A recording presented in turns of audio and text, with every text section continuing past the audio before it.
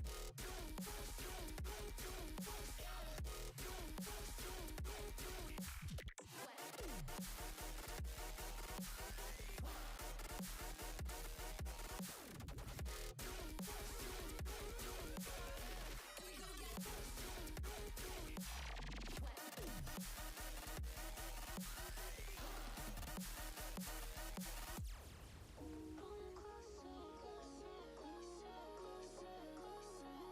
closer.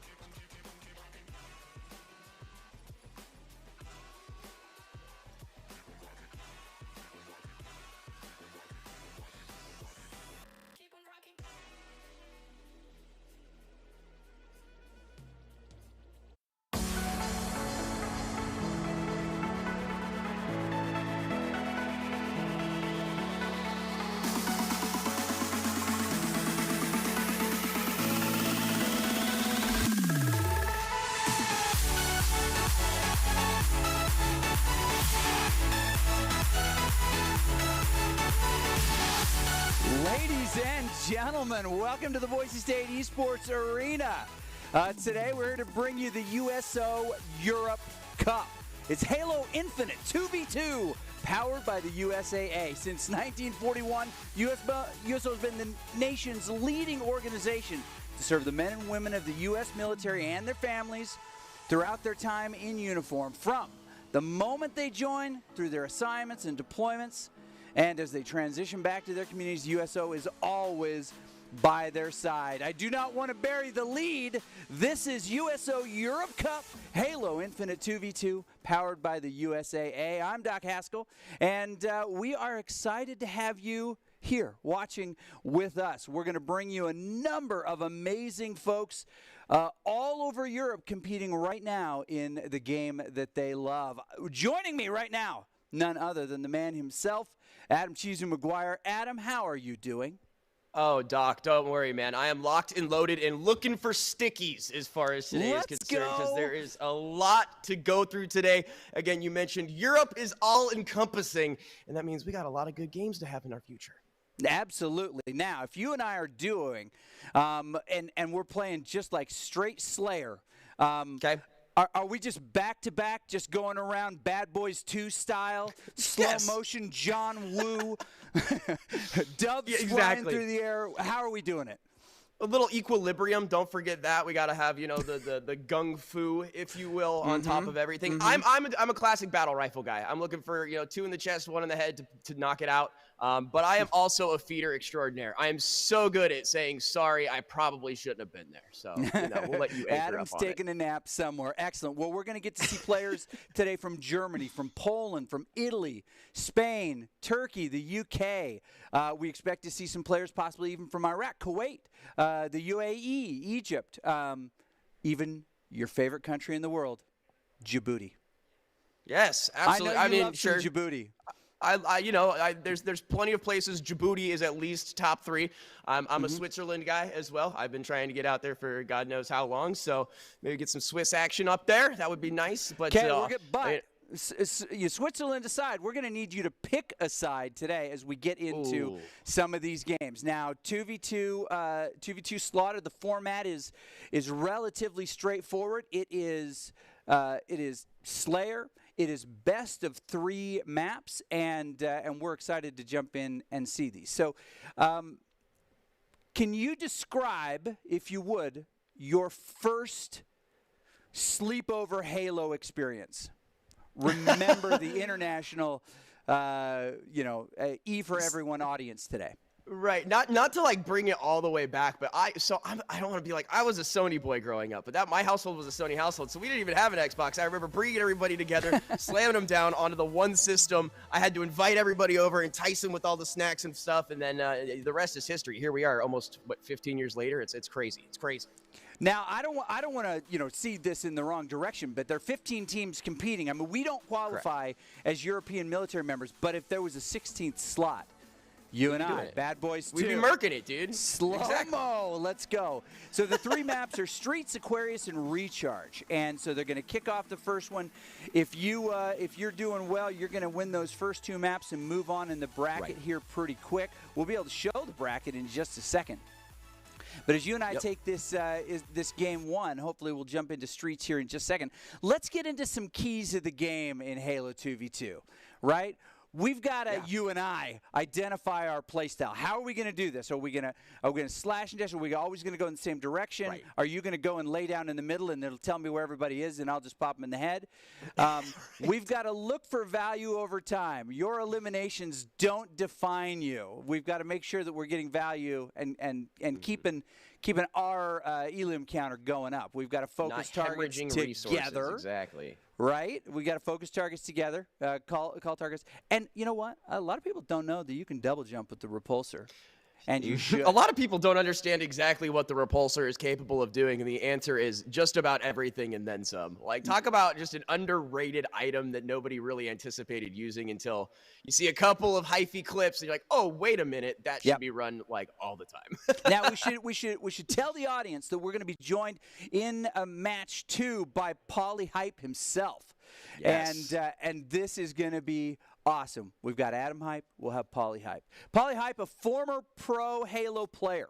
Yes. To school us properly, you may see several changes in the matchup. So we've got.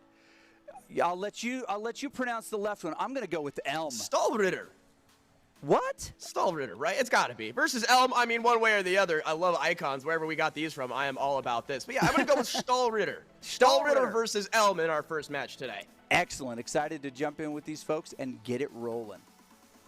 I didn't anticipate the names that we might be getting today as well. Hopefully, you know there's what? not a bunch They always of take me by umlauts surprise or whatever. Creativity notwithstanding, our military members come up with some good ones. Yes, absolutely, and My hopefully it favorite translates one- into the games as well. Yeah, my favorite one from a week ago, of course, none other than Hip Hip Jorge. Yeah, what a Still name. makes What me a giggle. name on that guy. Still makes me giggle. That, of course, from the Madden tournament that USO was doing not too long ago, right? Yeah, Absolutely. What a series Hip that Hip was. Jorge. That was a good one. Well, as we get into this, Streets famous for really recognizable call-outs, Kitchen, Blue, those kinds of things. A little easier for a team that can make call-outs to get coordinated. But what do you think is going to happen if teams haven't played together very much? And I know a few of these teams together today have been placed together. You had somebody saying, "Hey, I'll play." Somebody over there saying, I'm in. I'll play. Like, all right, you're a team. Here we go. The old drag and drop pug, if you will. The old drag looking and for a drop group. pug. Yeah. Yeah. Yeah. Personally, I think in 2v2s, it's not necessarily as detrimental as something like a full fours, if you will. You get a little bit more wiggle room. However, if you have two like top tier assassins that are just like designed to take over the world and then some, you're gonna get bodied, especially over the course. We're talking about not hemorrhaging those resources. If you get really down and out, it's very difficult to come on back. And we're jumping right in, man. Here we go. Looks like we're going down commercial district here. Mr. Sure Shots and Valley going to be here on the Eagle side. And as far as Cobra is concerned, Elantris and Edible Kale. Elantris. I like it, but I'm also about the Kale. And a nice rocket right there. Going to start things off hot and heavy for Valley. Already got 3 to his name. It looks like we may have identified our carry in this match. As we look at Valley right there, they're taking the high ground together, doing a little bit of search, and this is a lot of 2v2. Let's move together and let's find where these folks are, because it's Slayer. They've got to be a little bit more careful. They can't just run around and try to get quick ones. They got to locate them and come up with a plan on how to get them. It's who reacts quicker as a duo that probably is going to come out on top. Oh, nice exchange The here. old poof and punch. Take a nap. Oh, the second fight coming on through. 1 down. The trade goes through. Another kill assist. 2 for 1. I'm sorry, that was actually a 2 for 0 exchange. Thought someone dropped in the prime time, but again, Valley just finds them wanting and makes them pay. Elantris, you're starting to get back into the game just a little bit.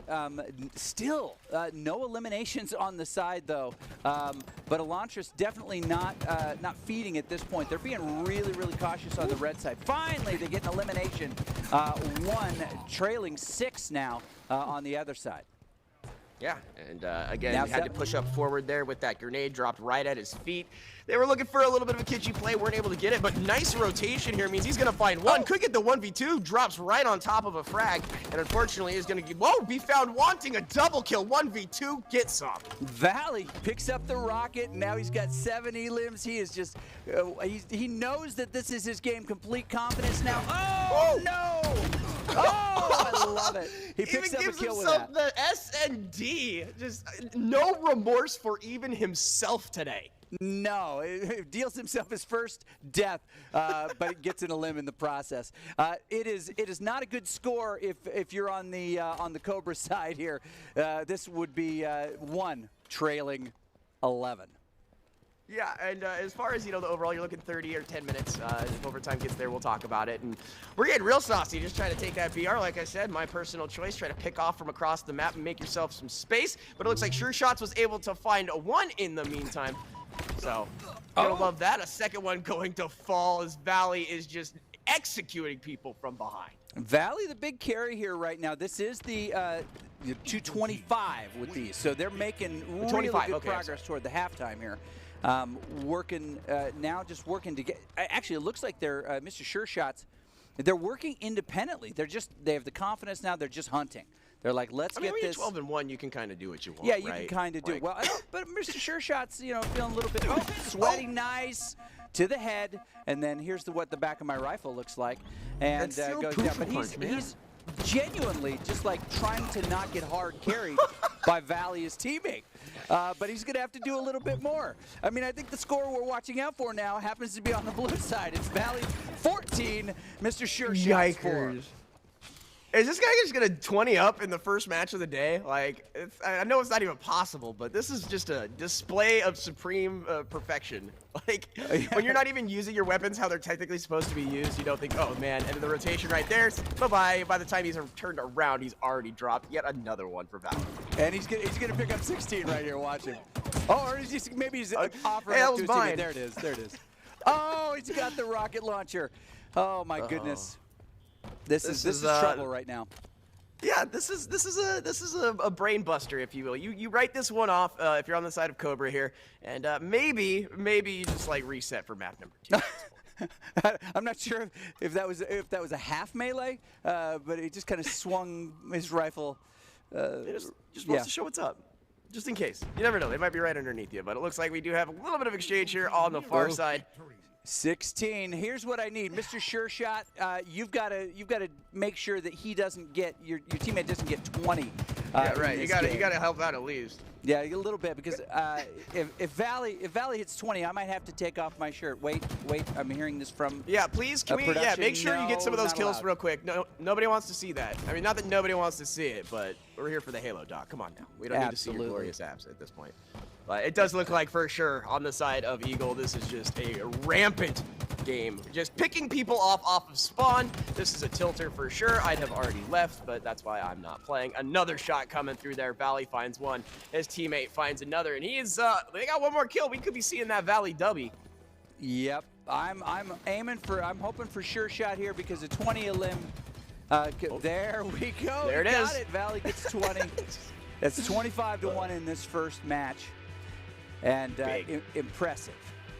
Very Valley impressive. Apparently has the world's biggest backpack and then some. It just says, hey, look, if you just want to hop on into that, I'm going to throw it around my shoulders and we'll just head on off on a grand adventure. Because that, yeah, again, from the very beginning, that was super dominant. And again, as we got towards the end, you could just see Valley is kind of built different.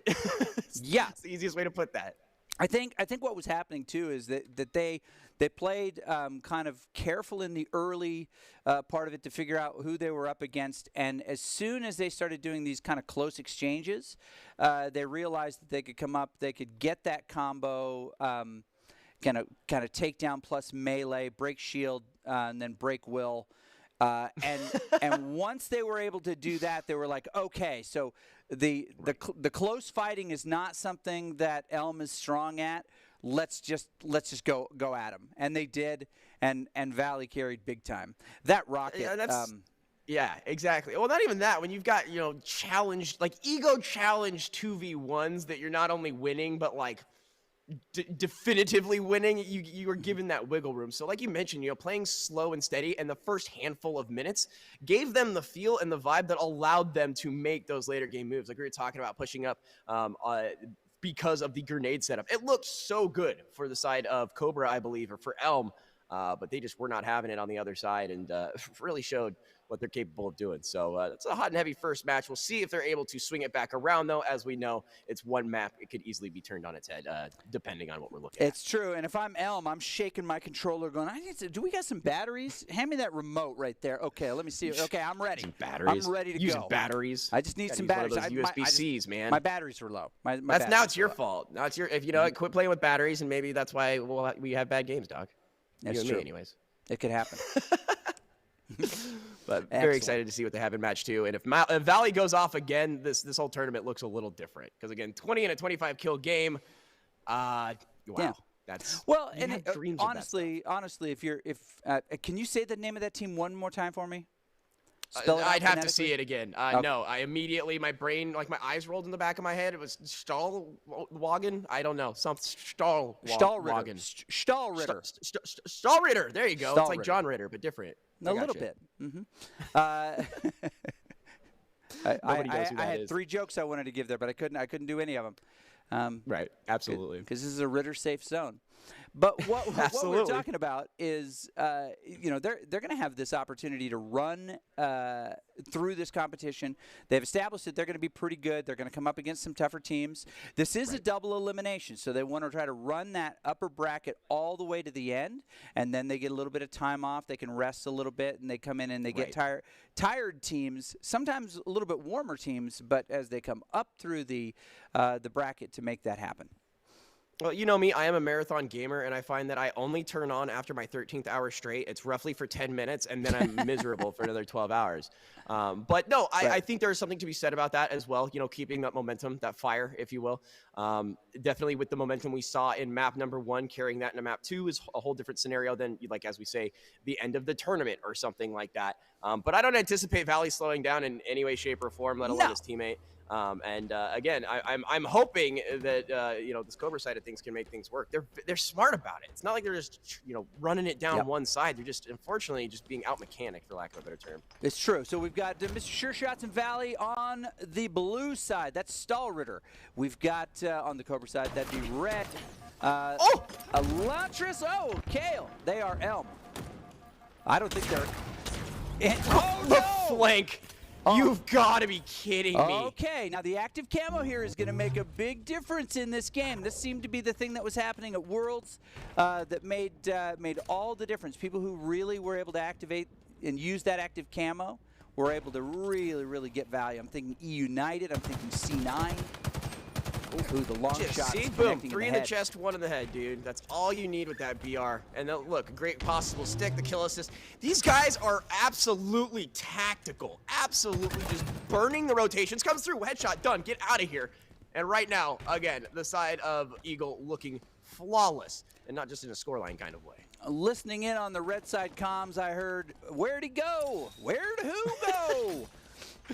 Oh, well, you were talking about active camo, and it's like they don't even need it. It's just like, surprise, here I am. That's 2 sets of just like absolute perfect, I don't know where they're at flanks. Just gonna jump right in, give him 2 to the chest, a little bop, hey, how are you? A second one to follow, give him the double.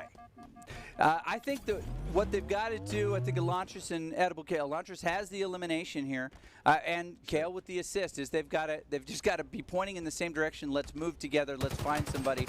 Use cover quickly, but then just focus down targets together. You don't want to be alone there. Not against Valley, although Elantris feel it. There he goes, man. See, they got it. Mr. Sure Shot will clean up one of the others. But again, that was one of those situations where it looked like Valley had the drop on him once again. This time, it doesn't go in his favor. So nice sigh of relief there from the Cobra side of things. They're getting pelted by frag grenades from halfway across the map. Active camo, something you were talking about, Doc. Again, it's hard to hit something if you can't see it, and it looks like we're shooting off here from mid down towards those stairs. So just a quick burn there, back into the camo mode. Never mind, gonna fire off again through the hallway. Gets one, and that is the power of the BR as his teammate picks up the second. What I like about this is that they're coming in with a little bit better of a strategy on the red side, and Mr. Sure Shot's doing a good job of holding his own. They're playing a little bit more together. They're playing their sides, red side, blue side here, and now a little bit the gun swap here, roaming to be able to get that, and now they're pushing. One pushes in, one stays long. And they're scared. They don't even know which way is safe and which one to leave. And honestly, this with the active camo in play, this is the smart move. Do not separate if you are Elm. The red team needs to stay together. Oh, and the second they leave their little safe hidey. See, because you can get a trade. You can get a trade like that. The problem is, Valley again not gonna let that one fly. So 2-for-1 exchange. Again, Eagle will be willing to take these until the end of time right now with the scoreline of this, but it's what they refer to as like Halo timing, Call of Duty timing, where you move from your safe spot. There's no way they're left. There's no way they're right. You move and, oh yeah, actually they were totally on the left, and you get just murked on. So again, a thing to keep an eye open for if you're the side of Stahlritter, it looks like, unless Elm was, the team that we're looking at, it looks like we might have had things flipped. But again, just looking so solid. Valley and Mr. Sure Shots just willing to take this step by step, if you will. The bigger question will be, will Valley try to put down another 20 burger on these folks? He's capable of doing it. There is a chance. There is a chance, but you know, this tournament is not about the outcome of this game. Nice engage on the stairs here. Oh, look at this push by Red. What? Who are they? Excuse me? I mean, they're both napping now, but I didn't realize we were playing Mike Tyson's Punch Out. You come in there, you have bullets. Instead, you use the butt of your gun in your fists. Like, okay, respect, I get it. Joe. Right, looking like they have no jaw whatsoever after they get it redirected by the butt of that gun. Impressive. Now scanning, kind of look at Mr. Sure Shot.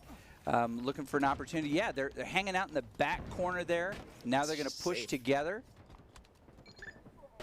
Well, I mean, by safe, I mean, you know. Did I miss something? No, it just looks like Mr. Sure Shot was like, I got it. Where'd they go? Where'd they go? Yeah. I got him. Don't worry about it. I sent him to the other side. Looking at a gray screen. Don't worry about it. But again, if these are the teams we're looking at, so it's Elm. Elm is the team that has just been opening up and saying, hey, how are you? Sounds a name that I am familiar with, I do believe. Nice jump to the left-hand side will allow him to finish this fight. Picks up yet another teammate, will clean up the rest of that and be accredited. But that was all Valley. I love the dash to the left. Such a great use of that ability. It really is. He understands how to work the B button, spin, spin, spin. Sega style, from your days. Right. Oh, he's going to push the stairs here. Gets a nice little bounce. The grenade there to prevent the push. Now he's doing something that Red is not doing. He stays in place to let his shield come back online. It's so hard though, man. Like, as far as like learning this game in general and like any kind of Halo game, realize you can just sit and wait. That is so stressful. Not only is the game yelling at you, there's grenades going off everywhere. So like you said, good use of that time, but it looks like another one gonna be picked up there as Mr. Sure Shots finds one, but it looks like Stall Ritter did find one in the meantime as well. So they're getting points. It's just, you know, it's true. Not a lot of them. when we talk about, you know, you got to identify your play style, and right. in Slayer, your play style is to not get killed and to get killed. It's not the same as Oddball. Dude, they've got families. Like, what are you just? You know what? They're trying to give again. They're trying to give them more family time. All right, we're at match point right here. You know, what a kind man saying, hey, I'm going to put you into loser's bracket real quick so you can go have an afternoon. Oh, that was almost a stick, too. He's going to actually not win that fight there, so Sure Shot's going down in an uncharacteristic way, but victory score reached. Elm picking up the first set here today. All right.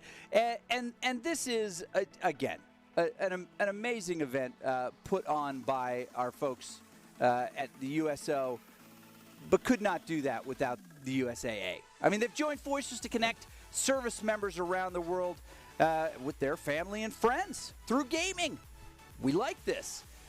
Through their support of the USO gaming program, they help the USO power events and tournaments where service members stay connected with the ones they love. So thank you, USA, for being a part of the USO family and being a force behind the forces. Okay, Chizu, we're going to take a short break. We're going to come back with another match. If you were to predict top of podium, top 2, top 4, based on what you just saw from Valley and Mr. Sure Shot, where do you think they end? I mean, I'm a numbers guy. There's 15 teams. That was 2 teams we just saw. I'm gonna say at least top 3. I do think that he could be a finalist contender again. Valley just looks different. Sure Shot. I'm not trying to take away any fire, but like again, dropping 20 bombs in 2 games is kind of dumb. Like it's the best word I could come up with. And so like just that alone, I will maintain that status of a finalist team if I don't see anyone else put up. I don't know. He only got 16, so you know what? I'm going to be the first to say it. I think he's done. Right. I think he's on the. Oh, is it time to just ice him? Yeah. Just take him out, burn a red shirt while we're at it. I think he's done. I think he can't do anything more after this. I think that's the end for him. So, I mean, you know what? That's your call, Doc. But I have some pretty good faith. Not only is chat, I'm betting with chat because they were calling out Elm before the game even started. I should have listened. I should have known. I saw it in the stars and the Twitch chat. But I do think Elm has a great opportunity, especially if Valley just keeps in fuego emulating. I'm wearing a sweater so you can't see it, but this Stahlritter tattoo still wet, still raw, and I feel like I've gone in too too much too quick. We'll get you some aquifer for it. It's okay. It'll, just don't pick at it and everything will be fine. And again, that's the other thing for the Stahl family, as I'm going to call them now, is that they do have a second chance. We do have a second chance bracket. It's the beauty of this tournament is that even if you get knocked in the teeth, like I'm a big Cinderella story kind of individual. I love me some March Madness kind of stuff. And I know we're not quite there yet, but any team, any day has always been my mantra. And we have seen lower bracket runs in other USO situations. Wouldn't be surprised if we see one today. I would agree. Okay, when we come back, we're going to have Pauly Hype on the call as well. Former Halo Pro, you're going to love this. We'll be right back.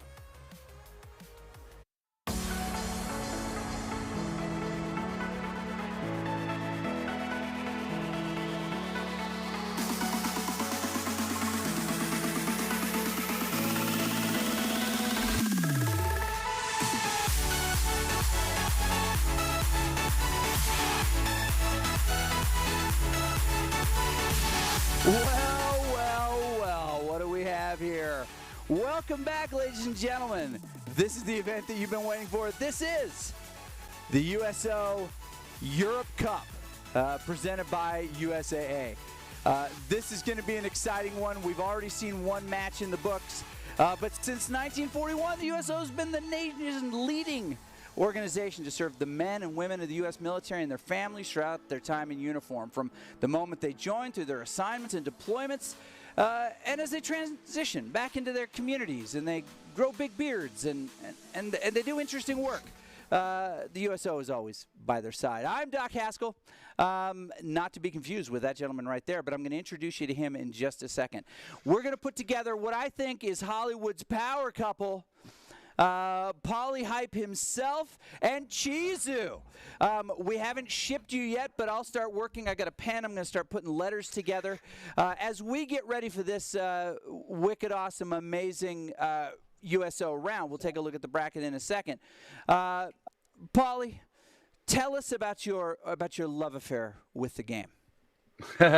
with Halo Infinite, yeah. I mean, this is a fantastic game here. Really excited to be here for Boise State and bring some knowledge and 15 years of esports experience to the cast. Thank you so much, Doc Haskell, for having me. And Adam, it's nice to meet you, my man. Nice to finally have you. It's like, hey, we're bringing in a pro, and I was like, oh, like a Leighton Vander Esch or something like that. They're like, no, Paulie. I was like, oh, it's huge, it's big. Here we go, boys. So let's go, baby. I'm excited for it. Well, excellent. Okay, so as we take a look, let's catch you up, Paulie, on where we are exactly. So here's what the bracket looks like right now. We just saw Elm move in this winner side bracket with some really strong play by Valley. We're going to actually jump in with this exact team again as they take on the winner of the previous game, Free Versace. But this is how it's going to work. This is 2v2 Slayer. These are all European military members that are competing. 15 teams. Adam and I tried to become the 16th team, Bad Boy 2 style, but it was not to be. Again, top line European military members only. These are best of threes Slayer. And this, we're going Streets, Aquarius, and Recharge as the maps. Now, what we saw in the previous was that a team that understands how Slayer works is going to get more eliminations than the other team. The very first map was a interesting challenge. So we got Team Elm and Free Versace. Those are some great logos as well.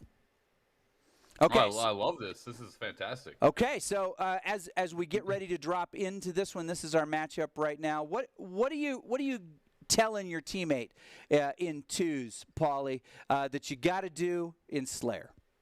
Well, it's no different from the fours objective, and that's play together.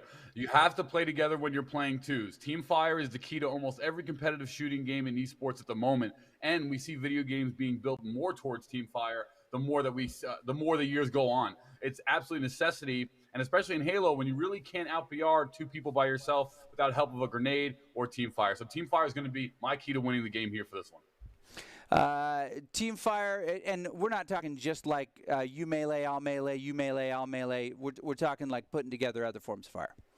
Right, that's right. Like both members locating targets, calling out that target, and then being able to assist, because normally it would be a 4-shot. However, if 2 members are shooting, we can do the math there. If 2 shots apiece dramatically lowers the time to kill. Okay, okay, and then carry the 1. Yes, the math checks out. It works. Superimposed math. All right, getting ready to drop into this. Let me tell you some keys to the game, and I may modify these after hearing what Paulie has to say. We got to identify how we're going to play. You've already identified a team fire. We're going to look for value over time. We just got to get more elims. Don't let something that didn't go your way affect you. Focus targets together. Hey, it's team fire.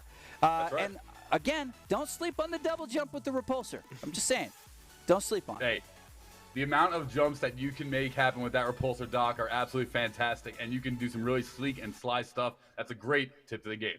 All right, when we jump into game, I'm going to get out the way so that I can wet the pencil, feverish notes, and I'll join you in between the maps to make sure that that things are moving along the way they should. But we'll jump into this game. Any guesses? And I'll throw to Adam. Any evidence that Elm doesn't carry this one big time? I mean, again, all signs point to yes, because we saw just a simple stack load. I mean, and Paulie was talking about, the focus fire and the way that this works, not talking about just, we'll both stand here and shoot one direction. These guys just have a way of not only creating opportunities, but flanks and then the mechanics on top of it. It's going to be a very big challenge, a very long climb for anybody looking to take down this Elm team. It could happen right here. We don't really have much information, but I have a pretty good feeling that Valley's backpack still has a couple of extra pockets he can stuff some more bodies into if he needs to. All right, well, tuning on in here alongside Elm and Free Versace as we get right into it. And this is a nice rocket, but unfortunately it's going to miss here, Adam, as Versace starts pushing into the bottom. Actually, Valley will wind up finding one, and that's going to be the first kill. Hey, the splash right there, not a problem. And he's going to try to hunt down on the left-hand side, go through subway, a little peek right there, no body to be found. So gets away with that one. Another kill assist coming through there, though. Mr. Sure Shots was able to clean up one in the meantime. Looks like it came off of that respawn, if anything else. But again, right off the bat, Elm is just looking for blood, and they're finding it in all directions. Great fires here. Not able to connect as much as he liked, but hey, he'll finish it off there again. Sure Shots with another. Yeah, Sure Shots doing a fantastic job flanking down Pink Street here. They wind up getting some team fire to take out one, and that's going to put them in the lead, 3-0. I really like the approach here as we see Sure Shots and Valley rotating the map together. You can see their player icons there in the top of Pink Street, and they're doing a fantastic job literally sitting hip by hip as we're now seeing Sure Shots approach here into top C. Yeah, and Versace looking for an opportunity. They are going to get the information, but then immediately checked right in the dome. That'll force you to go on down. Ping's coming on out. No bodies dropped. Nades on out. Not going to stick. But it looks like Valley dropped into this corner here. Didn't enough. Going to be one, going to be two. Sure Shots finds it, but Valley drops in the meantime. Nice little trade. Either way, but the melee to close it out for two. Yeah, well done there for Free Versace. They wind up picking up a kill apiece. They're going to rotate here. Looks like the spawn's going to be Cafe, but one grenade actually came out and took one out for Free Versace, and it's 4-2 now as we're back on alongside a Sure Shot, and I really like this rotation as both members of Free Versace are just sitting inside B Hill, and they're cutting off the line of sight, leading over to the A side, which is where both members of Elm are currently sitting. And again, this is a completely different situation that we have been seeing. Again, Elm being put up against the wall as opposed to what we saw him just running rampant. So you have to kind of give credit where it's due. As Free Versace here takes the long fight, but just gets smacked by a rocket by his feet. Sure Shots will pick that one up. A use of the rocket, unfortunate, but able to pick themselves up too with relative ease. Yeah, great job there. It's a big-time flank by Sure Shot. Winds up picking up two of the biggest power weapons on this map, the rocket launcher and that shotgun, that auto shotty, as we're seeing both members of Free Versace get caught outside of tires and down PD. And two of those members are going to get taken out here. Elm with a convincing lead of 8-2. And Free Versace has got to find some way to maintain ground here because they're starting to fall quickly behind here, Adam. And they're just getting so much information so quickly. Every time Elm has a sight on somebody, it's at their back, just out playing, out maneuvering. And again, the shots could be ringing a little bit more true. Thankfully for Free Versace, they are not trying to clear up here on this top right-hand side, not able to do so. Looks like more coming out. Free Faller gets away with a sliver, or so we thought. And there it is, two right there coming out from the side of Elm. Now we're looking a little bit more characteristic of what we saw in round one. Yeah, and Free Versace has got to get some map awareness here because they're approaching every fight from a disadvantageous position. They're approaching every fight from a lower height of elevation, which in shooting games is absolutely crucial at putting your team actually at disadvantage. We saw that last fight there in Pink Street. They got taken out very easily, and all that Elm had to do was rotate just like they are again from top B. There's a reason why they are continually sitting up there, and that is to maintain the highest point of elevation on the map at all times. Yeah, absolutely, giving you a better angle and more opportunity, too, to place your body in an advantageous position as well. Because you see, right, the second he drops down, Mr. Sure Shots gets opened up on. Yes, sure, both members were there, but the point still stands. Decides to take a lower route, tries to readjust himself, and is found wanting in the process. And a massive double rocket there from Valley. He's going to love that. Yeah, that's probably one of the situations and times where you don't want to be running together when the enemy has the rocket launcher. So you have to pay attention to the kill feed, know when the power weapons are being picked up. That second rocket going to get used there. Now this is in trouble here. Free Versace once again going to get taken out, and Valley now on a killing frenzy. That's a 10-0 for him. Yeah, he he's going to definitely be okay with this game as well. And right now, Free Versace is just trying to find a way to recompose themselves, try to find an in. This is an opportunity, and those shots could be just what they're looking for, but not enough, too little, too late. Valley finds another one on the opposite side of the map, while Sure Shots wins his 1v1 as well. Yeah, Sure Shots and Valley, they're no longer playing together. They're not really worried about it too much. They're in such a lead right now. Sure Shot's going to get some assists there from the carbon rifle there, and Sure Shots finds a second one with the shotgun. Well done, that Bulldog coming in handy. They've had control of the power weapons literally from start to finish in this one, and the score is directly reflective of that. Yeah, absolutely. And again, it looks like shots coming in through there and not a problem, but Valley gonna find yet another for his crew. This game gonna be closing out here in the relatively near future. If you're on the side of Free Versace, you kind of just wash your sins away from this one, kind of get yourself prepped for map number 2, and hope that you can find some kind of spark to bring you back into this, because this is one of those deflating kind of rounds. Yeah, you know, Sure Shots and Valley just playing fantastic together now. 24-3 lead. I mean, you know, that's really difficult to just keep your mental in it if you're a free faller and also Versace Itachi. But, you know, this is a best of 3 if I'm not mistaken, right? So this map is only the first of 3, or is this the second map of the series? No, this is the first map of this series right here. Excellent. So between Elm and Free Versace. So we will see another one. That's more or less what I was alluding to. Again, Free Versace had something there in the very beginning when actually, if I'm not mistaken, had a couple point lead. I think it might have been a UI thing. But with that said, again, Elm just looking not flawless, but damn near close. Yeah, and that's going to do it there. That 25 kill limit. Here we are at the 2v2 presented by the USO. This is fantastic stuff. Thank you all so much for having me. You know, that was a great game, Adam. We saw just complete domination. And unfortunately, in 2v2, you can't give one team the rocket 4 times in a row. There's almost no way to come out of that one. I mean, statistically speaking, again, with how many double kills we saw, just that's like the map itself. That we were talking like just a little bit before we had you on about those really big points of contention, you know, things like active camo, the rockets, like obviously they're strong and they're there for a reason, but the value you get out of the rocket alone, again, as we mentioned, 4 times alone plus a handful of doubles, that, yeah, good half of the map score alone. So again, Valley's like 1,500 Onyx from what I'm gathering. That's what I was looking at through the information that we have. So again, no surprises, pretty solid stuff, and definitely flaunting it as far as map 1 was concerned. All right, so let me jump in here, gentlemen, and ask you an important question, because I think this is, and we'll go to Pauly first. With all of the different tools and abilities, weapons on the map, what are you prioritizing as part of your rotation? What do you have to make sure that you rotate to get? What do you have to set up in advance?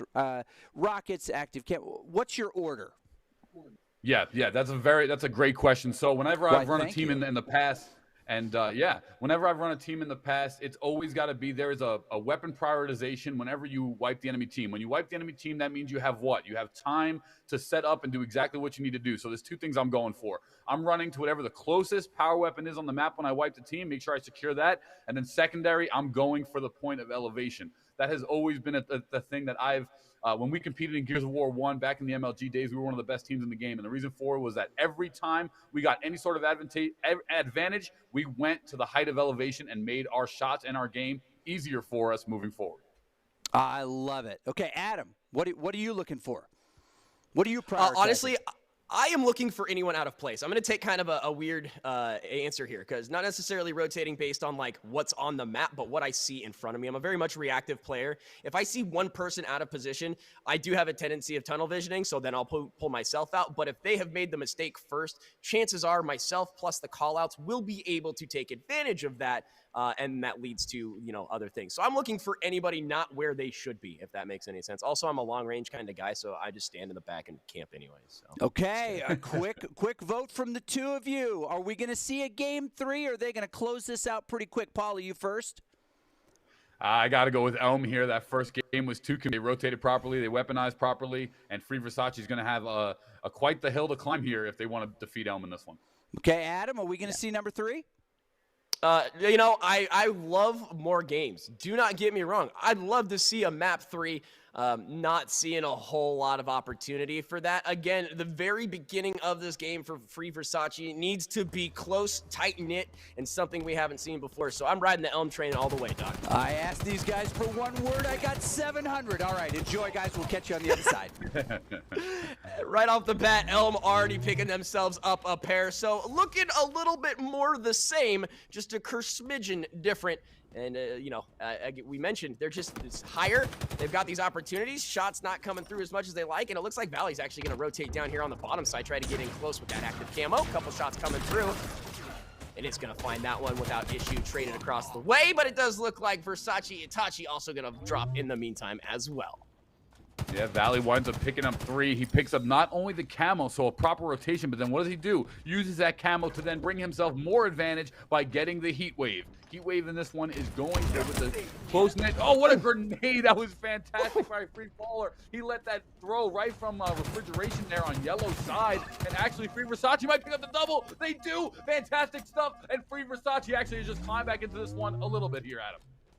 No, I'll give it a lot of bit. That was an absolute display right there. I will hype them up every chance I get because it may not be all the time or consistent, but that did look beautiful again. 2 there for a free faller and just a beautiful display. As we said, that grenade looks super good. A trade there. It looks like 1 aside on the bottom left-hand side of your screen, but now we'll see how that 1v1 goes. Shots ringing true, but not going to be enough. Sure shots picking up that one there. That was a great job, and more importantly, because now Free Versace has picked up the heat wave, especially in 2v2. The battle rifle, which in 4 is the standard weapon. In 2v2, it becomes really kind of a secondary because there's obviously not, you know, there's more power weapons on the map than there is players in a 2v2. But 7-4 so far. Elm's still in the lead, but Free Versace hanging on in this one. This is exactly what you want to see if you're Free Versace coming into game 2.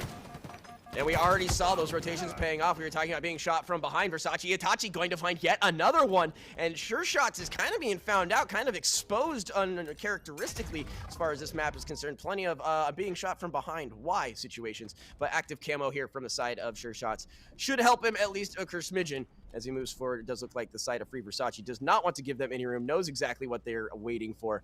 And it looks like it's going to force Elm to actually push up here. Active camo shouldn't be a problem. Like a free faller now. They follow along over to Sure Shots, who's sitting top mid. He does get the back crack there with that camo, and that's going to lead to a double kill. And just those little interactions are just, they add up so immensely. This is now the second time Elm has picked up the invisibility. They've picked up the heat wave, and Free Versace is kind of reactionary as we see Sure Shots land a grenade there on free faller as now 10-5, and it looks like, oh, that's a beautiful, that is the double shot reset using the booster thrust. Wow, that's something you see at high level competitive play, and that was well done here as Elm is starting to pull away. Versace now getting linked into the yellow base. They're tied back there here on Aquarius. That was absolutely nutty, and we saw that in round number 1 as well. So you talk about mechanics and hype plays, they've got it on the side of Elm, and they are just putting Free Versace in the backside of this map, not letting them move. Anytime they try to find a way out, they are quick to push them back in, and now shots coming on through. He's gonna get Valley there, so a change of direction, change of weaponry even. And it finds positive stuff there for Free Versace. We'll see what they can do with it from there. Fight busting out here. Not going to find much of anything, however. Everyone headed back to just wait, see what happens from there. And instead, meleeed, as it looks like Sure Shot's going to find one. He's going to lose his life relatively quickly as well. Yeah, and then 13-7 now, as we're just seeing Free Versace kind of start falling behind here, which is unfortunate. But 13 kills, there's just 12 more left for Elm. And Free Versace has got to find a way to get to the top of Aquarius, your top mid. That's where you're noticing Elm sit down, hold down, because once again, that height elevation, that mid-map pressure, and controlling of the spawn point is why we're seeing Elm become so successful here on Aquarius. And like I said, it feels like Free Versace is basically back up against the wall. When they find an opportunity to move out, they're just almost immediately punched back down and kind of routed here by Elm. Again, that comes from kind of the positioning, the rotations, the respawns, and they do have an idea that he's coming there from the left-hand side. Nade not going to be exactly where he wanted it. Teammate is also getting flanked here on the right. As he comes on in, slides on down, is going to be bopped in the mouth. Valley finds 2 there. Yep, 10 kills now for Valley as he's just doing his thing. 5 for Sure Shots. Versace unfortunately had naded free faller there with that turnaround grenade in that last one and made the double kill even easier for Valley, who just finds free faller once again. And it is Sure Shots who's aiming down at Versace into the yellow refrigeration, and he'll get taken out as well. 17-7, and Elm has now found their stride once again here on Aquarius as they'll look to close this one out. Free Versace has got to find some way to get some top mid control, top mid pressure here, because right now they're just fighting out of the bases, and that does not give you that quality of a setup with someone closing off half the map with top mid secured. Absolutely, and again, it looks so good for the first 5-10 minutes here, and something just fell apart. They're back on their heels, can't find a way to punch on out of the spawns, as you were saying. And Elm has just done a really good job of holding down the line. Versace Itachi, once again, going to be dropped there, and Elm just continues to stack the scoreline, eyeing victory here. And Free Versace, when they looked aggressive, it looked great. Now they just kind of, I don't know, seem to be sitting back, waiting for some kind of miracle to show up, and I don't think Elm's going to give it to him, especially when that's going to happen, Valley is just opening up a big old can of whoop and just feeding it to him. Yeah, he's playing well. He's got that double shot using the booster thrust reset on lock. So he's actually doing it perfectly, as two members of Free Versace are going to get called out down in bottom court, as we're seeing Valley wind up finding another one. Nice grenade back away. Sure Shots gets the marksman, and that was a nice one there for Sure Shots, who picks up his 7th kill on the day. And just 2 more kills here as Free Versace looking. Is this a double elim event, or are we doing, is it singles today? It is double elimination, so Free Versace should be finding themselves in the second chance bracket. So it's not the end of the tournament for them by any means, just the end of this round, this map, and this series. So Elm still looking beautiful as they pick up another sequence in victory here. Yeah, well done there. Elm just controlled the map from top to bottom, Adam, and we just saw Aquarius and Twos executed perfectly. The booster thrust equipment was always in their hands. The invisibility was always in their hands. They controlled the heat wave as well, and they sat top mid, getting that elevation. Well done there by Elm. Yeah, and like we said, just Valley absolutely in control. The rotations looked so good. And again, for a quick second, they did what we asked for. They held on for those first 5-10 minutes. And then again, it just felt like the aggression kind of just, all right, let's just chalk this one. Let's just go on to the next. It almost felt like that momentum completely disappeared. For what reason, I don't know. I felt like the other side was definitely coming on through. But again, Elm just built different, looking super strong as we head into what I could conceivably call our next match. Excellent. Yeah, let's looking forward here. I think that's a fair one. That's a fair one. As we get into kind of the filling out of the bracket a little bit more, we're starting to see some of these teams rise to the top. We've seen it in all tournaments all the time. We may see a tough matchup early for a team that'll be in the finals. Again, Free Versace played pretty well. They definitely put stuff forward, but as you mentioned it, they never had the tempo. They were never able to keep any kind of momentum. They were able to get eliminations, but those rotations made all of the difference for Elm, who really put it together pretty well. And I think Valley kind of showing maybe just kind of echoes of what could be in a player of the day kind of a situation here. You don't have to beat around the bush, Doc. Valley played fantastic. He playing very, very well. Well, I'm going to withhold judgment. I'm not sure. I think, again, first game 20, second game 16, I think 15. I think we're seeing the slide of Valley. Trying to throw out a worrying trend there, Doc? Are you trying to say that not putting up 15, 16 points is a detriment to his skill cap? We were seeing this guy doing things like, wait a minute, that's just LeBron uncharacteristic. Is done. Yeah. Stats are on the trash. decline. Yeah. I love it. I love the storyline. I'm all about it. Excellent. All right. Yeah, from what I understand, we're going to take a quick break. We're going to come back in just a couple of minutes. We're going to pick this up, and we're going to keep riding this top bracket until we have some really, I think we're going to get to see some new teams and build some new storylines. We'll take a quick break. We'll come back in just a sec. Some missions don't take a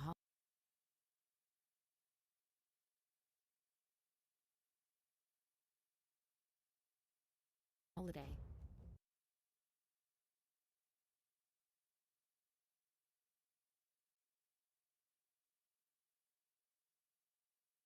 Some work must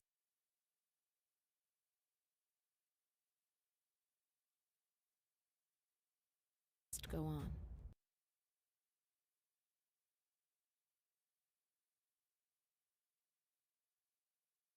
Standing guard.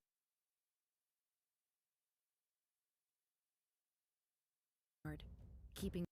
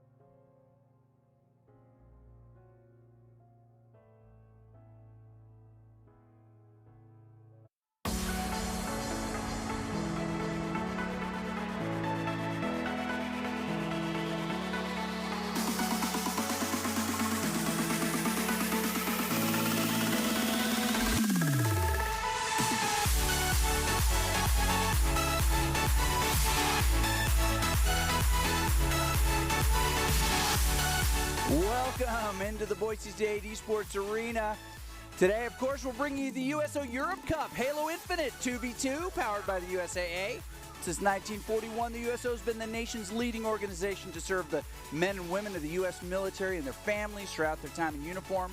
From the moment they join through their assignments and deployments, and they transition back into their communities, USO has always been by their side. Again, 2v2 Halo, the Europe Cup. We are seeing some fantastic European military service teams. Now, these are American military folks stationed all over the place. Turkey, Greece, Adam's favorite, Djibouti. And I'm joined, of course, by Chizu and Polyhype themselves, calling all of this action. As we move through this top round bracket, you've seen some phenomenal play. As you look around, and I'll ask Polly first, what do you expect out of a team that's going to be able to defeat this Elm team we've seen so much of so far?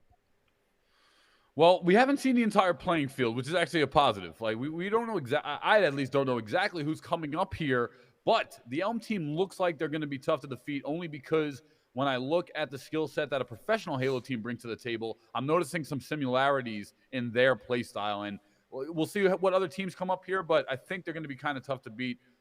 I think that top 3 finish prediction earlier from one of you guys could be pretty accurate, but we'll see. We'll see. And Adam, in addition to Valley seeing his countdown respawn timer more often, what's it going to take to really beat this squad? you will have to beat them to the play. If that's one thing we have seen, not only are they aggressive as far as just like landing shots, but they're aggressive at getting positioning. And if you can out kind of mental your opponent, as I mentioned, find a way to just get there before them. I know that sounds like too easy, but if you can make a counter play before they have an instance to establish, we've seen what happens. Sure shots gets, caught in the back a couple of times. You're going to have to beat Valley like head on, one-on-one, sure. But if you can get those guys off kilter, we've seen in the early parts of the game specifically, you can go pretty even with them for quite a while. So this will be interesting. We've got Taka and Space and Time up there. As we see in that first round matchup, Space and Time obliterated Team Bai. Which, you know what, Team Bai, historically the Washington Generals of any esports tournament. It'll be interesting to see how Taka does there. But Elm will advance. And we'll move forward there. I think we're going to see another part of the bracket here. Wait, I'm hearing this from production. There's a chance. As we get ready to do this, which of these maps are a little bit more forgiving for less experienced teams?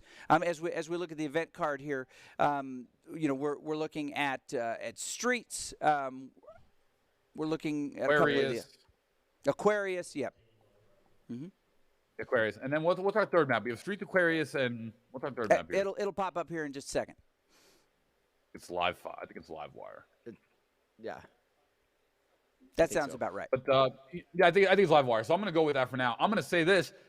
If you're looking for an escape here, you're not going to find one. All three of these maps are extremely close-knit quarters. Close-knit quarters mean what? Quick rotations. It means what? Quick power-up control if you wipe the enemy team. And means what? Also unforgiving. So if there was some sort of light in the end of the tunnel, I'd probably say it's Streets, because Streets has 5 different power weapons on the map with only 4 players in the game. So even if you do lose 2 of them, you can find the other 2 and kind of bring yourself back in it. But the other maps don't have as many power weapons on them. And if one team is dominating with positioning, it's going to be really hard for one team. 2s is much more punishing than 4s.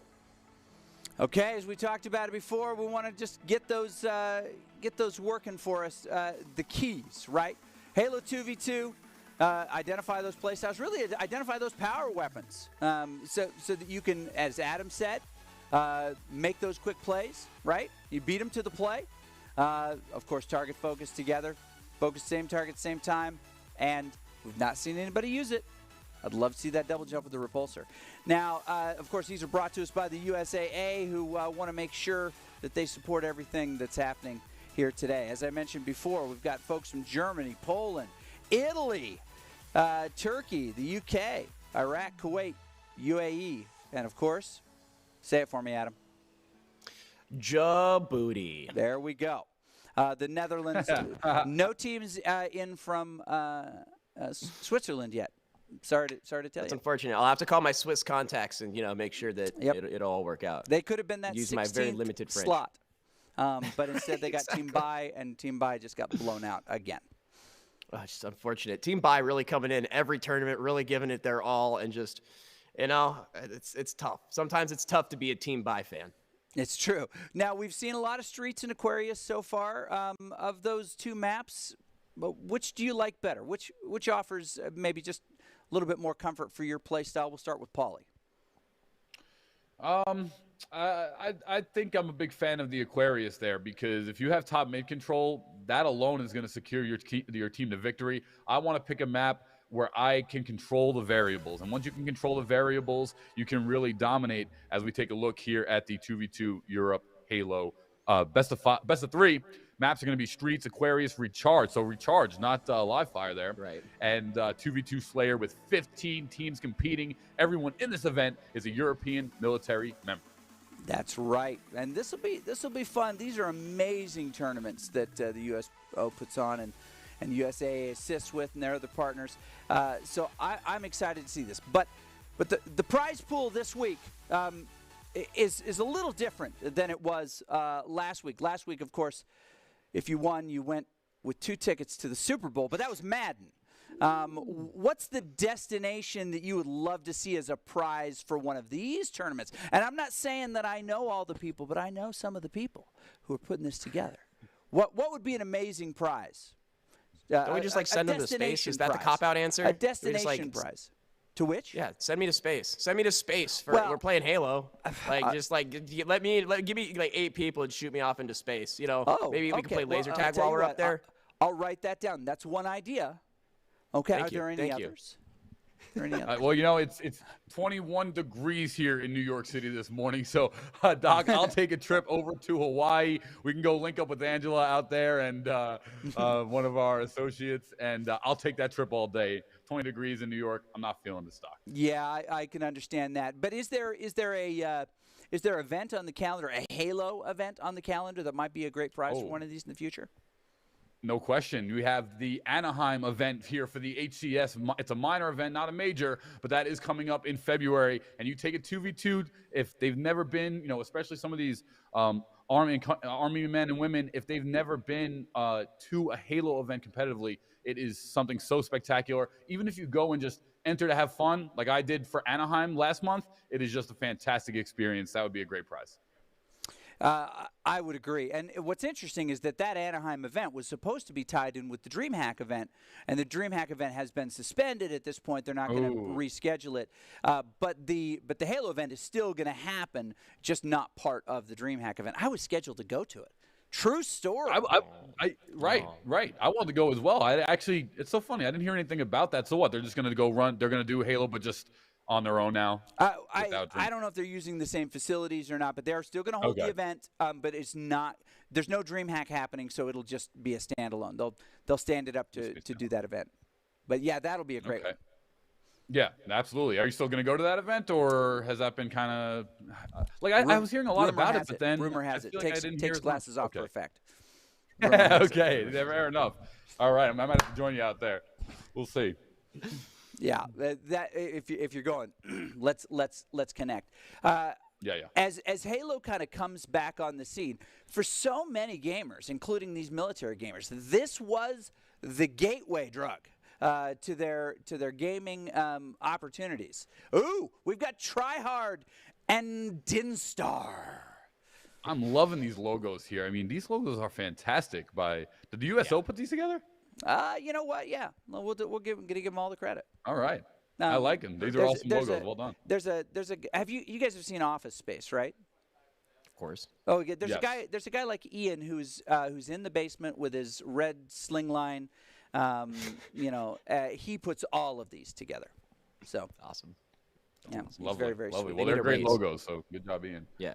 He's a talented little desk guy. Perfect. Bring him a stapler back. Wait to bring him up and put him down in the same sentence. Always, whenever possible. Excellent. As we take a look here at the bracket.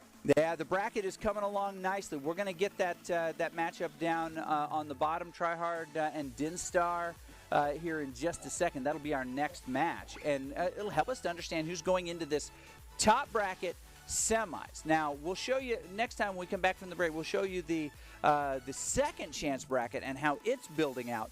But we always see somebody make a big run, somebody who maybe got a tough matchup early and just gets warmed up and gets back into that top match. That's what's great about this double elimination, is that you've got somebody who had success early but now is a little bit cold, and then you've got somebody who struggled early but now is getting hot, and they come and they collide in that top match. Yeah, much similar to, basketball going into the playoffs or going to the finals from the playoffs. It's not necessarily the team that starts out the best, but the team that catches the heat, coming through multiple games here in the losers bracket. There's been so many tournaments when I was competing in Dead or Alive where coming through the losers, I would almost put myself in the losers bracket because you're going to play 3-4 games in a row, and it's just going to have you so warm instead of winning the winner's side and just sitting there for 4 hours and then you're freezing and then it's almost like really hard to come back in. So the losers bracket sometimes can be one of advantage in some situations. I wanted to piggyback on that just a little bit because I absolutely agree with what he is saying there. It's just how many times when you're in a winner situation, you're sitting there twiddling your thumbs, or like, you just lose that momentum. You take the 5, 10, 15-minute break. Sometimes that's enough.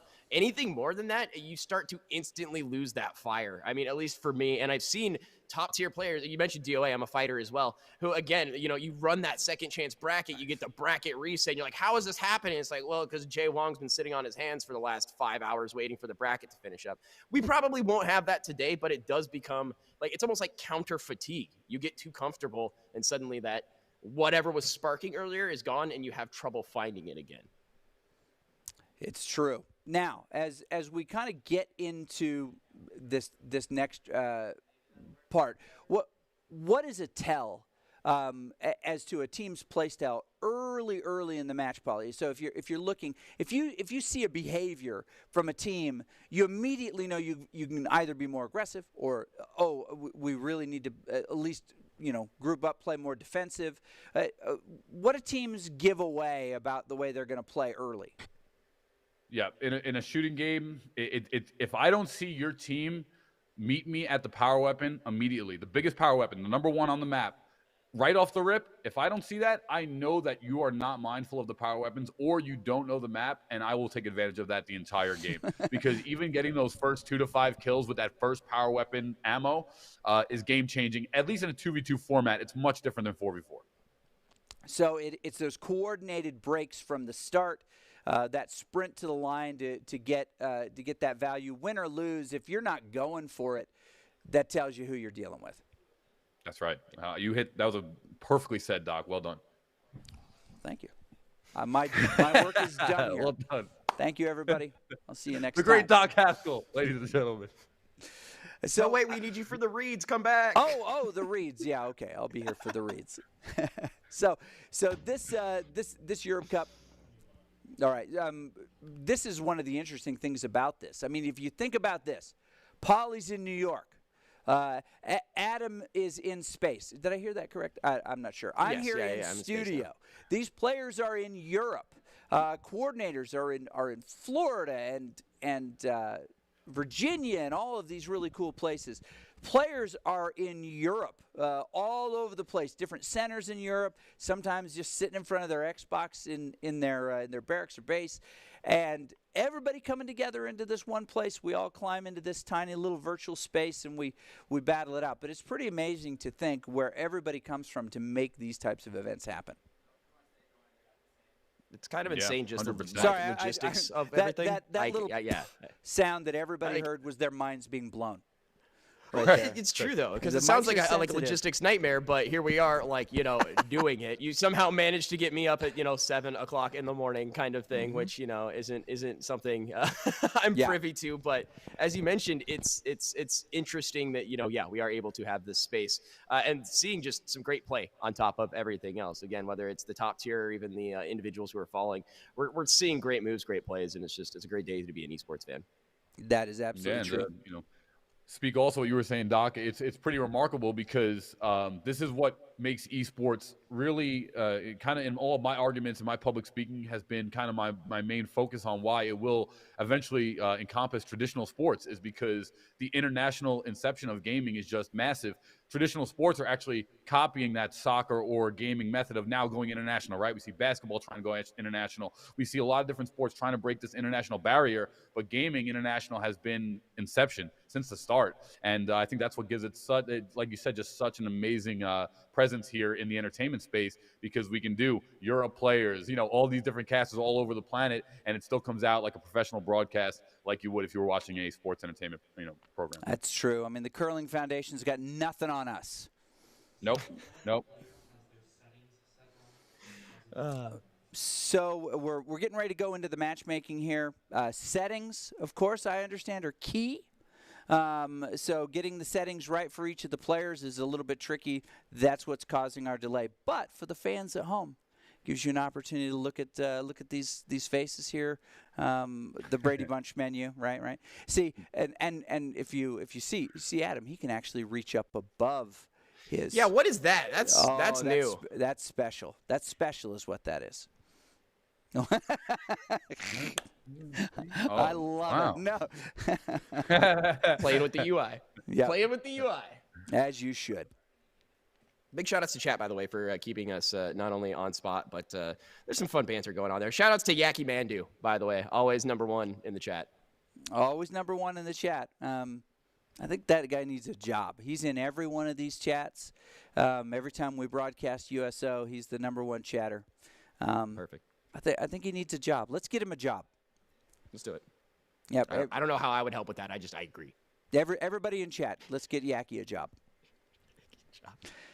So as we get ready for this match to fire off here, and what I'm hoping we'll be able to do if we have a delay of a little longer is I'd love to see some of these top plays that we've been gathering from. I know we've got a ton from Valley, and those would be great to have a peek at now if we could as well. But we're starting to see some of these players really show some tendencies, and if some of their opponents have the opportunity to tune in and watch a little bit and kind of see what they're doing, the maps are pretty repetitive, and as you start to play through these, you start to see some tendencies. Paulie pointed out a few of these tendencies that Elm was using early. You maybe recount those again for those who are just joining us. What are you seeing that is allowing Team Elm to be so successful? Yeah, they are constantly rotating around the map together. That's going to be the first one. They're staying hip by hip, and the more important thing is that they're doing that while obtaining the power weapons that are on the map. So they have a focus, they have a goal, and their execution of that is working precisely. Yeah, it is. The power weapons are good. Okay. All right, we're going to just check out some of these replays by our folks here. There's Valley doing what Valley does. Yeah, this is fantastic here. He locates the rockets. He sees that they're coming out 7 seconds on the timer, rotates over to Pink, winds up getting a wonderful perfect there, and we see he still has 30% shield. His teammate comes, adds some fire, jumps down into Subway, and then right there, double kill. Once again, perfect rotation, times the rockets on the 8-second timer. Well done by Valley. Rockets on the 8-second timer. And if I remember correctly, it goes down sadly right there. A little bit of the splash, ragdoll effect.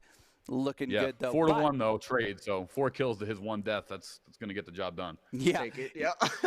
Yeah, and although, Elantris got the credit for that, I think that the assist should have gone in Valley. Yeah, he really did just kill himself. So, well done. Well done. Very Take cool. him where you can get him, especially Aquarius those here. kind of situations. Again, following Valley, just really, really good job of identifying when to use the grenade as a follow-up. Oh, yeah. Have a nap there, my friend. Takes on 2 of them on the stairs, manages to pick himself right back up. Here sitting Subway on Old Town, and we have this again. This is a good one here by Sure Shots, who's sitting in the side. Unfortunately, doesn't get noticed. One of his teammates does go down, but he finds one, and now he's going to go right to do what? Pick up that Bulldog. But Free Versace, one of the double kills for their team, coming out here at top B side. See, I think Free Versace is going to be able to have a little bit of a run in the other bracket. It may be a benefit to them to have met this team so early in the tournament because they didn't play poorly. They actually played pretty well. Mr. Sure Shot with so many more eliminations than previously. Well, it looks like Free Versace actually has already won a couple of rounds in their losers bracket already. So you talk about them coming back and standing tall. It could be an opportunity to see them once again. We'll see if that continues to ring true. Yeah, this is like exactly what you want if you are a team that goes into the losers bracket. They played arguably maybe one of the top teams early. And that just gets you situated for so much. You saw what the skill cap is, right? Like, you got beat down so hard. It's like, all right, now I'm warmed up. Now I understand what we're playing against, and now I can adjust properly. As we look here at the bracket, we've got some teams that did not advance. By that, I mean Hyper Squad, the Schaefer crew, already just jumping down and getting mixed up in there. Stahlritter, which we saw early on, 1 elimination, first round. They did improve on that. Nymphs, I like it. Cut Fam, also with a express ticket. They got the fast pass into the second chance bracket, and we're going to get a chance to possibly see some of those as they go. This is double elimination on this 2v2. USO Europe Cup presented by USAA. Of course, playing Halo Infinite. If you are just joining us, that is a new game. It is not played on the Xbox 360. So it is played on many things. Now, this is, which is interesting, this is a cross-platform tournament. So we're seeing folks on different systems. Let's just have you guys weigh in real quick. What's the value of a controller versus keyboard here? Paulie, I'm going to let the professional take it. Yeah, which are you preferring here? So a little bit of an aim unfortunately, assist with a controller, or do you want that? Do you want that mouse DPI? Yeah, I mean, I traditionally have been a mouse and keyboard player for the last 10 years, but Halo is the one game that you kind of had that look, if I'm being honest. You had that. I appreciate it. Well, I was a controller pro in Gears for 10 years, but then last 10 years I switched to mouse and keyboard. But the problem is that with Halo in specific, this game is a console game. This is the first year that it's on mouse and keyboard in a competitive sense. This is now the came out 2004 for Halo. No, Halo 1 was like 2001. So we're on our 20th year, let's say, of Halo, and it's finally just making it over to mouse and keyboard. The game is unfortunately structured to controller. The auto aim on controller is very high, and the hit detection almost seems a little bit more quality on controller as well.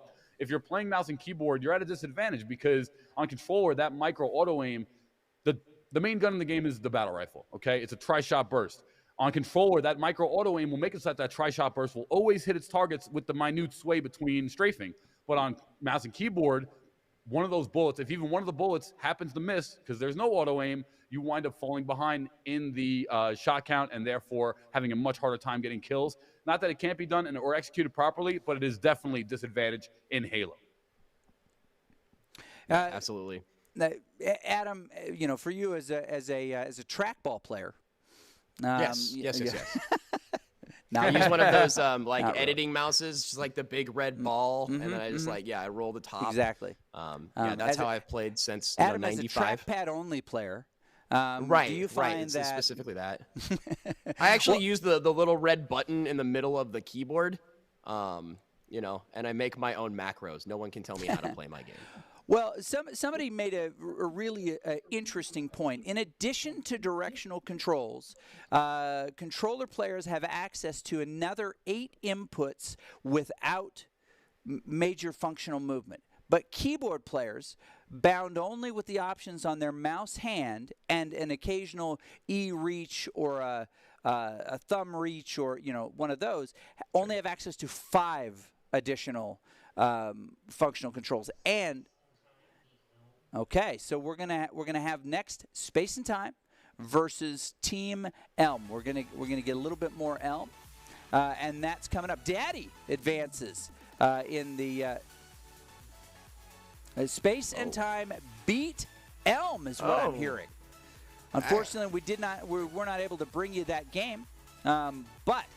My goodness, Elm will take a trip to the bracket, and we'll take a look at that Space and Time advances. We're going to want to see their next game for sure, and I think we'll have the opportunity to take a look at the lower bracket here as teams are starting to fill in.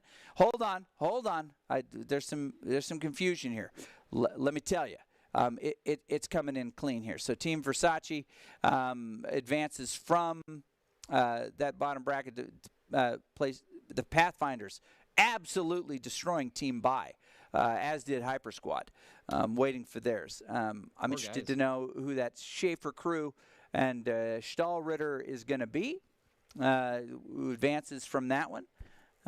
It could be Schaefer crew, but it'll be fun to see this Pathfinders Versace and, of course, Nimstaka coming out of it. All right, I think we're going to take a short break here in just a second if we can.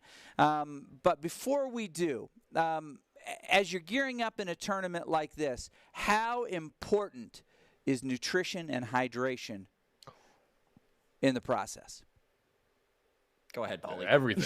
Yeah, everything. Adam, and feel free to chime in here, man. I don't want to answer all the questions, but I'm the worst. I already know my answer is don't listen to any nutritional advice I give you. I'm like the put it in the microwave or don't eat it kind of guy. So I'm sure it's very valuable. I am not one to tell anybody.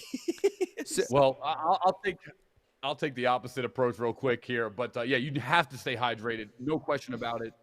And we have another match here coming up, Daddy versus Tryhard. But you have to stay hydrated. And in my opinion, like what I would always do when I was competing is I would have fruit in the morning. I would have a light breakfast. I'd be full. I'd feel healthy, and I would, but it would not be a full breakfast that would like take me out of commission for the tournament. So you have to be fed and you have to be hydrated. All right, Daddy versus Tryhard, the next match that we're going to take. Of course, we've come to expect these amazing logos by Yaki coming through. They did not disappoint again. Just a reminder, let's get those play styles identified. Let's look for value over time. Let's focus targets together. They go away much, much quicker. My plus yours equals, it goes really well. And of course, the keys. Brought to us by USAA. Since 2015, USAA has joined forces with the USO to give back to service members and their families, and this tournament is one example. Those are the keys. If we see those keys and a double jump of the repulsor, I think that we're going to know who our winner is even before the score is in. Okay, we're going to jump into a game here. And it's time. Now, as we do, of course, I will turn over the time to these talented folks to call all the action. Adam, I am going to be taking special note of the number of additional references that you make during this cast. Okay. And we're going to probably complete our Chizu bingo while we do. Get ready for Cattywampus. That should be on your face. I heard Cattywampus. I heard another one in the opening block, and I cannot remember it right now. But we're essentially we're looking for old-timey words. That's because I'm old now. At all times. Things that your great-grandfather might have said, not the racist things. The other words. The other words. Yep. Okay. As we get ready to jump into this game. Like a kerfluffle. Yep. There you go. All right. That's the whole situation. But here we are jumping on in. Thank you so much, Doc. It looks like we got ourselves a little Tryhard, a little Daddy, and a little whiffed rocket off the bat as we are back, but he will find the second one there. Sir Mark, gonna love that. Looking at the back of another opponent, but his teammate will pick up that one. Giving him the first two. Yeah, that was well done here, and we're seeing 4 new players here, Tryhard and Daddy teams. Going up once again on streets. Daddy sitting inside pink. They're going to rotate to top C and do find 2 members, but a nice back play. It allows the bait switch to come out, and this could be a double. Big time grenade. It's got to be finished, though. Both members blinking, and Big Chungus going to pick up the double. Nice job there. As a 2-3 deficit still, though, for Tryhard. Absolutely huge. Like you were saying, they get the challenge, then they are going to be able to stave off any crazy bleeding. However, that nade right in your face doesn't feel too great. Looking for one, is going to find it. So looking good, but destroyed from behind with the melee. So a trade right there. We got ourselves an even score and probably the closest game we've seen all afternoon. As Big Chungus now following alongside them, they are in PD.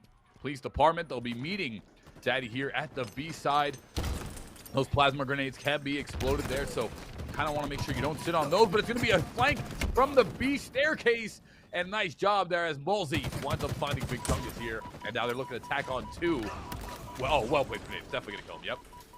Yeah, absolutely well placed. And just as he exits, he's going to be dropped as well. So, again, these crews just knocking each other around, looking for some kind of weakness. Huge flank, like you mentioned, from the stairs opens that whole thing up. But just as quickly as they've gained the advantage, it is ripped away from them. So, again, Big Chungus looking good. Everybody across the board with 3s. Shots ringing here from the right-hand side. Going to be able to get one. Second teammate drops right down on top of him, almost feeding it over. Gives him a quick little peek at his arm, but is not going to be able to strafe and get out of there. A second one there for the Chungus. He's got the rockets now. Yeah, opportunity. No, going to be wasted there. Yeah, well done. And that's really where the controller, we were talking about it before, that's where this controller just looks so beneficial, because you can notice that when the strafe was coming in, not a single, even one of the 3 shots, nice rocket there by Mike Timon, but every one of those 3 shots connected directly is not all auto aim, but it is one of the benefits of playing on controller, which is what we're seeing here. Thought we had a double coming in. It is going to impact. Damage is done. They will find one, as it does look like the other teammate I thought was going to peel on out. He's going to ego challenge and kind of be shown the door in the process. A double kill again coming out from Tryhard. Yeah, Mark Timon, his shot is just on point right now as we're seeing Daddy take an 11-8 lead. And this battle rifle is just so on point from both these players on Daddy. 9 kills, 5 deaths for Timon, and a nice 4 deaths, 4 kills for Mulsey. Daddy's taking the control now with a point lead as they head up over to PD spawn, and they'll rush right into 2 members. Once again, now going to be a rotation. Mulsey coming in, Stalker Rifle as well. And Mark Timon winds up finding 2, 15-10 here as Daddy's in control. They'll help claw themselves right back into this. Hopefully they can get something huge off of that. Your team wiped, so you might as well make an adjustment here. It does look like Daddy is, again, not throwing everything away, but this is the first time we've seen the difference between these two teams, and it just came at the hands of one power item, like you were saying there, Paulie. Just so strong, and the points are showing it, but the fight out here, it's right there, going to find 2 falling. And again, Tryhard feeling good. Guys, back off here. Very quick, picks up the other one right there, so another reversal for the side of Tryhard.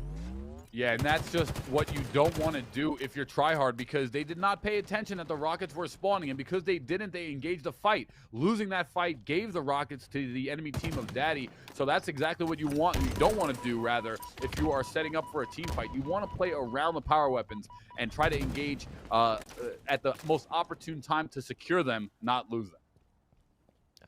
Such a horrible feeling when you throw your grenades to try to get some kind of information and the guy just shows up in a stairwell directly to your left. You're like, well, I guess I'm going to have to wait to get those back. So rotation's coming through, looking for some way. Everyone taking a second to just breathe, recollect themselves, and find out how they want to expose the other team. A flank on the side will actually work out. They're going to find one, looking for the second. He's already damaged. Those cat ears not doing him any good as Daddy finds yet another pair. Yeah, and that's just the benefit of having the Rockets. When, you know, Daddy had the Rockets intact and it was almost impossible. In 2s especially, it is so really, really difficult to come back against Rockets Bulldog setup, which is what we're seeing every team on this map try to secure, as 2 members of Tryhard are now locked down bottom middle, and this looks like it's going to be a double once again for Daddy, as their team winds up picking up. It will be a 2v2 trade, but that's still going to go in favor of Daddy, who's sitting on 21 out of 25 kills needed to win this one. For a quick second, the patience right there on Tryhard was something just to be commended. You know, looking at the back of your opponent and just waiting for him to put himself in a disadvantageous situation, waiting for your teammate to show up as well. So again, shocked that actually came out to be an even trade to a side. Just a little spiffy grenade to kind of close it out there at the end. But both teams, again, having to kind of find neutral ground and look for another advantage. Getting shot there on the far side, picked up with the marksman. Yeah, well done, as Daddy now still sitting on 21 kills, so 7 kills away for Tryhard. They can get back into this one, but it's going to need some quality power weapon control to secure it. Daddy's team once again picking up that Bulldog as they get called out there, top C. And now I really like this though from Big Chungus. They are maintaining tires and holding that elevation. They're going to go for the Rockets, and there we go, finally getting there, but no, it's going to be a beatdown shot combination, double team, as those Rockets once again go to Daddy, which will probably secure them the win right here. Good old-fashioned poof and punch, if you will. Don't have to waste an entire clip when you're standing right next to him. So again, as you mentioned, you mentioned challenging for that big objective. They had to go for that. The melee situation just ends up being an unfortunate circumstance. The pickup of the Rockets as well is probably not the greatest thing in the world, but shots coming through. No one dropping as of yet, but from behind, Mulsey gonna find one. Chungus going to find the other, and landing right on top of a nade. Big Chungus gonna get that one. That was a great job by Big Chungus. He knew that the enemy was coming behind him. That Rocket's going to connect. Definitely. Big Chungus now gets his team back into it. Only down 6, which is still a bit of a deficit, but it gives a chance here to try hard. That Rocket is going to miss. And this grenade combination, I see Daddy in the back A here. And notice how Tryhard is not together here. You have one member pushing in the top mid and one member pushing behind A. And now it's going to be a double one-on-one instead of having a multitude of gunfire. So this is actually going to go in the favor of Mark Timon, and that will be the game as Daddy secures it 25-17. Absolutely massive match out of Daddy as well. As we mentioned, it was very, very close there for a little bit. Daddy just got a hold of the rocket launchers. When you're direct impacting dudes and then getting what I assumed was going to be a double kill once again immediately after the spawn, it led to the cleanup after the fact. That's a huge 3-point sway any way you look at it, and probably one of the most mentally deflating situations of all time. I don't know if you've ever been double rocketed recently, but my God, is it annoying. Yeah, anytime you die by the rocket launchers, it's infuriating to say the least, let alone a double kill. But that was some amazing stuff there as Daddy winds up securing it. Tryhard didn't play that bad. They only lost by about 7-8 kills. So if you're going into map number 2, there is a light at the end of the tunnel. If you're Tryhard, you want to make sure that you're being very positive here and you're noticing what you did wrong, because an easy correction could take them to a second map as we take a look at some highlights here following alongside Big Chungus. Yeah, and again, for the first handful of minutes of that game, super even. It came down to this kind of huge fight for the power items that you were talking about. That right there, landing on top of your dying teammate is never a good indication of what's about to happen.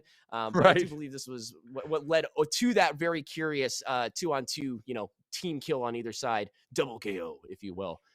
Yep. But again, Daddy looked good. They had great control, and again, it just comes off of these rocket plays that we were seeing. Yeah, and I mean, the amount of times that Daddy got the rockets can easily attain the 6 or 8 kills that Tryhard lost by. I mean, I know that, we're harping a bit on the power weapons, but Halo, especially Infinite, is such a power weapon-based game. Yeah. Like, in 4s, the battle rifle is so devastating because let's just say each member of your team lands a shot, someone dies in a millisecond. Exactly. But in 2s, you don't have there's so many power weapons on the map that the battle rifle almost becomes a secondary gun instead of a main gun like in 4. So that's what changes so much, and why in 2s especially there's so much focus, Adam, on the power weapon control.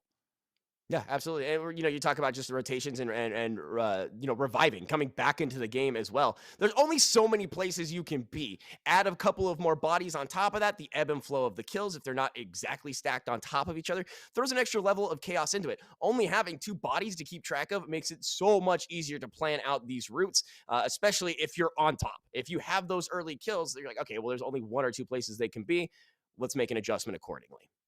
Yeah, and that's also why you're seeing teams in 2s. Like every highlight in this clip is really coming from B Hill, because B Hill, if you're sitting in B, you basically cut off the PD spawn to your right here.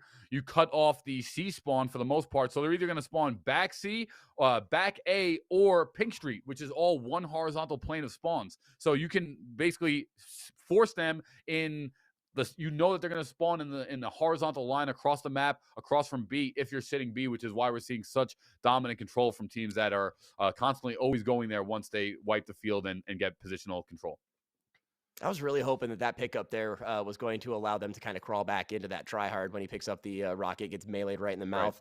Right. That right there was the desperation play, but would have turned things right upside down, cattywampus, if you will, had they been able to close that out. But again, Daddy just looking good. Tryhard not looking bad, though, if I were to be so candid.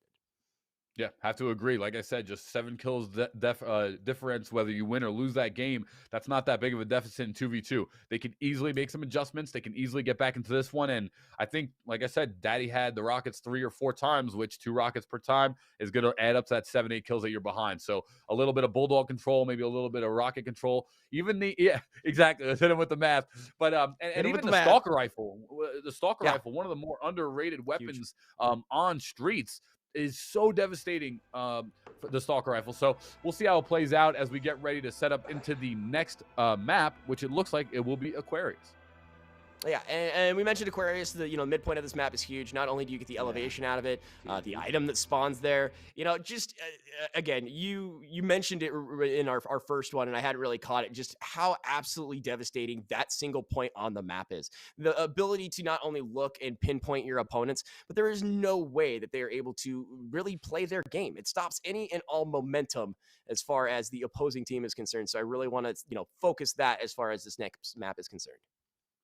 Yeah, and a lot of the reasons why you're seeing the points of contention that are the points of contention is because of the way that it sets up the spawn trap.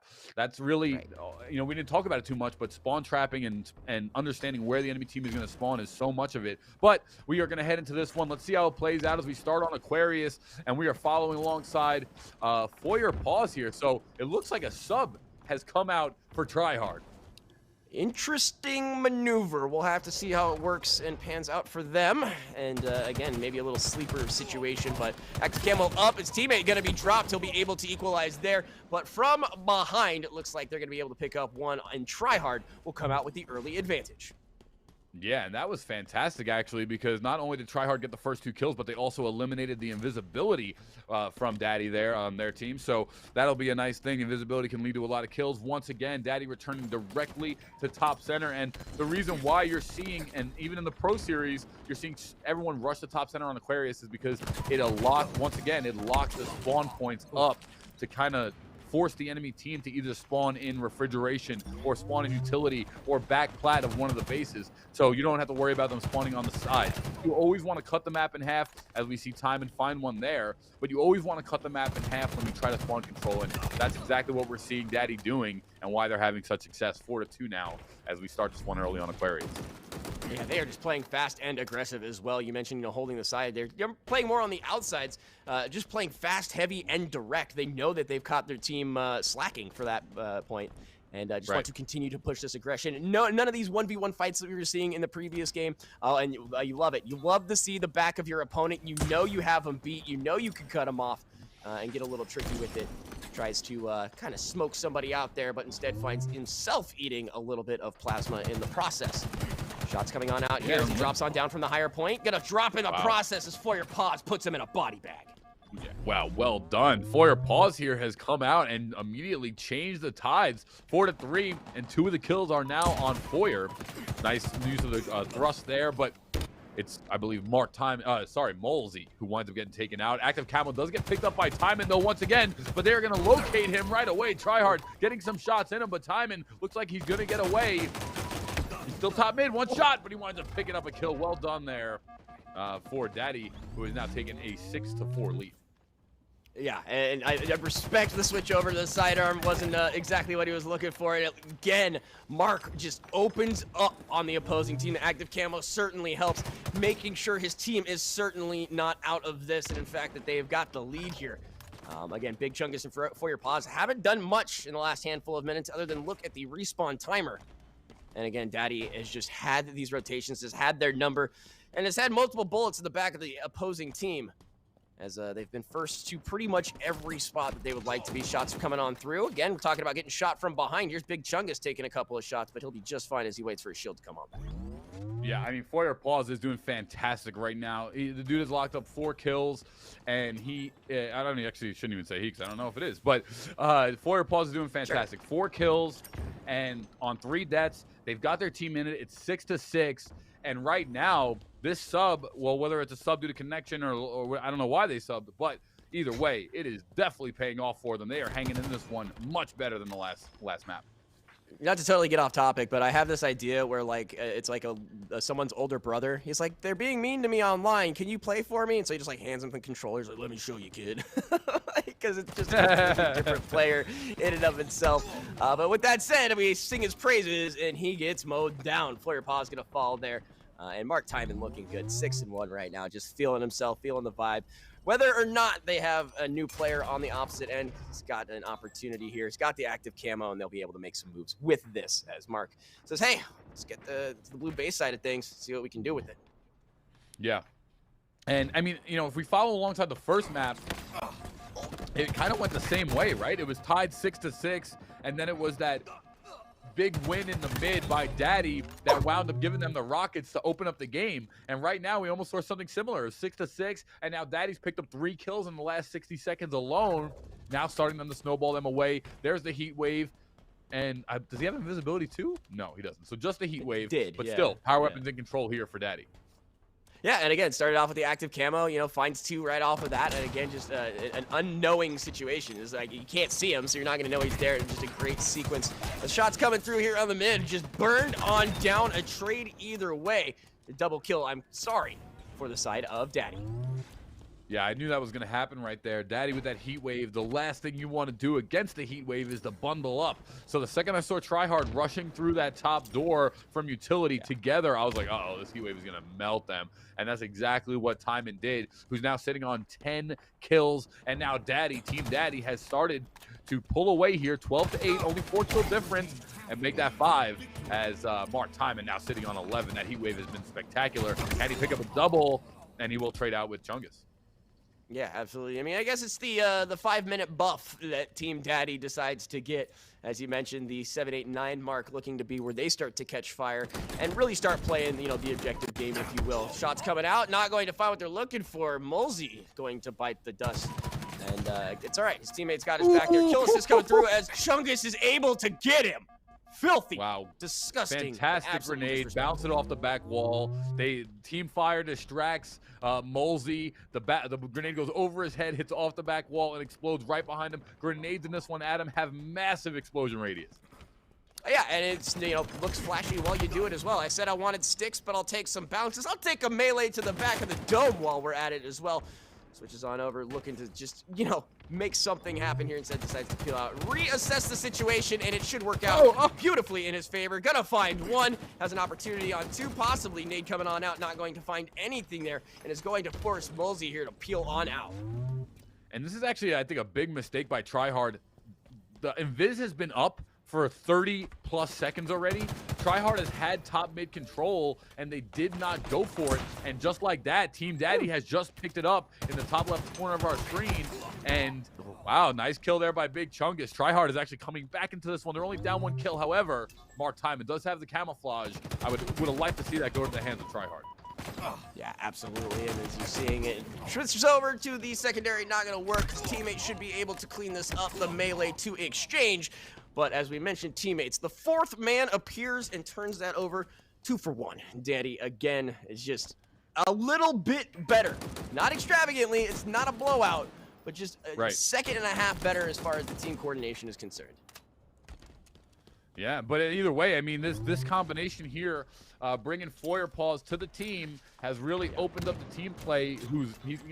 They're bringing 6 kills to Chungus's 9, and just like that, only 2 kills behind for Tryhard. They are playing much better here on Aquarius. Nice grenades. We'll put some damage onto Molsey, who drops down the bottom mid. That's going to be a well-placed dynamo grenade, but some of the damage actually had hit Foyer and made the kill easier for Daddy, and that's not what you want to see here. Now behind 3 kills, make that 4 kills, as Daddy is only 6 away. Not much time here. If you're Tryhard, they got to get back into this one, and they're going to need 2 team wipes. Once again, perfect timing, as that Invis is going to go to Team Daddy for the 3rd time in this one. Yeah, absolutely. And again, we just talk about how prevalent these items are. This position alone is just massive. And right now, Daddy really heating up, turning things to another level. So looking to close this out, move on to the next round. That'll help right there, as Mark is just having the game of their life right now. Whoa. There's another one. 1v1, v1, v2, doesn't matter. Give me the points. Yeah, and right there, what does he do with the camouflage, Mark Timon? He picks up the camo. He maintains top mid positional control. He finds one, drops down, knows he has full life still, finds another, and then rotates over with the camo and picks up equipment. Equipment is massive in this game. Having the thrust is huge in this game. And just like that, that is the exact definition of a Paulie power play. Well done there to maintain control, dominant control. And this is looking really good for Team Daddy, even though we're going to see Chungus find one. Yeah, and again, just falling just short here. A couple of kills will secure this one. I like the Paulie power play. That's amazing. I want to hear that forever and then some, even if it's not a situation like that. But as you mentioned, Daddy just doing everything and then some, from the rotations to the equipment management to just being in the right place, right time. And the mechanics right there will put you down for a while. Wow. Oh, man. Fantastic stuff here. And, I mean, we got to give credit where credit's due. Tryhard has... They're going to finish around the same score they did the first game, so not too much of an adjustment. They will get to 18 here. They're still behind 6, not over just yet. But Mark Timon there up top, we saw him use one of the mechanics of the double plasma explosion. So what you do if you have 2 plasma grenades, you throw one. Let's make sure, you know what? I'm going to save it for the recap. We need to see that again. Yeah, might as well. Hey, we can talk about it as many times as you want. Speaking of recap, Daddy is going to close it down. They'll pick up the match. They'll be moving on in the winner's bracket, and we will see what is in store as we move on to the next piece. Those would be the Sparks notes of what happened in that. Daddy advances. Sadness ensues. So the USAA and the USO have joined forces to connect service members around the world to their families and their friends through gaming. Through their support of the USO's gaming program, they help the USO Power events and tournaments where service members stay connected with the ones they love. Thank you, USAA, for being a part of the USO family and for being a force behind the forces. So, gentlemen, as we start to see this fill out a little bit more, Daddy and Tryhard battle it out. That was pretty good. Daddy showed that they were pretty strong. We're now going to see here in just a moment Space and Time versus Daddy. Space and Time we have not seen yet, but they defeated Elm. And I just want to say, Adam said that they were the best he'd ever seen. That's the way I remember it. And that I said, well, I don't know. I think they're on the downhill slide. But Space and Time facing off in Daddy in the winners finals to see who is going to play for the championship today. I mean, to be fair, I said top 3 when it comes to Elm. So if you want to like bus toss me that hard, like that's fine. I'll accept it. But we didn't have a nice what's the word I'm looking for, like litmus test. They were kind of the initial introduction. I mean, maybe I would say they still are. I don't know. Daddy's looking pretty good. We haven't seen Time and Space, but if they took out Elm, statistically speaking, I'm still kind of right. So we'll have to take a look at the losers bracket. still kind of right. Well, I hope you enjoy the hollow victory that contains. So, Polly, for you, real quick, what did you see out of Daddy that tells you that they're a contender for this? Yeah, I mean they played very, very well. What you're gonna see something similar out of teams that are making it to this top 3. I think that was a pretty good educated guess by Adam here to say top 3 for Elm, because I personally think the top 4 are going to be Elm, Tryhard, Daddy, and Space Time. Now that I've kind of seen this bracket and seen how it's kind of playing out a little bit, but hold on. Yeah, you're going to see a lot of the similarities for fortune cookie. From, it's Adam's fortune cookie. Even a blind squirrel. Okay, all right.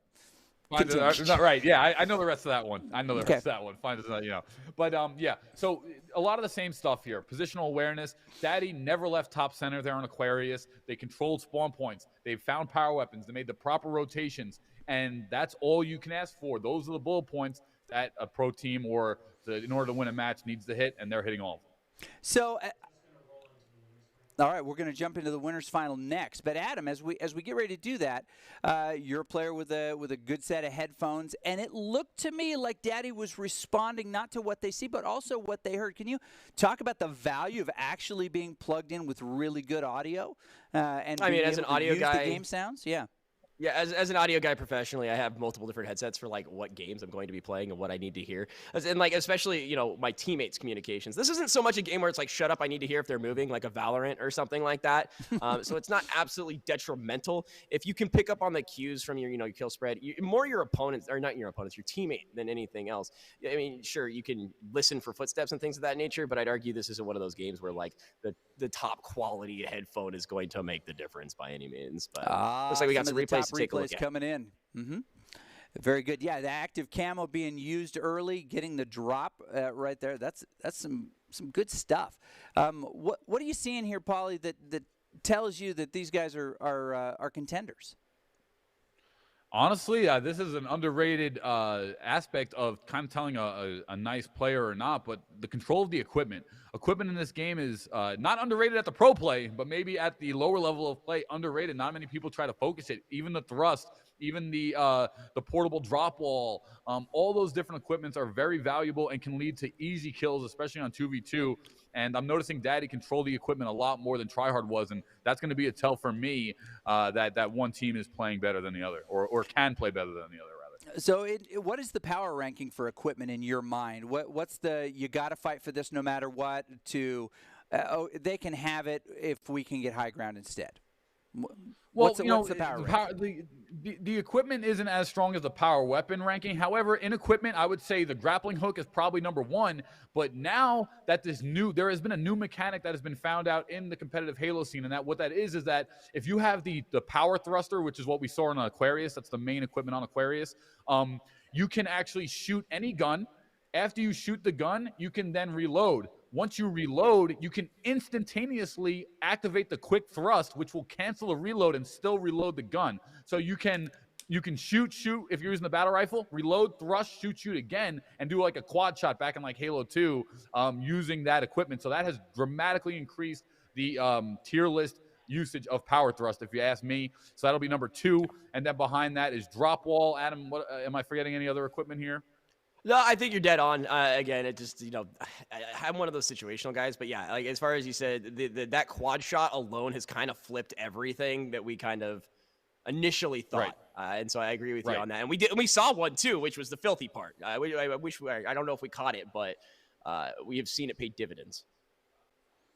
All right, Absolutely. As we get ready for this winner's final match, we have Space and Time, which we have not seen, but they were able to eliminate pretty quickly a pretty powerful team that we may see again as we climb into the winners.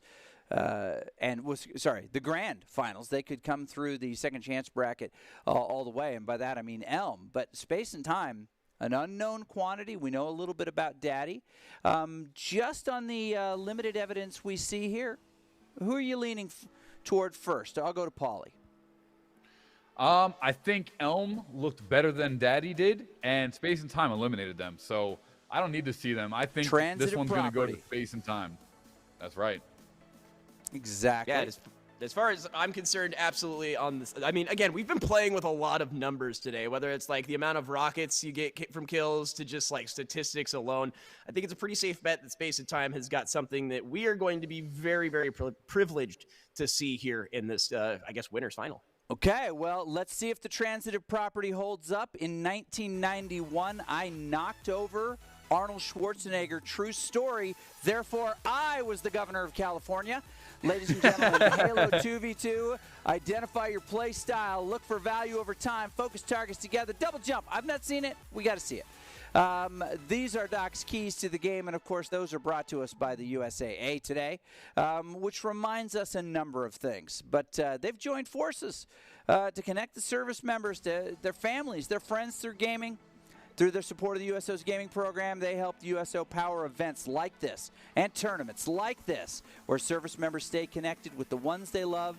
Thank you, USAA, for being USO family and a force behind the forces. Okay, we're about to drop into this game. Let's see if they follow my keys or maybe listen to some more Paulies. So, yeah, hopefully we'll see this. On the break, first power weapon on streets is likely fill in Rockets. the blank. Rockets. Rockets. Yeah, rockets.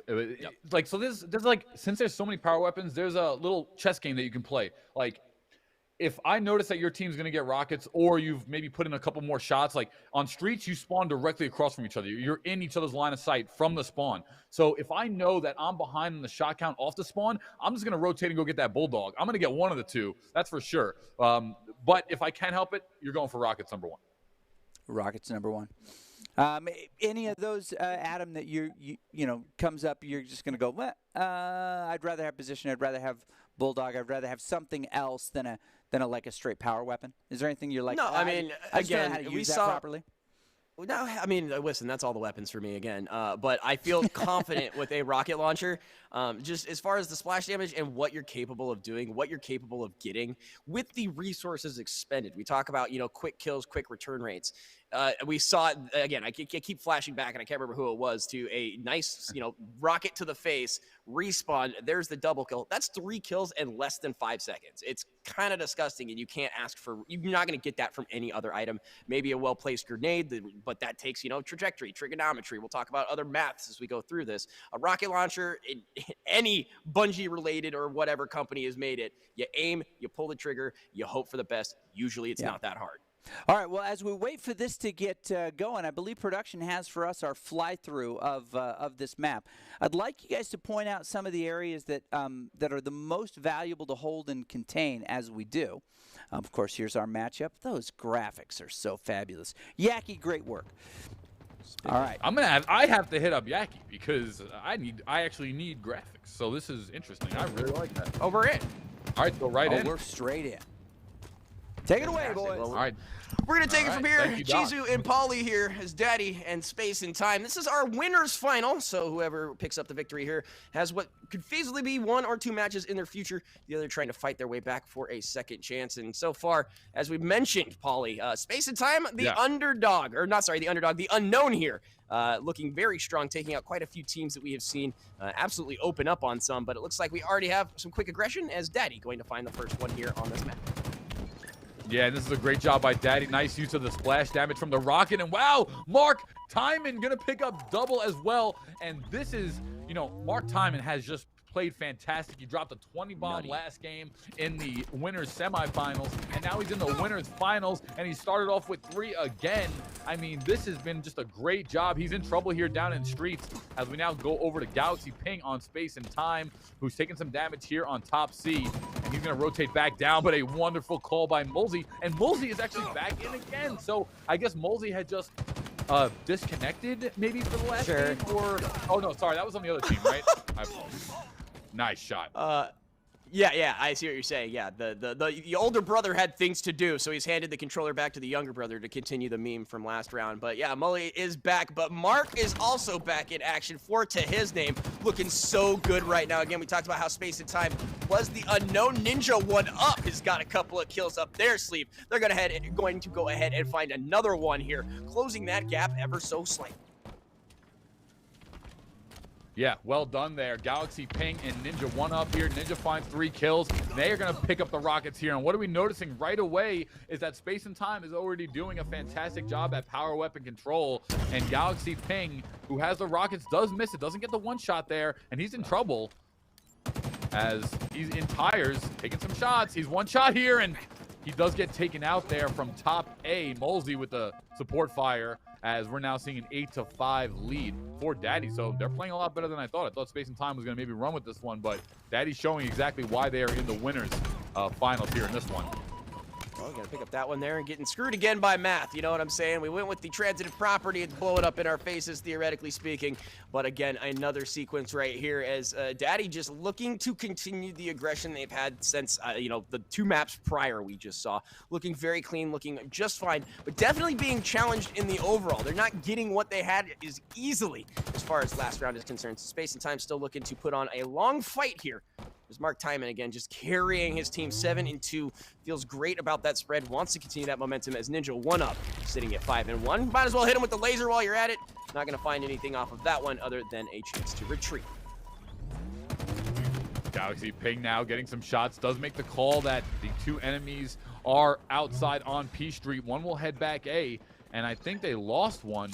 And no, but it's going to be Ninja 1-up who winds up finding both kills. They both went back A for Team Daddy, who gets eliminated by Ninja 1-up, who's now sitting on 7 kills. And just like that, Space and Time is only 1 behind as they control the P Street, forcing the spawn here, I believe, inside C.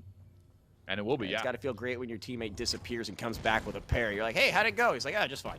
It definitely closes up that gap a little bit. From behind, the laser finding what it was looking for earlier, and it's going to remove 1 from the field immediately. It's going to force the rest of the team to just peel on back out of here, but Space and Time starting to pull away now. As we're seeing a nice grenade come bottom mid, and it's going to be a back away here for Team Daddy. Space and Time has taken the lead by 2 kills as they are just controlling top B. And when I say top B, what we're referring to, if you're new to competitive Halo, is the fact that that's where the hills spawn on one of Halo's most competitive game types, which would be domination. So that is the B-side hill. Anytime we say letters is where the hill is located on the map for the domination game type. But it is an easy call out that all the pros use in case you want to use the same. So far, Space and Time starting to pick it up now, Adam, as we're seeing some domination control here as Ninja 1-up finds another. Absolutely. You know, got him up on the stairwell, and then just the information I didn't want to cut you off. He somehow magically knew the left-hand side that the other side of Daddy was there, and so the flick mechanic, if you will, pushes one guy out, finds the second guy just chilling, and puts him right into a body bag. An exchange of fire here, not going to be finding anybody. Just a little bit of damage, and so they'll peel back on out here as Ninja 1-up, again, looking super strong here. Just biding their time, but as you mentioned, Space and Time did turn it up there quite a bit with a nice 6-point lead. Wow. And Space and Time is proving exactly now why they belong in the winners finals, because Daddy has had a fantastic run so far, and Space and Time is starting to make it look kind of easy as they've taken a 6-kill lead. Now pushing up his Ninja 1-up. He's got the Bulldog. It's going to be a flank here, but a nice juke. Still gives him one. Teammate comes to collapse, who's one hit. And Galaxy Ping does wind up finding the second. So now it is 10 kills for Ninja, 1 kill for Galaxy, and Space and Time is in control. It's such an unfortunate situation. You drop down, you have both backs turned to you, a massive weapon on top of it, not able to commit. Mark gonna find one there, the 1v2, but traded back aside there as Galaxy will pick up that one. Galaxy with 2 puts Mulsey down, says your teammate was the real powerhouse here. I'll take you down as well. So another pair there for Space and Time, and as you mentioned, Pauly, they are just running away with this now. Gonna miss the jump. We'll pretend like we didn't see it. All right, third time's a charm. And push it on through here. And yeah, just gonna get mowed from the right-hand side. Blue, Daddy, finding 2. Yeah, and that was actually a massive, massive kill there, because Space and Time had the rocket launcher from their previous engagement, as we're going to see the rockets immediately picked up, and that has given them the Mark Timon, who's got him back in the game. Only 5 kills behind. Mulsey going to find another one, and now it is 4 kills behind. Man, what a great job by Team Daddy, who isolated those rockets, and if those rockets had gone off, this game probably could be over, and now it is Team Daddy who's starting to snowball with just a 4-kill deficit from 7 in just a couple minutes. Yeah, and like you mentioned, that exchange of the rocket was just absolutely devastating. Obviously, you don't want to drop your massive weapons, but that one in particular, that have it used immediately. Good shots there from Galaxy. Gonna find 1 on the hunt for 2. Teammate in tow. They only need 4 to push this to match point. Yeah, and he's trying to run away there. He knew that Mulsey knew that he couldn't give up the kill because of how close it is getting for Space and Time, but that same run is what actually led to his demise, which is unfortunate. You hate to see it, but 22-16 now, and Space and Time is in utter control as they come in quickly and tired. Ninja 1-up there, just absolutely shredded. They are 1 point away from closing out this map, and such a devastating way too. And again, we mentioned just how close these games have been, up to about the 4.5 mark, but Space and Time just pushed on the skinny pedal on the right and accelerated all the way through, but not over yet, as Mulsey's gonna find one, Mark gonna find the other, so they're not going down without a fight. Yeah, they're still behind 6. They do wind up having that pink control when getting the win here. Rockets coming up in 3 seconds, as noted here by the spawn timer. And this spanker is coming up, and it looks like, see, this is the problem here, because Daddy can't even run for it, because they're only 1 kill. It will get found, and just like that, Space and Time has taken your first game. For a quick second, it looked like Matt lied to us, but Space and Time pops it off. And very devastatingly, too, I might add. The popping off occurred. That can be confirmed. Space and Time playing really, really strong. Daddy did start out hot. They did start out strong. But the question is, who made the better adjustments? Pauly, in general, who made the better adjustments to you? Space and Time, they started behind. So that's really where we want to emphasize. They started behind. It was close, but then out of nowhere, around that 10-kill mark, 12-kill mark, they just started controlling everything, and they played absolutely dominant from the middle of the match to the end, which, like we were talking about before, sometimes it helps to finish out strong at the end, then come in hot like Team Daddy did at the beginning. So if you were to be able to predict here, and again, we don't know all the details to Team Space and Time, do these look like folks with like good esports background? I mean, do they play like people who've been kind of in this game for a bit? I don't, if you're competing in a tournament, you're part of the esports space. I think that's really the point to kind of locate and focus in on. I'm sure, look, if you compare them to a pro, 99.9% of people are going to run into some walls with people that are playing the game professionally, 10 plus hours a day. So they're playing fantastic, and I think it's enough to get them this tournament based on what I saw from this first set. Okay, some replays we're taking a look at here. Galaxy Ping, Ninja up, doing a nice job, of course, on the Space and Time team. Names that we've not seen a ton of. Mark on one side with Mulsey. Love those names as well. Also kind of showing why they're here. What's interesting is that whoever wins this competition, this best of 3 here, is going to give themselves a little bit of a break. The other team is going to be able to continue to hone what they do. The maps don't change significantly. There's an opportunity to change your strategy, to change your approach, or at least to clean them up. What do you expect to see on Aquarius Map 2? We'll go to Adam first this time. No one saw that coming. Love it. And ask you, what do you think you're going to see different out of Daddy this time? Or what do you need to see different out of Daddy for them to take that second map and for us to see this elusive third map for the first time today? Well, that right there is one of the things that I kind of wanted to point out is just, landing shots, finding these flanks and getting something off of them. They've had opportunities. They just haven't been able to close out on them. And I have, again, this creeping suspicion that was just the first level and Space and Time is about to go Super Saiyan. So brace for impact would be my piece of advice, because I have a feeling, especially that being a first map, you kind of wait out your opponent. You don't know necessarily what to expect. Now that they have that information, it's time to extrapolate on that information. And I feel like Space and Time is just going to blow the doors right off the hinge. Heads down, stay down. Adam wants everyone to brace for impact. Paulie, I'll ask you the opposite question. Space and Time has a track record of doing well and pushing from behind. What do they need to do to stay on top? Same thing that they did. If it's not broke, don't fix it. They won the first set, so all they have to do is exact the same principles that they brought to the table, and I'm pretty confident that they will walk away with this one. But honestly, I think Daddy has a chance to get back into this one. Not many teams I've felt about that so far, and Team Daddy, I think they played very well.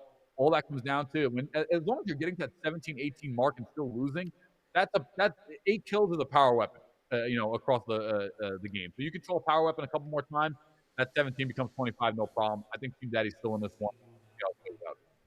So let's take a look at the Aquarius map. By the way, I'm an Aquarius, and I may even try to reference the fish that saved Pittsburgh, just so Yaki can go back and kind of refresh his film collection as he watches this from his tiny little cubicle. As we fly through this, what do you see in this that people do a good job of exploiting when they have map control? Just the top center. You got to get top center, and the reason why is because it in competitive shooting games, your goal when the enemy team is dead, especially in a respawn-based shooting game like Halo, is to control the spawn points. You want to get an educated guess on exactly where the enemy team is going to spawn the second time around. So when you're able to get top mid, you immediately divide the map in half. And that's going to be the key here. And also top mid is where the invisibility is. So that's the key for me moving forward. Top mid, invisibility. Adam, again, with these teams, where have you seen them get the most value? We've seen a couple of these amazing high ground, 1v2 where the one wins in these scenarios. The high ground for you, is it the most important? I mean, yeah, we've kind of just hit it over the head multiple times today, just what it allows you to do. I mean, it's simply from having like more of the body to hit. I mean, depending on how you're looking at it, someone's behind 3/4 cover, you still have half of their, options available as far as what you can hit. So having the top side, the items that are up there, great, but the positional advantage alone and the ability to bail out. If you drop a guy in front of you and you get tagged from behind, you drop down and congratulations, there's a 15-foot wall probably behind you or a way for you to rat on out of there. So just for me, having those options allotted to you are huge here as we're jumping into what could easily be the final match of the winner's side. Yeah, Mark Timon does find one, and that's going to be the first kill. Getting that first kill is so beneficial to now setting up here as we follow alongside Ninja. But now if you're Mark Timon, you want to get up top. I didn't see who that invis went to, and it did go to Timon. But he gets taken out with a well-timed grenade. Ninja one up. Nice pistol shot, actually. Something you don't see too often here in competitive Halo. Yeah, traded off some melee action. Two dudes punching each other right in the mouth. A little boxing match is going to net each side 1-2 apiece, as it looks like we're taking this thing a little bit slower. Never mind, that was just the lag on my side of things. So with that said, it looks like Daddy here looking for an opportunity. They'll clear out this courtyard, and fire's just coming on through, so they know to bail on out. Yeah, both members here for Team Daddy sitting in yellow utility, but they're going to get flanked here. And this, nice use of the thrust, but it is a beatdown coming out from Molsey to assist Mark Timon and picking up a kill. I love what Daddy's doing right now. They're actually playing slower. They're not going for the top mid in per se, as commentator curse, they immediately head to top Right. mid. But but actually there is one counter strategy you can play on this map. If you're not going to locate top mid, it's just staying on that same elevation of high ground, aka one of the base plats or so on. So right now Team Daddy holding more of the high ground on the base side, but still able to see top mid, and as long as the visibility is not up, top mid is not need to be the biggest priority at the moment. Great job by Team Daddy. And that's what I was saying. If they can brace for what's coming their way, it looks like Space and Time really like to be aggressive, really like to be in the fray. And now Daddy's just taking their time, methodically and surgically trying to find a way to break it apart. And so far it's working. These shots ringing true as well. Go ahead and pick up yet another piece of active camo, but is not able to get out of it. It seems to kind of be the, like we said, if you get there first, doesn't necessarily mean you're going to keep it. And that's twice now we've seen active camo relatively wasted. Yeah, and that's fine. That's going to be acceptable here. But one thing we have to note is that Space and Time out of nowhere has taken the lead. They do have the heat wave top mid, and they have this member pinned. Ninja 1-up winds up finding Molzy, who's going to hit the Mark Timon, who hits the death screen. And I love what Space and Time is doing here. They're getting one kill, and they sat there and guarded each other while the other member got his life back. So now they are back again, both full, and this double kill. Oh no, not going to go to them. Mark Timon actually finds both. Great job there. Mike Timon is on fire. He's got 6 kills now, and he's heading for a spawn trap over to the blue side. No signs of slowing down, and again, that was a very curious situation as Daddy's able to pick up 2, bring themselves back into the equalizer, and now they have the opportunity and the equipment to do some more. We're going to take a couple shots here, wait for that shield to spawn back up. Shots coming off to the other side here by Hydro, not going to land. It'll allow the opportunity for the opponents to go themselves on. A couple shots coming through. Shots going to be found, and that one's going to be another one in the hands of Molzy, looking much stronger in this round until he gets, tagged right there. Yeah, that was a great dynamo grenade throw. I don't like that Molzy was not being decisive with the heat wave top mid. You have the heat wave top mid. You have 2 members called out in different positions. You got to take that heat wave, push over to the other side, and bring the fight to him. He kind of stayed complacent and didn't pick up a kill, but he could have picked up 2. As now we're seeing Space and Time take a 10-8 lead. 13 seconds left on the invisibility, and both members of Space and Time here are bottom planners. And nice grenade as one member gets taken out. It's a 1-for-1 trade. Yeah, I'd be curious to see whose grenade that was that initially had the damage, because that was massive. Just a bunch of chaos there. Right. Absolutely. Yep. Okay, so just absolutely disgusting to get that in and on. And the shots are coming on through across the way. Gonna find marksman on Molzy there. So Galaxy Ping looking so strong right now. Looking for more while he is at it. It's a couple of shots that end up tagging, but doesn't know his opponent is peeled out the opposite direction. So one of the things I'm kind of noticing is that, Molzy is kind of struggling right now.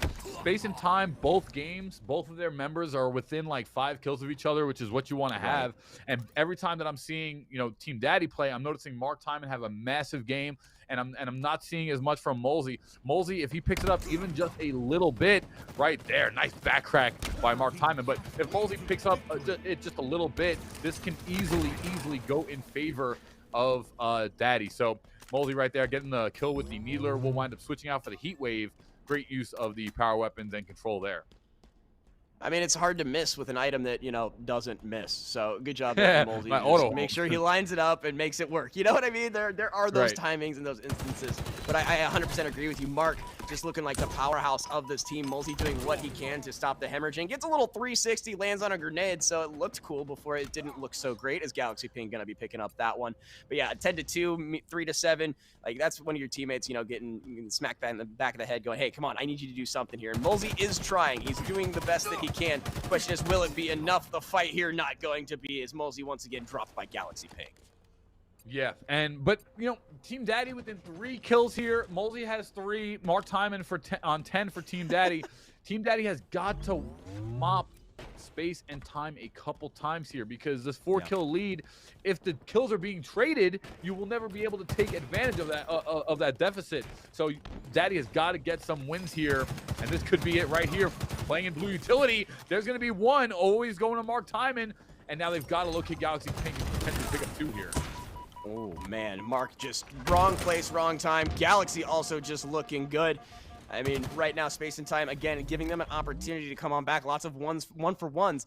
But, you know, we mentioned the grouping, the way that these two are playing together, and it's just the Mark Timon show versus the world, man. You might as well get the 80 evil X's out, because it looks like, once again, Galaxy is just in, out, and on top. Yeah, Galaxy Ping is now playing fantastic, but once again, his teammate Ninja 1UP bringing 8 kills to the table. They've already got 20. This one is not looking good. Molesy, 3 and 9, is not going to get the job done here in a 2v2 situation. And now, unfortunately, Space and Time is located top mid. They are established top mid, and it is going to be hard for Team Daddy to come out of this one. Molesy, beautiful shot there. That was well placed, but he's going to get taken out, and trades are not what you want with only 3 kills left for the victory. I like the attempt, though, and just, again, one of those situations where you get the kill, you're like, everything's great. You turn around, everything's awful. It's the Halo timing, as I like to say. Right. So, You're right. let's go Ooh, Space okay. and Time from the gentleman. Good little boxer killjoy, little poof and punch to the face. Now coming up into the base here, and because that Ninja 1UP was in that base, they should know that his teammate is going to spawn there too. You want to keep trickling in. You want to keep the enemy team on a staggered spawn cycle. That's going to allow you to come back into this one. As that Team Daddy only 5 kills behind, it's still possible. There's definitely still a chance. They got to make a move right now, and they have to find some kind of extra advantage, more than what they already have. And Mully needs to keep making those plays that we were seeing, but a nice trade there. Both bodies just disappear. And again, we were talking, trades are not exactly what you want at this point. In fact, they're the exact opposite of what you Mark want. stayed alive there. He didn't die. Oh, did he? It was, yeah. They still have 22 kills, so it's now a 4-point deficit. I don't know how they didn't trade. I thought they were going to trade. Right. But, I thought they both They didn't trade somehow, so very lucky. There, nice kill for Molesy, and this is exactly what Daddy needs. They don't want to get that trade as Galaxy Pink flanks behind, but Molesy has got to use this invisibility and get some kills here because, oh, he gets seen. Oh, nice job there by Timon. Doing good, man. Doing some work. Like you said, gets found out, but is able to plant his feet. Like I said, brace for impact. And this is within just a few. Another one, another situation. This ends in one team fight if they're not lucky. Yeah, and this is where you have to play so close to heart. You can't give up, and it's still an option. I mean, look, 20-23. This is the closest we've seen Team Daddy right now. They still have the second bracket behind them. Top mid control though, and that is really hurts because that top mid control is absolutely eliminated. That's going to be the game here, as Ninja 1UP wants to get in that final victory. Just huge. Well, Huge. there it is. There it is. We're going to see Space and Time advance to the you've got about an hour and a half off bracket. And then we're going to see what Daddy does on the other side. The USAA and the USO have joined forces to connect service members around the world and their families and their friends through gaming. Their support of the USO and their gaming program, they've helped the USO power events and tournaments like this, where service members stay connected with the ones they love. Thank you, USAA, for being a part of the USO family and for being a force behind the forces. All right, gentlemen, we have one of the 2 great combatants that are going to stand tall at the end of this. You've seen Space and Time now. Let's give them a little midterm grade. We'll start with Paulie. Do they play well with others? Yeah, definitely. Definitely. I'm liking Space and Time. As we take a look here at the bracket real quick, but I'm loving Space and Time. They just dominated the team that we thought was going to go all the way. We see Dinstar here actually is going to be going up against Elm, and Tryhard has now found themselves secure deep into the secondary bracket. So Tryhard, Daddy, Elm, Dinstar, Space and Time, going to be the top 5, it looks like. We'll see how it plays out. Yep, and we do know that Daddy will drop into that other slot there, and we'll have our second round or our second chance bracket. So if you're giving Space and Time a grade, where are they at the midterm report, Paulie? Yeah, 8. I got to give them an A for sure. There's a little bit that they can improve on. Team Daddy did come close, got to 20 kills, 21 kills, so it wasn't a stomping but they have played consistently against the top team we thought was going into that tournament. So Space and Time, A rank for me. Okay, so on the report card, A, but the parent messages are sometimes needs a little bit more focus. Yeah. Sometimes is not prepared. Adam, what about you? What grade are you giving our space and time, folks? I mean, they completed the project and they did it in pretty stellar fashion. You have to give them the A. You really do. Just based on results alone, it's one of those things where like if you're doing the bell curve. Cheese is the easy teacher here. Like, Cheese is the easy teacher. It's like you just show no. up. Don't get me wrong, smile. because Molsey's going to extra like classes. We're putting him like in the remedial classes so we can get him back. Like that's a different team. But as far as space and time is concerned, it's hard to pick apart. I don't know, stand closer together, maybe fight harder. I mean, they look really good, especially for just our first peak. And the fact that it's even between the two individuals speaks volumes to me. It's not just one guy going out and putting 20 on the board. Not that there's anything wrong with that, but just as a complete package, you give them anything other than an A, you're selling them short, I think. Well, this is definitely not AP. We're going to jump to a break real quick. Give our chance, casters, to refresh our hair. Oh, sorry, Paulie, too soon. And we're going to come right back with the rest of this bracket and see who's going to be the Europe Cup champion for the USO. USO, we'll be right back. See you in just a second. A strong America is a force for good in the world, and the strength of our military is paramount to that mission. Wherever they go, the USO is there to keep our service members connected to everything that gives meaning to their service: family, home, and country. The USO is trusted to support our service members on all 7 continents. With more than 200 locations, Home for Our Troops is as close as the nearest USO center or program. The USO provides critical programming, connecting with service members and their families millions of times each year. From the moment they swear an oath, new recruits are welcomed by the USO's family of staff and volunteers. I'm here to witness my son swearing in. It's nice to have basically a liaison to help people so they aren't as nervous of what their children are going to go through. Separation and constant movement are an ever-present challenge for service members and their loved ones. The USO keeps military families strong, providing connection home and events for families and couples. From the little Christmas events for the kids, or like we had a date night, the USO has given us time, not only together, time with our children, and things to do. When troops are deployed, the USO provides a home away from home to help bridge the distance. On the front lines, a care package, a phone call home, comfort food, a familiar song, or a moment to relax can mean everything. When their military service to the nation is complete, the USO connects transitioning veterans with resources in their new communities and helps them plan for their next chapter. We spend most of our time servicing the country, that when it's time to get out, we're usually behind the curve a little. The USO has come in and kind of get us a leg up on that transition so we can make the best move into a second career. We are the USO, the force behind the forces. Go to USO.org to learn more. Some missions don't take a holiday. Some work must go on. Standing guard, keeping the peace, lending a hand. This is our chance to lend one back. There are more than 1 million active duty service members stationed around the world, and this holiday season, hundreds of thousands of them will remain on duty. On the water, on patrol, away from home.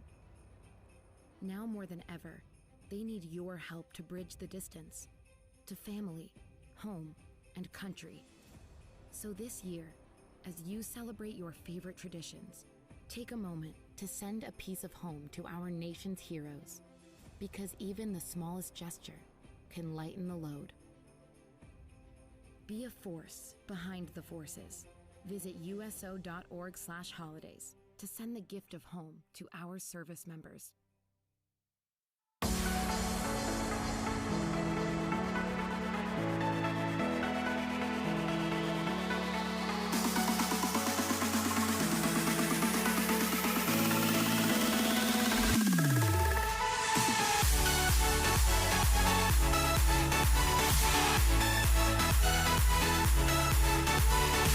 Welcome, ladies and gentlemen, back to this USO Europe Cup. Halo Infinite 2v2, powered by the USAA.